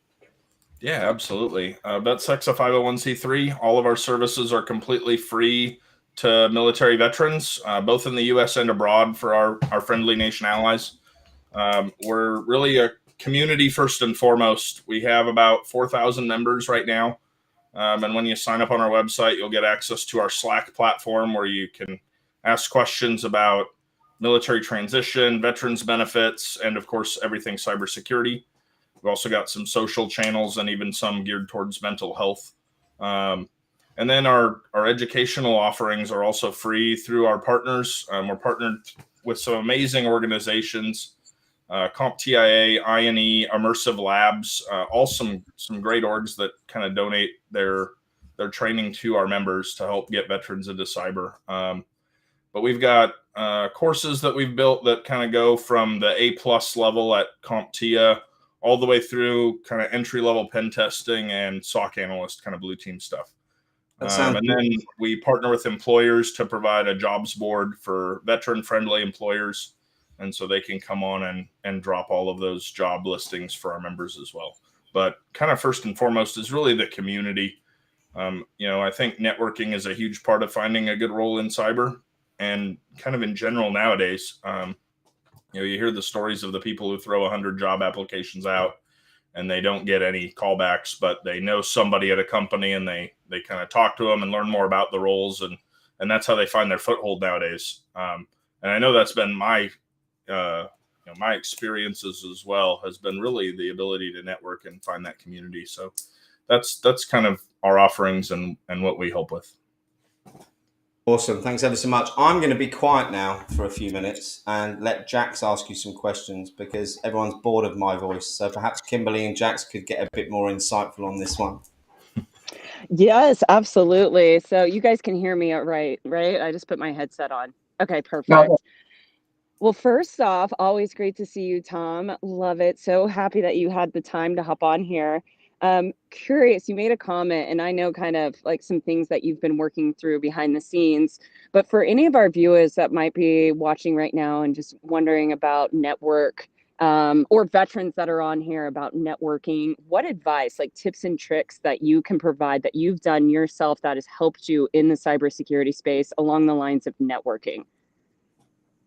I think the first thing that helped me was really getting advice from people who have already walked in my shoes and made it to the other side, right? People like you, people like Steven Semmelroth, John Stoner, Leslie Carhart, right? Some amazing folks that have already kind of gone through that. Taking their advice on building a solid LinkedIn profile. And then I have never found anybody in our community that isn't willing to give me the time of day if I have questions, honest, curious questions about what they do and where they came from. So I know it's nervous for a lot of people, right? I actually am an introvert myself as well. But, picking a couple people at some companies that you think might interest you and just shooting them a message and asking them what they do. And if they have a few minutes, if they're local, grab a cup of coffee. If not, talk for a few minutes online and just find out what they do and find out what their interests are and what they might be looking for in the future at their company and see if it's something that interests you. And just start slow and build from there. I am also an avid reader of your book as well as some others out there. And those have also been super helpful in that transition. I'm extremely fortunate that I found VetSec when I did. I found it as a resource for my own transition. That's how I came across the group, and then had free time, especially with the pandemic, and was able to volunteer to help out there. But I'm 2 years out from my military transition now, and potentially I already might have a job lined up for the outside. So extremely lucky in that regard, and I wouldn't be where I'm at without just the networking and the people that have been willing to help. And like I said, just making that first step, finding somebody, finding a company that interests you, finding a veteran at that company and reaching out. Love that, Tom. Also wanted to ask you, I know that we've seen recently on your YouTube through VetSec about the educational pathways. So since we're on the topic, do you want to speak a little bit to that? Yeah, absolutely. So we're still looking for funding. So if there's any companies out there that are interested in helping the military community, please reach out. But our educational pathways they're kind of a threefold approach. The first is the soft skills that might be lacking for the people that are coming out of the military. And really, I'm speaking like resume writing, interview preparation, and networking via LinkedIn. So we built 3 courses: 1, mastering the resume; 2, the interview; and 3, kind of how to network via LinkedIn, how to build that profile, what your first steps should be, and how to kind of maintain it as you work towards your transition. After that, we build on that with some technical fundamentals. We have 3 courses right now aligned towards kind of the CompTIA's A+, Network Plus, and Security Plus. But we really believe that to get into cybersecurity, you have to have a strong foundation, and that's built on knowing the fundamentals of computing, knowing some networking, and then kind of the basics of security. And once we're done with that, we have a course that'll kind of walk you through what the day-to-day of red team and blue team are, specifically pen testing and being a SOC analyst. Those are kind of the job fields that if you do a search now, you'll find that they have a lot of open positions and are more towards entry level. And then we kind of work towards certification in one of those. So either Blue Team BTL1 from Security Blue Team is where we went for SOC analyst, or TCM Security PNPT for the network pen testing side. We just actually, I announced it in VetSec this morning. We just partnered with Coursera as well, so all VetSec members can gain access to Coursera, including their certification, their certificate paths. So, like Google IT support, which I just saw in the chat, and all the others that are there. We're curating their content now, and our members can gain access there for some additional, if they want to pick up programming. There's some amazing opportunities there as well. But that's our educational paths in a nutshell. We're looking at the grant and foundation space this year to fund those. But the courses are completely free, except for the kind of the upper level, the PNPT and the BTL1.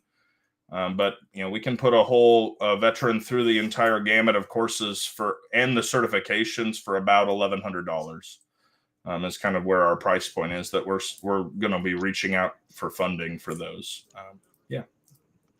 That is amazing. Great. Now, did you already cover? Because I dropped off for a minute. I don't think you did, but wanted to check. Did you guys already talk about the VetSecCon, the Veteran Security Conference, and what you do with that every year? We did not. So VetSecCon is Jax has spoken at both conferences so far, and I know she's coming back for the third one, right? I am, absolutely. Another workshop. Yes. But it's this last year was a 3-day long conference, 3 tracks of speakers. First one was kind of what orgs are doing to help close the cybersecurity skills gap. That was kind of our humanity track. The second one was all about the military transition. So interview prep, resumes, VA benefits, you name it there. And then our third one was information security skills. That was kind of our technical talks. We also did a day before of workshops, including an OSINT workshop that Jax led. We did a 4-hour resume workshop with John Stoner and Leslie Carhart. And all of those videos are, the conference was completely free to attend. All of the videos from our talks are still on our YouTube channel. If you want to see my resume get destroyed by John and Leslie, you can go on there and check it out. But all of it was great. It was wonderful. We had over 30 speakers giving their time back, and it was awesome. That's The conference is how VetSec supports kind of just our annual general operating budget as we seek corporate sponsorships for the conference. Are you guys, can you tell about what, like, any guest speakers that you're going to have for this year's VetSec Con? Is there anything that, like, kind of do a little reveal for us? Do you know of any yet? So we're going to have a Capture the Flag event again. I love this that. year we're looking to team up with Immersive Labs again for that same CTF style event. We're going to do a full day of workshops again on the front end. I don't have anything on the guest speaker space yet. Our call for presenters is going to go out next month. So anybody that's interested, our website's over at vetseccon.com, and they can head there and check out kind of our timeline and throw in an application when it goes live. Yeah. I love it. And then just to be, go ahead, Kimberly, sorry. No, that's okay. I was just saying we just dropped that in the chat there for you as well. It's YouTube and the vetseccon.com. So everybody can go in there. And if you're sponsors too, there's a link there that you can go ahead if you're interested in sponsoring or donating. That information's on there too. And just to be clear, anybody can apply and speak at VetSecCon. It's not just for veterans. Absolutely. Completely open to anybody, and anybody can attend the conference as well.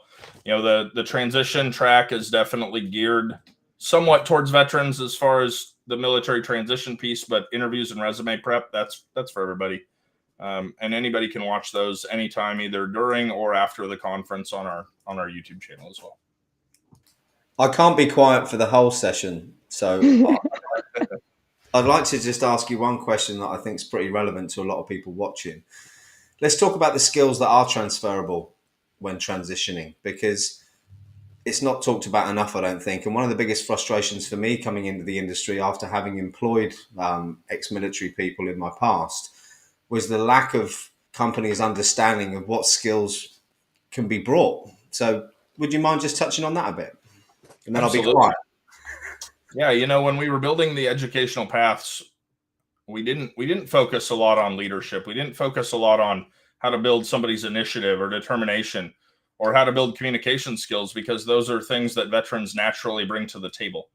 From the very junior enlisted level all the way up, veterans have had to learn how to do their job while they're doing the job, sometimes without formal education. They bring a ton of the ability to communicate up and down the chain of command. They bring a lot of determination and resiliency of being able to overcome obstacles, train themselves, and go get the job done. So I think the military member is very well suited. And I think one of the roadblocks they do have is sometimes they don't even realize what skills they have that are transferable into cybersecurity, and finding a way to teach them how to equivocate that. You know, I had an informational interview just last week, and I was focusing all about the technical cybersecurity skills. And luckily for me, the interviewer who's looking at my resume pinged on my nuclear power experience in the Navy, and started asking me what I had done there and how transferable that was. And we went off on a completely different tangent that I wasn't even expecting about my own skills and how I didn't even realize they had matched. So, but kind of the big thing that I think every veteran, no matter the branch of service, no matter the rank they bring, is the ability to communicate, the ability to lead teams, and just the determination and resiliency to overcome obstacles. I think they're all absolutely spot on. I think there's one, you may have said it. If you did, I apologize, that I've had come up in conversations with people who run SOC centers. So their biggest frustration is a lack of critical thinking amongst their SOC analysts. Well, it doesn't take a rocket scientist to work out that military service leavers have normally got critical thinking in droves, haven't they? Absolutely. I'll be quiet now, Jax. I want to, oh yeah, no. I want to add on, I don't want us to change the subject just yet, because I definitely want to touch on what both you, Simon, and you were saying, Tom, about the transferable skills, because that is an area we've talked about. Tom, you and I have discussed this as well, about when military veterans, and really let's talk about civilians transferring from, let's say, a medical field into cybersecurity, and trying to understand and how to outline that on their resume to show that they have relative skills in the cybersecurity space, for example. So for veterans, let's take it from a veteran's lens. What advice could you give to individuals that are transitioning from the military into the cybersecurity sector for points that they could highlight on their resume that you could think of right now from your own experience? That's a great question. The thing that was successful for me, I think, was talking to people again who had already come before me. We talked about the leadership skills and everything else that a veteran brings, but really kind of you almost don't know what you don't know, right?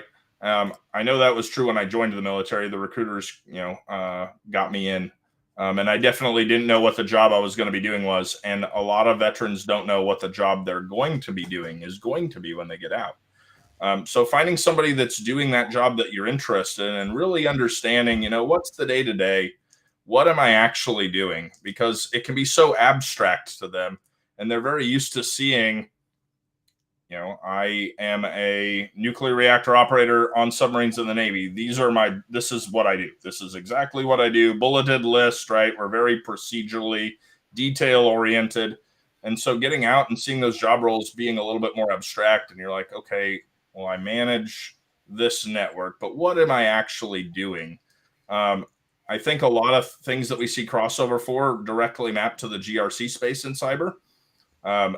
People that military police, people that did any kind of analyst roles, right, or auditing roles in the military where they were having to check the operation of something against a procedure, like that directly maps into auditing. And I think a lot of people don't realize those spaces. You get the people that come from the Signal Corps or the Navy crypto space, and those are clear. They map directly to Red Team or to Intel analysts. But I think the other roles, like the military police roles, the investigative roles, those map very well into forensics, into auditing, and that whole area.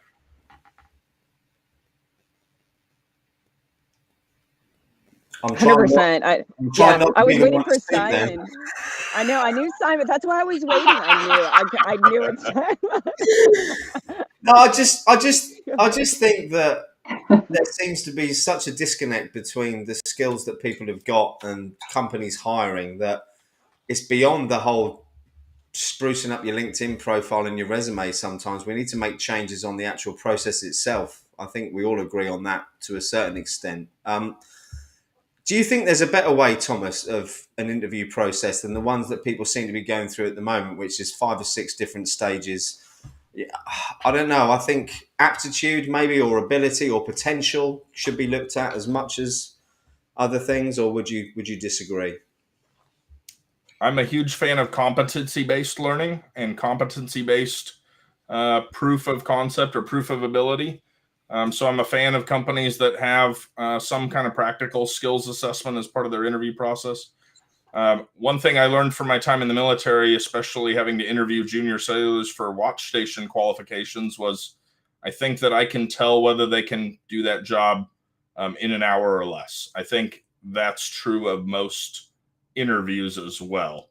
I think you'll know at the end of that. You could ask about every little bulleted skill that a person has on their resume, but I think you get a feel for who the person is and their ability to go learn and get the job done and the potential for that, regardless of having to analyze every, myriad of bullets they have on a resume. So I really feel like, I feel like 1 or 2 interviews, a technical interview and a fit or personality interview with somebody in leadership. And I think any company should be able to make a decision after that.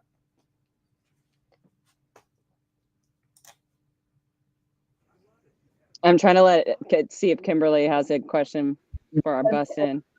I was going to say, as a former recruiter myself, I did not recruit for tech, but in general, we didn't have to necessarily, maybe some of the more executive type roles. Of course, they'd have series of interviews, but it wasn't something for, all across the board that was done in that way. So for me, coming from another background like that, in hospitality is where I worked prior, it was just a much different ballgame and treated a lot differently.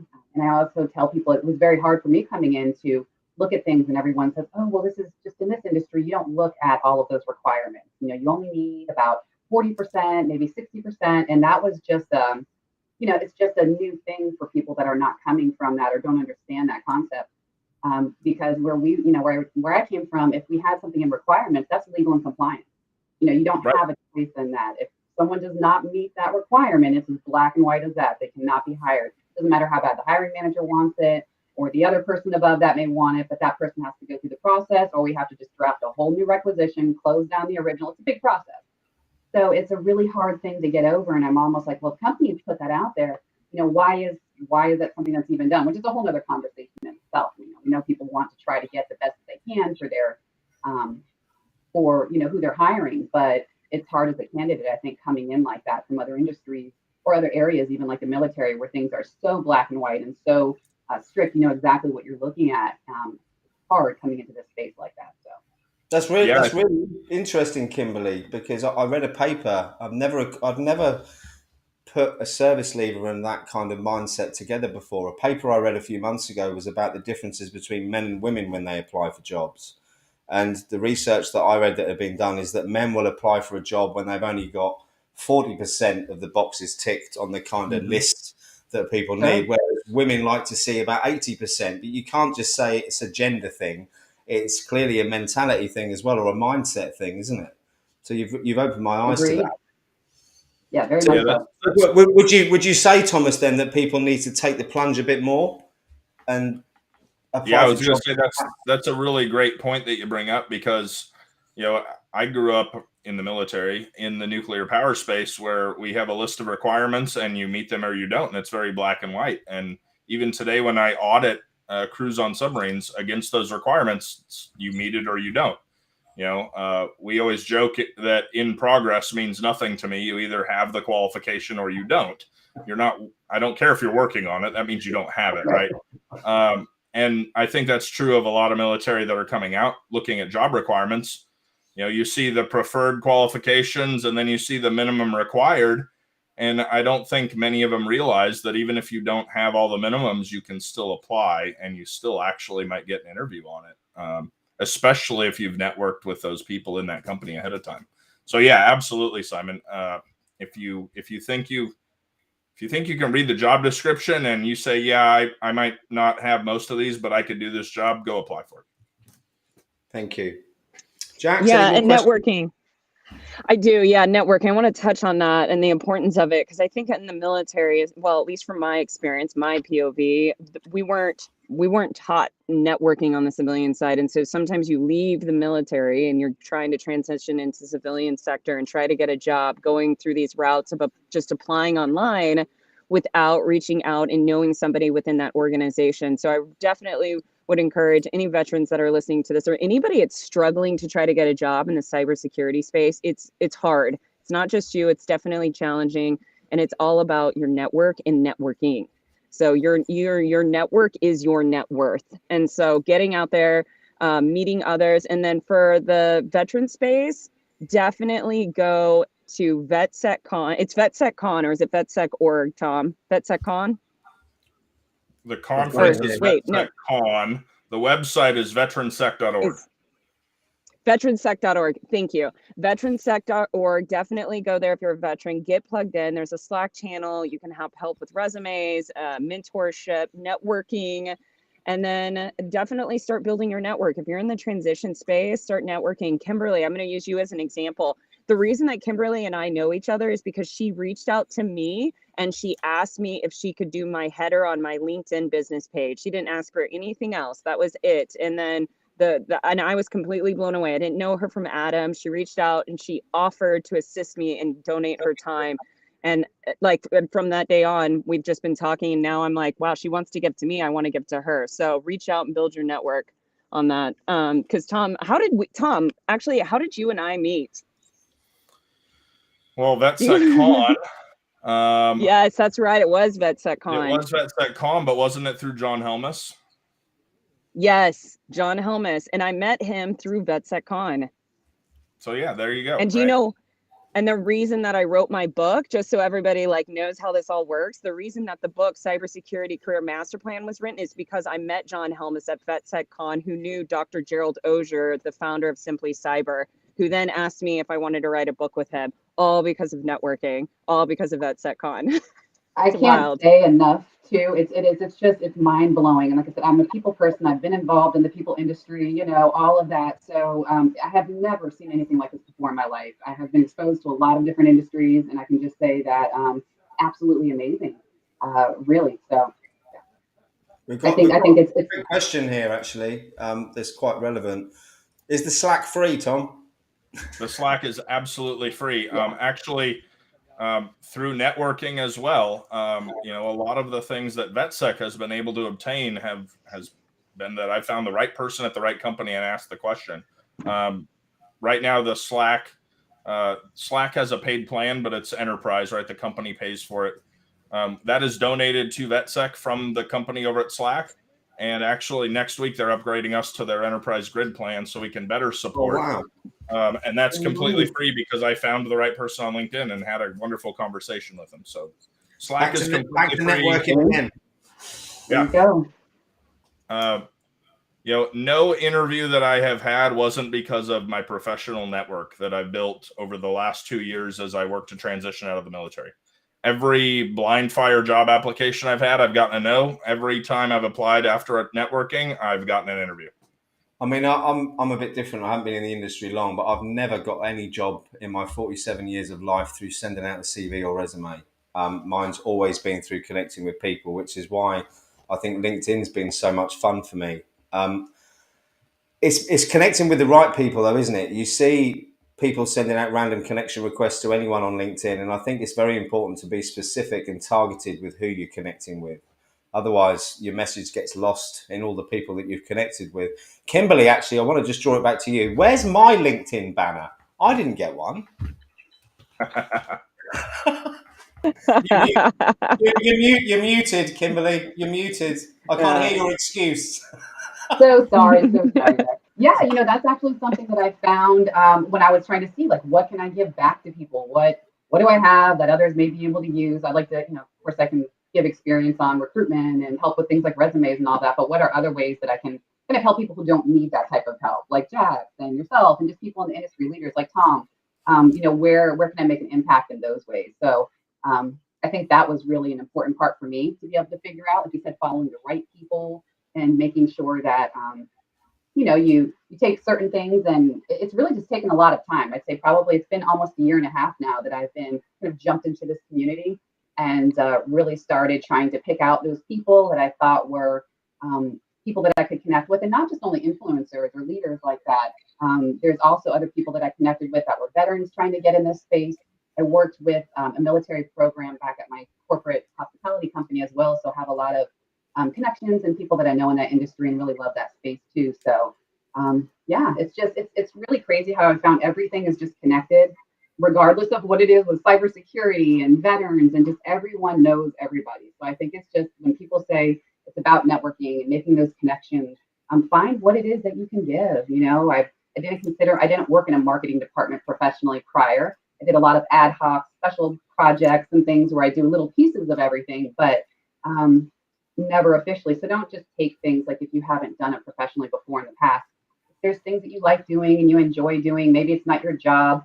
You see somebody else needs help with something. At that time, I could see that Jax was doing the launch of Outpost Gray again and looking to do all of that. So I was like, that's something maybe I could tap into. So I thought she was just the coolest. I saw her webinars and her podcast and heard her story about cyber warfare and all this. And I was like, I'm obsessed. I've got to get to know her.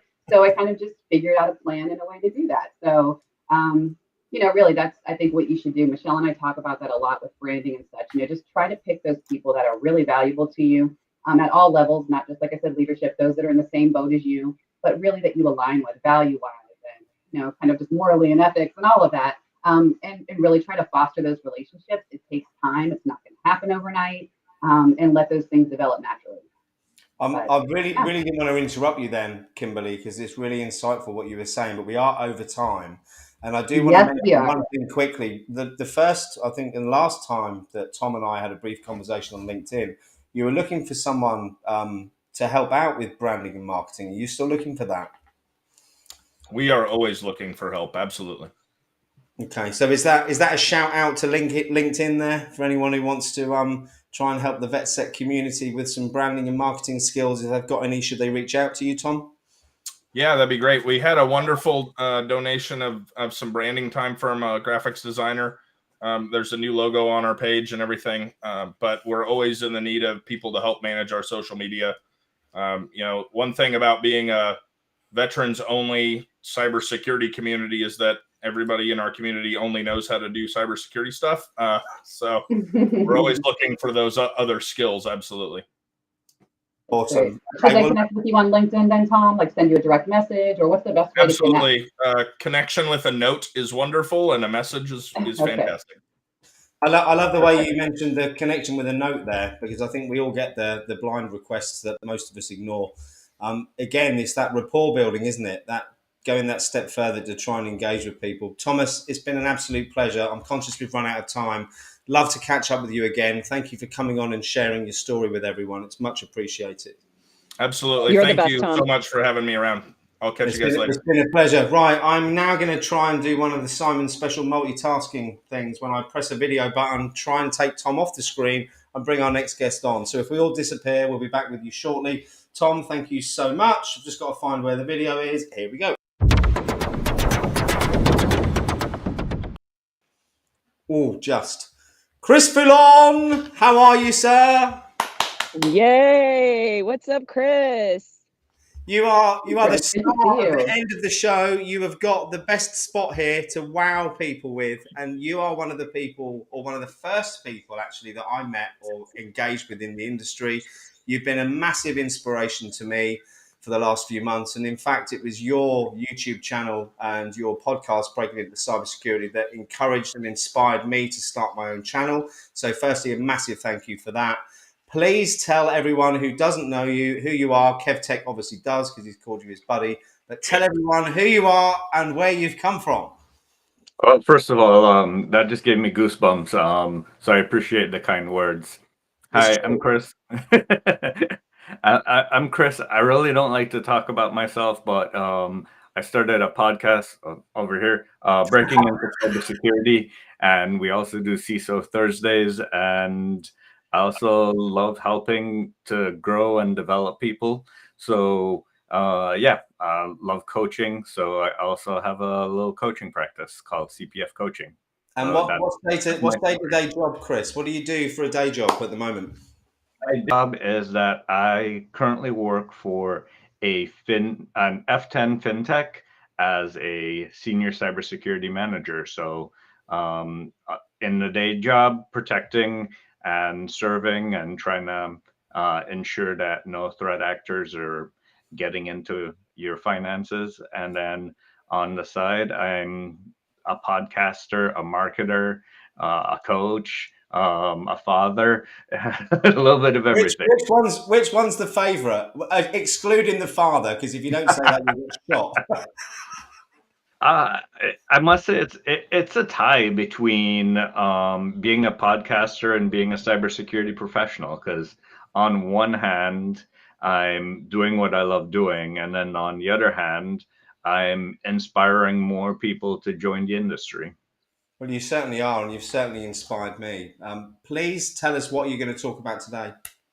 Well, I think what I chose to talk about today, and unfortunately I've been so busy I haven't seen what previous speakers have mentioned before, but I wanted to talk about strategies for career transition, because we have a lot of people that are interested in breaking into cybersecurity. We have a lot of people that want to get into the industry, but they might not know exactly what. So let me share my screen here if we can figure this out. I should be able to, if you click the share button, I should get the option to bring that on screen. But if you've missed my technical disasters so far, my green screen's fallen down behind me halfway through the show. I keep randomly cutting people off because I can't stop clicking buttons. But apart from that, it's gone really well. Well, that's pretty good. But yeah, let me see. So many options. Let me drop it's down the bottom, and it is the. I see it. I'm just trying to find where. I'll drop your links in for people to connect with you. So this is Chris's LinkedIn link in the chat. There we go. And this is CPF Coaching. Let me just do these. And then I'll bring it up for you, Chris. Just want to make sure that everyone's got your contact details or ability to contact you in the chat. And finally, it is the amazing YouTube channel. Please like and subscribe to this one, guys and girls. Dropping that in there. And now I should be able to bring your presentation up, sir. Perfect. So I'll keep low key and not go full presentation mode on you, but well, I'm going to turn my yeah, camera off, Chris, and Kimberly's and Jax's, just so we can see your screen properly. We'll see you in a second. Okay. Perfect. So the idea of my talk is it's kind of to summarize a large segment of questions that I get often from newcomers that want to come into the industry and you're not quite sure exactly how. So that's what I wanted to share with you today. So the first step is about doing self-discovery, because oftentimes the first question that I get from everyone is, how do I get into cybersecurity? And when I ask them what about cybersecurity they want to do, they're often not sure. Yes, one of the commenters says this question gives me panic attacks and information overload. And that's exactly why we need to do self-discovery, because you need to try to figure out what exactly about the industry that you like before you can really target your search. And like Simon was mentioning at the end of following up on the last episode, was that for the most part that he's never gotten a job from putting in a CV. And most of the times that's because he's having that conversation. And when they ask him why he wants this specific role, he can really answer that. So do the self-discovery. Where can we do the self-discovery? Well, there's a couple tools that I like to recommend. The first of this tool is the NIST NICE framework. The NIST NICE framework. And I'll share the link with you so that you can use it. But one of the cool things about this is that it allows you to look at the different roles within cybersecurity. They've broken it down for you. They've shared ways that you can look at some different roles. What's called knowledge, skills, and abilities from the NIST NICE framework. And they kind of allow you to dissect the roles. So that's the first one. The second one, and it might be limited to the US, so for the international audience, sorry there, is called CyberSeek. And with CyberSeek, it also kind of helps you with your exploration of maybe some of the skills and competencies that you have and helps guide you in that search. So that's cyberseek.org. And again, I'll share the link in the chat for you. But check it out because it kind of helps guide you on some of that self-discovery so you don't have a panic attack when someone does it for you. So the next thing is, so you've done the self-discovery, you kind of figured out, yeah, I like this role or this role. First thing to figure out is what are the pros and cons of each of the roles. So figuring out from yourself, where do you have strengths? Where do you have weaknesses? Or potentially looking at the roles, where do the roles do something that you hate? For example, I looked at a SOC analyst role and saw that they sit in front of the screen and they triage alerts all day. And I'm like, nope, not doing that job. And that quickly ruled it out for me because I had trauma from my help desk days where I did exactly that. And I much prefer to be a little more interactive with my roles. So you might like it. That's kind of for you to figure out. So the next thing is doing research on the current roles that you like by asking individuals. So that's asking potentially a SOC analyst role, or a Kev Tech role, a Kev Tech, why they like a certain role. And when you ask them the pros and cons or a day in the life of, you get to evaluate whether you like that role or not. And that will potentially help you either fall in love with a certain role or help you rule out the role. The next thing that I'm going to share is doing this gap assessment. So once we've narrowed down the role to one that you like, I hate saying the role all the time, so I'm going to stop saying that. Once you figured out what you want to do, now you want to do a gap assessment. You want to go back to the NIST cyber framework, for example, or CyberSeek, and see what skills and competencies they list for that specific job that you like, that career that you like, and see how you stack up to that. What you want to do is also, maybe when you were doing those informational interviews, take notes from the individuals.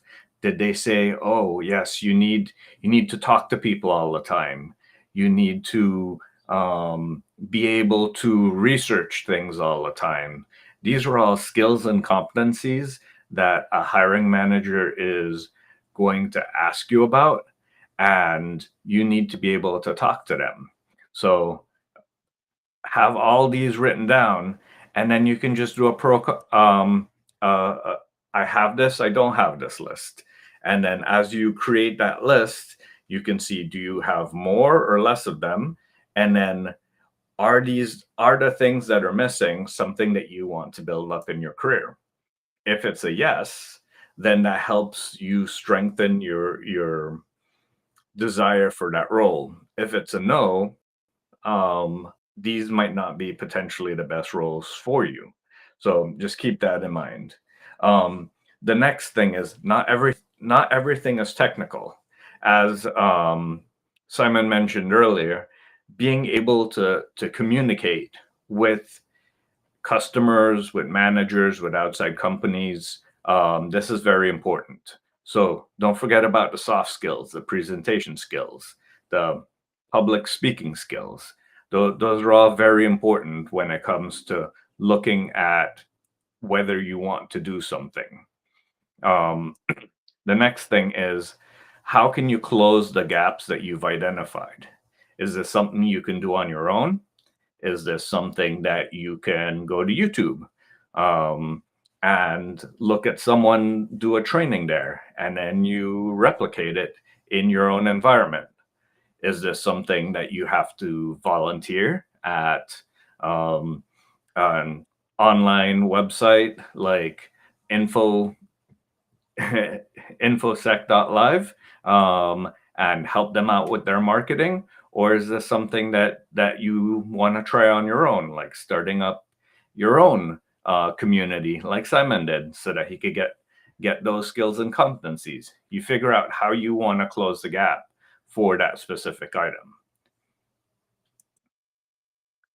Now, the last thing, networking for your new career.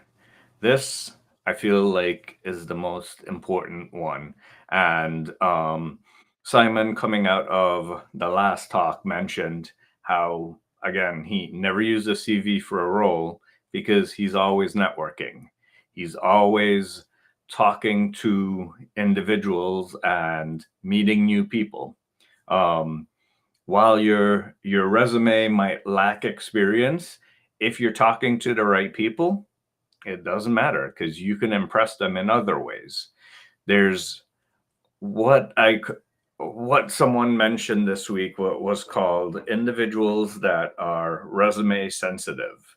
And that means that typically you've had roles or you've taken on opportunities where you can't really quantify or articulate what you did and the impact that you had in a resume, in an online application.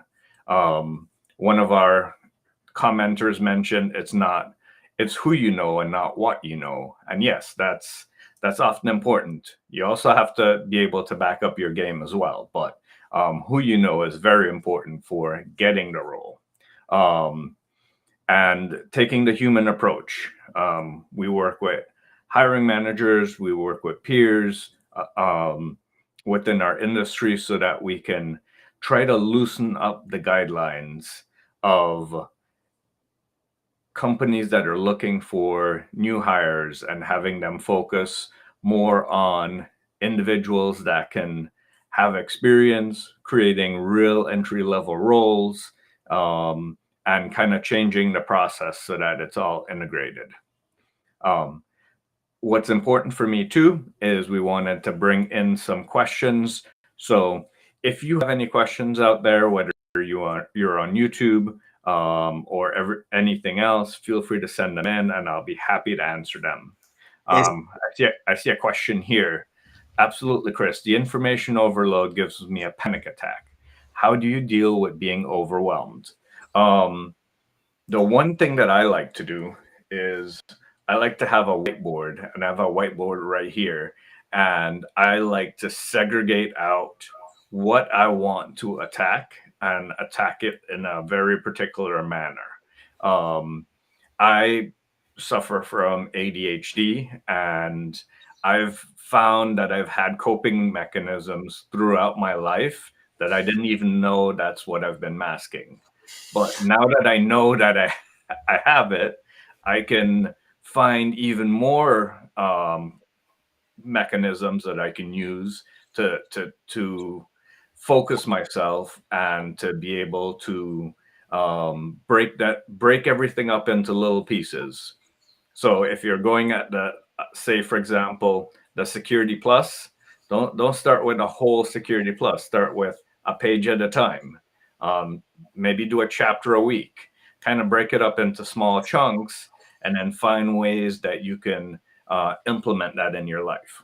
It's learning the ways that work for you, Chris, isn't it? I mean, I've got ADHD too, and I only discovered that about 2.5 years ago. And as you said, my coping mechanisms in the past, unfortunately, were ones of blocking things out, which is what got me in trouble until I realised what I was blocking out and why.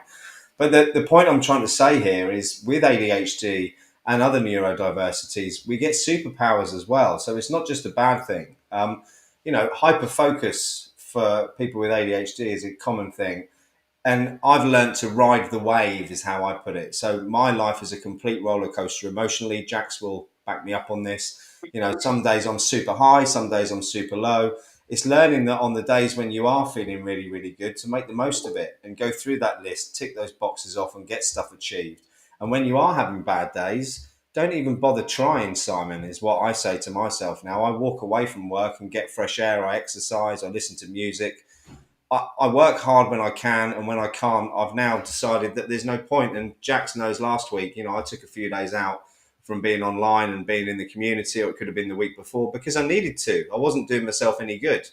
And I think that's a relevant point, isn't it? And it's back to that understanding who you are, what drives you, what makes you tick, what you can do and what you can't. So I think that the panic attack thing as well, Meg, it is something I've suffered from in the past. And breathing helps me, focusing on my breathing, mindfulness techniques as well, taking the time out in the morning. Stretching in the morning helps.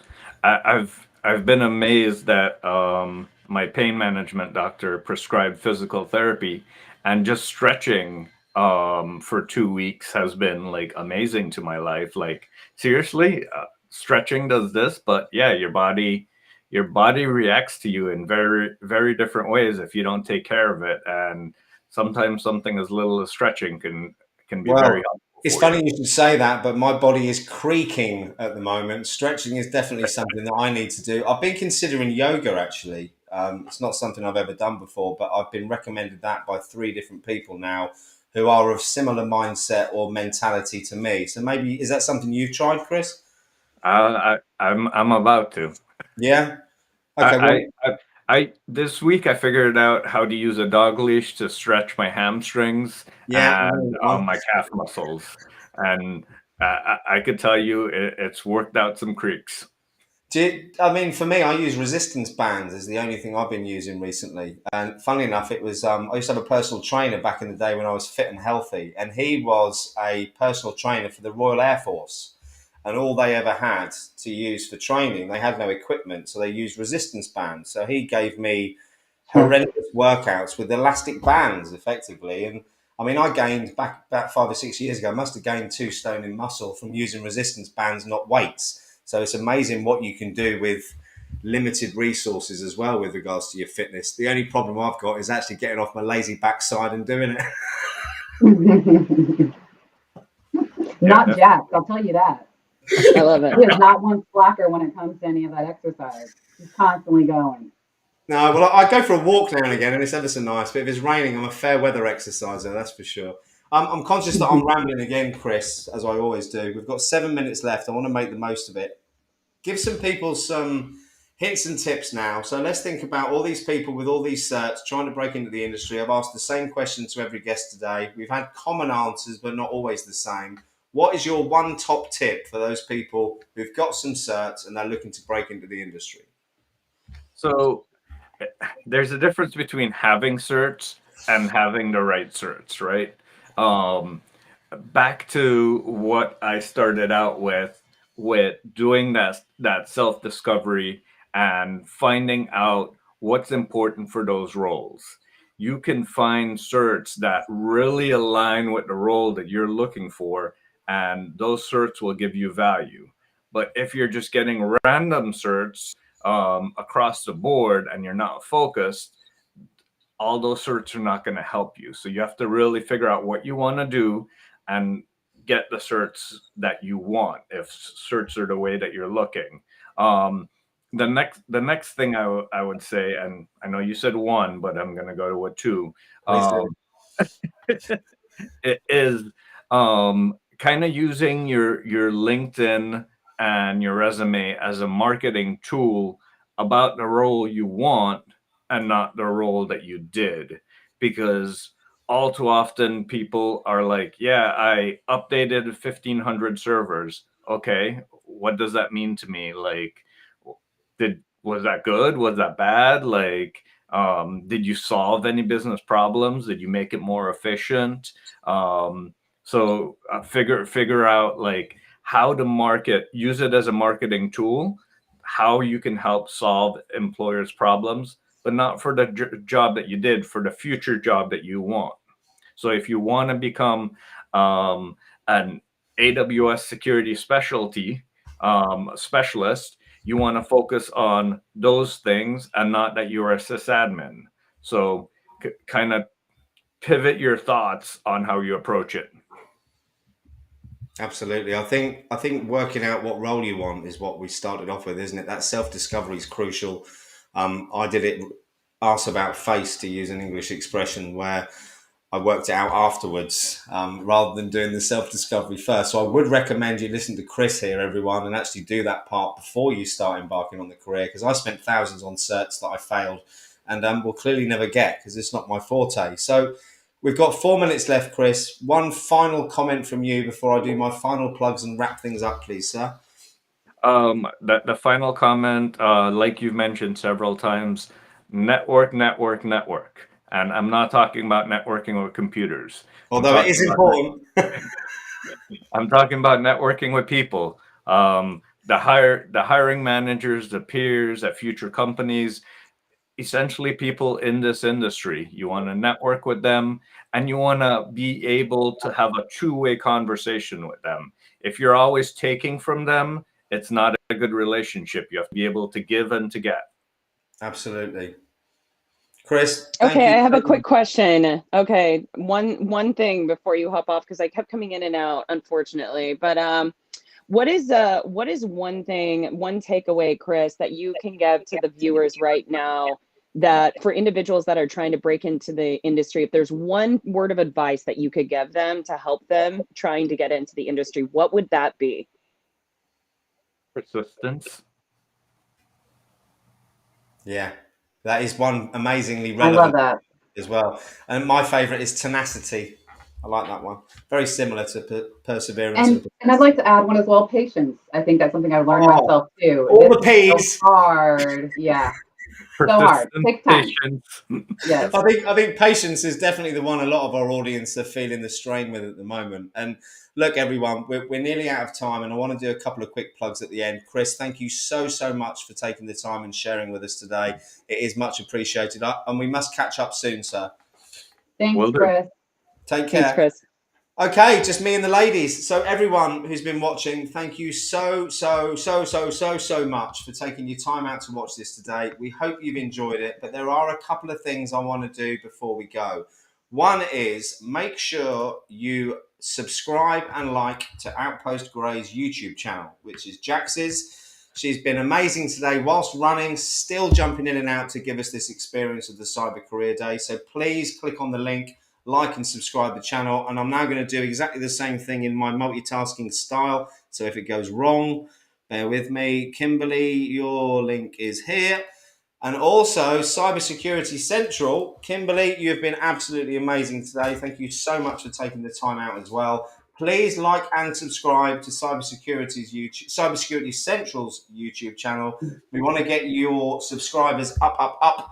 So please click on both Jax's and Kimberly's. And I suppose I should throw in at the end, if you haven't subscribed already to our YouTube channel, please do. I hope that you've had a good time today and you've learnt lots from it. I'm now going to be quiet and let Jax and Michelle, not Michelle, she's not even here. Michelle's in the chat. She's watching. Yeah, she is. Goodness for that. Another Freudian slip by Simon there. I'll let the ladies say their farewells and play out with a quick video. But everyone, thank you so much. I love it. Do you want me to go first, Kim, or do you want to go first?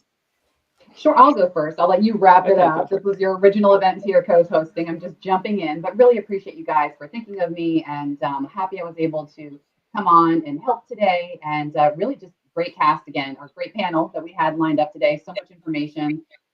Check those links. We dropped everything in there, and I'm sure Simon will have information too on InfoSec Live and the community on all this. So yeah, just very exciting. Thank you again.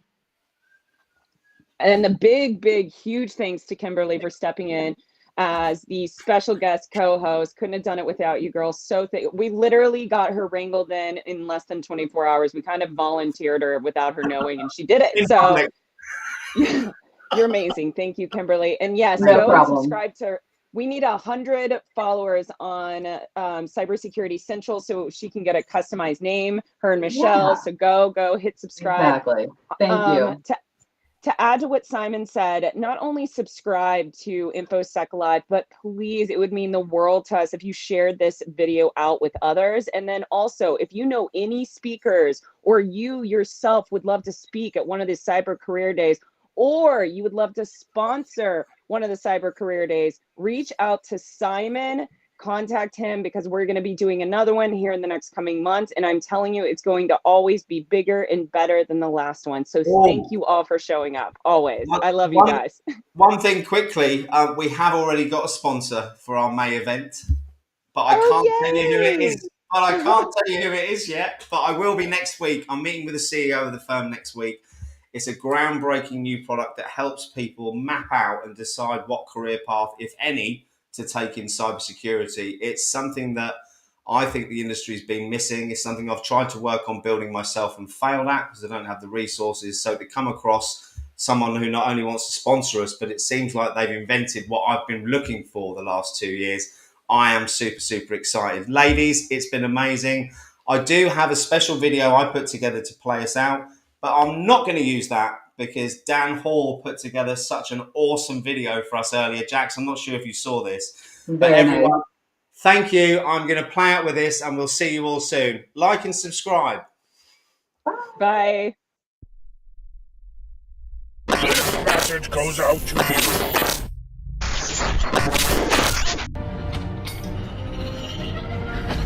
This message goes out to you, all Autobots. If you see Dan Hall, seek to engage and destroy. Don't destroy him. He won't be there for long, because I will get to him first. Autobot, roll out.